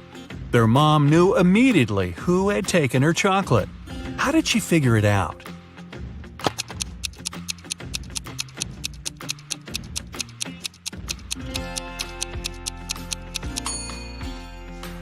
It was Eliza. The mother never mentioned what kind of treat was missing, but Eliza somehow knew it was chocolate. The father of identical quadruplets, Aurora, Belle, Chloe, and Dana, called the teacher and asked her to let Dana leave earlier. She had a doctor's appointment. The teacher couldn't tell the girls apart. To have some fun, the quadruplets refused to confess who was who, but gave their teacher a hint. Chloe is somewhere in the middle. Dana is to the left of Belle and to the right of Aurora. Aurora is right next to Dana. How can the teacher identify the girls?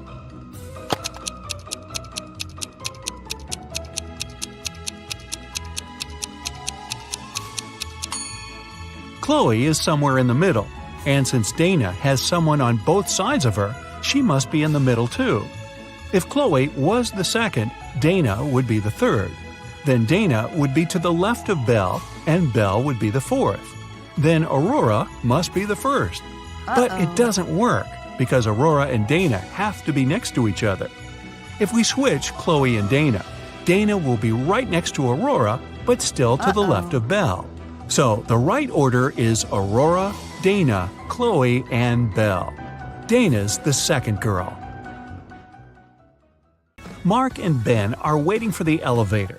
Mark has to go down to the first floor, and Ben's going to have some dinner up on the 10th. Two elevators arrive at the same time, and they both get in different elevators. Well, one of them isn't too smart. Which one?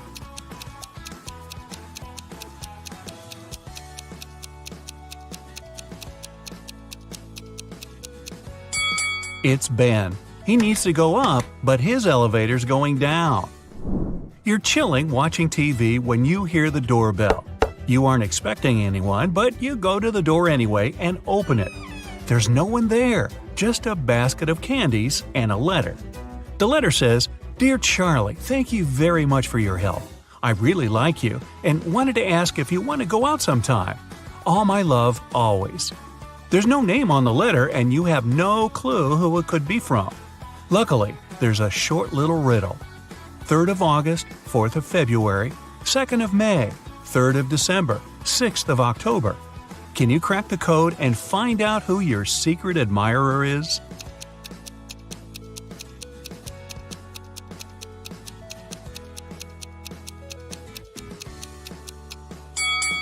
The 3rd of August means the third letter in August, which is G. The fourth letter of February is R. The second letter of May is A.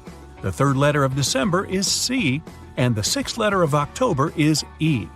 So, your secret admirer's name is Grace. Do you even know anyone named Grace? You open your eyes and find yourself in a dungeon. There are a couple of torches around to light the room up a bit. You walk over to the door and try to open it. But, of course, it's locked. There's 3 buttons on the right side of the door, a red one, a purple one, and a yellow one. One of them will set you free, and the other 2 will lock you in forever. But you're lucky. There's a hint. NTEROWLUTPPB. Buy a vowel, will ya? Which button should you press to escape?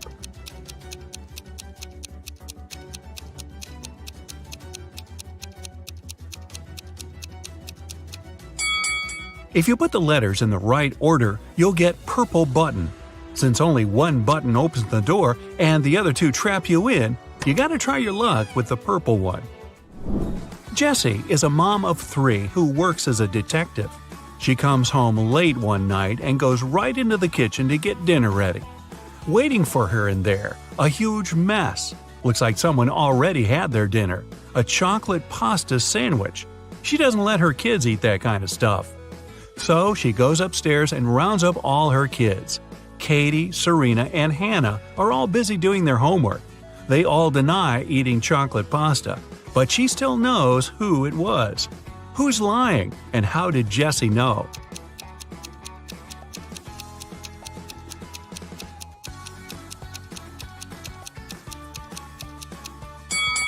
Back in the kitchen, the knife's on the right-hand side of the chocolate pasta. That means the person who made the sandwich is left-handed. She has only one left-handed kid, and that's Hannah. You get lost in the forest, and you end up wandering around the whole day. Finally, at sunset, you come across a small and spooky house. Looks like a witch lives there. You have no other choice, so you go in and ask her to show you the way out of this crazy forest. The witch agrees, but on one condition: you have to play a game. If you answer correctly, she lets you go. If you make a mistake, you have to stay with her forever. Here's the question. You have something that's yours. You barely use it, but others use it a lot. What is it?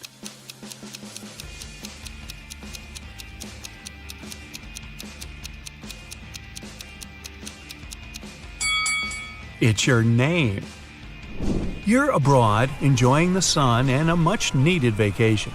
One day at the beach, you meet a beautiful woman and spend the whole day with her.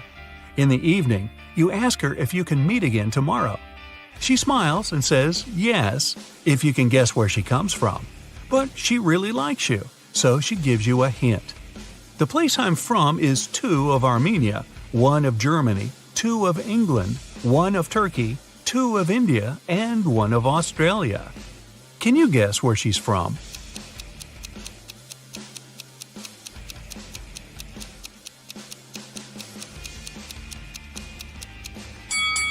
Two of Armenia means you have to take the first 2 letters of the name Armenia, A-R.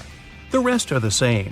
1 of Germany is G, 2 of England is E-N, 1 of Turkey is T, I-N from India, and A from Australia.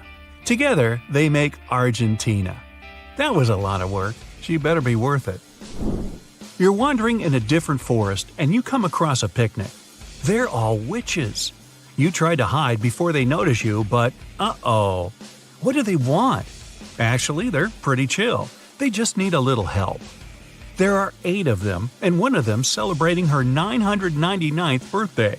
They've got a birthday cake, but there's a problem. And no, it's not that there's too many candles and too little cake. Their magic knife can only make 3 cuts, and they can't figure out how to cut the cake into 8 pieces. Can you figure it out?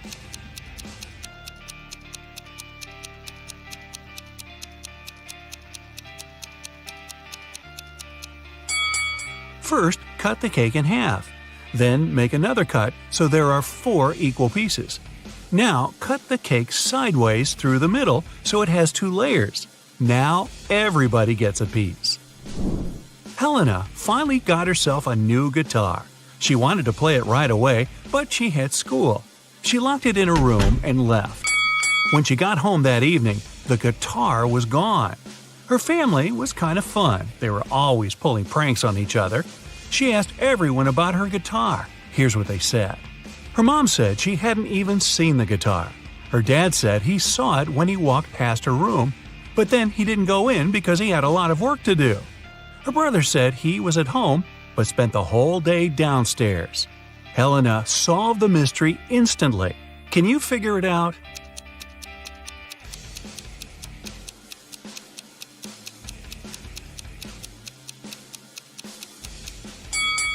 Her dad's lying. He said he saw the guitar while walking past her room, but that would be impossible. She locked the door on her way out. Mrs. Miller left the house and put a $100 bill in the dining room for her son. But the son said he never saw the money. There were 3 other people in the house that morning: Stephen, the gardener, Bill, the cook, and Molly, the housemaid.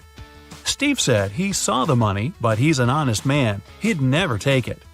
Bill said he spent the morning in the kitchen and didn't see the money at all. Molly said she had to open the kitchen window but didn't want the bill to fly away. So she put it in this book between pages 35 and 36. Can you tell who's lying?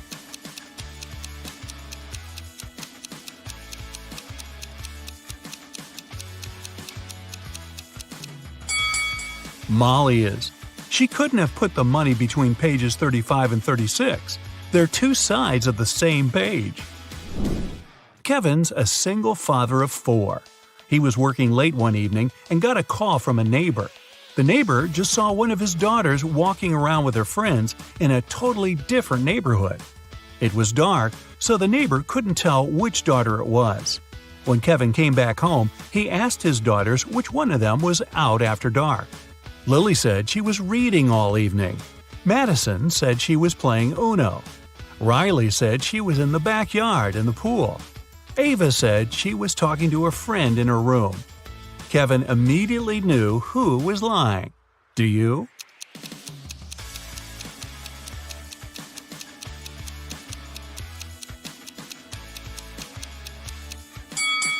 It was Madison. She couldn't have been playing Uno by herself. She's hiding something. Josh was walking in a forest at night and came across an old castle. He was curious, so he found a way in and started walking down a corridor. Pretty soon, he met 3 people. They said they were 2 werewolves and a vampire. They wanted to keep Josh in there forever, but in the end decided to give him one chance to get away. He had to guess who the vampire was. He was allowed to ask the same question to each of them as long as it wasn't, "Are you a vampire?" Josh asked, "What's your eye color?" Why did he ask it, and how would that even help him?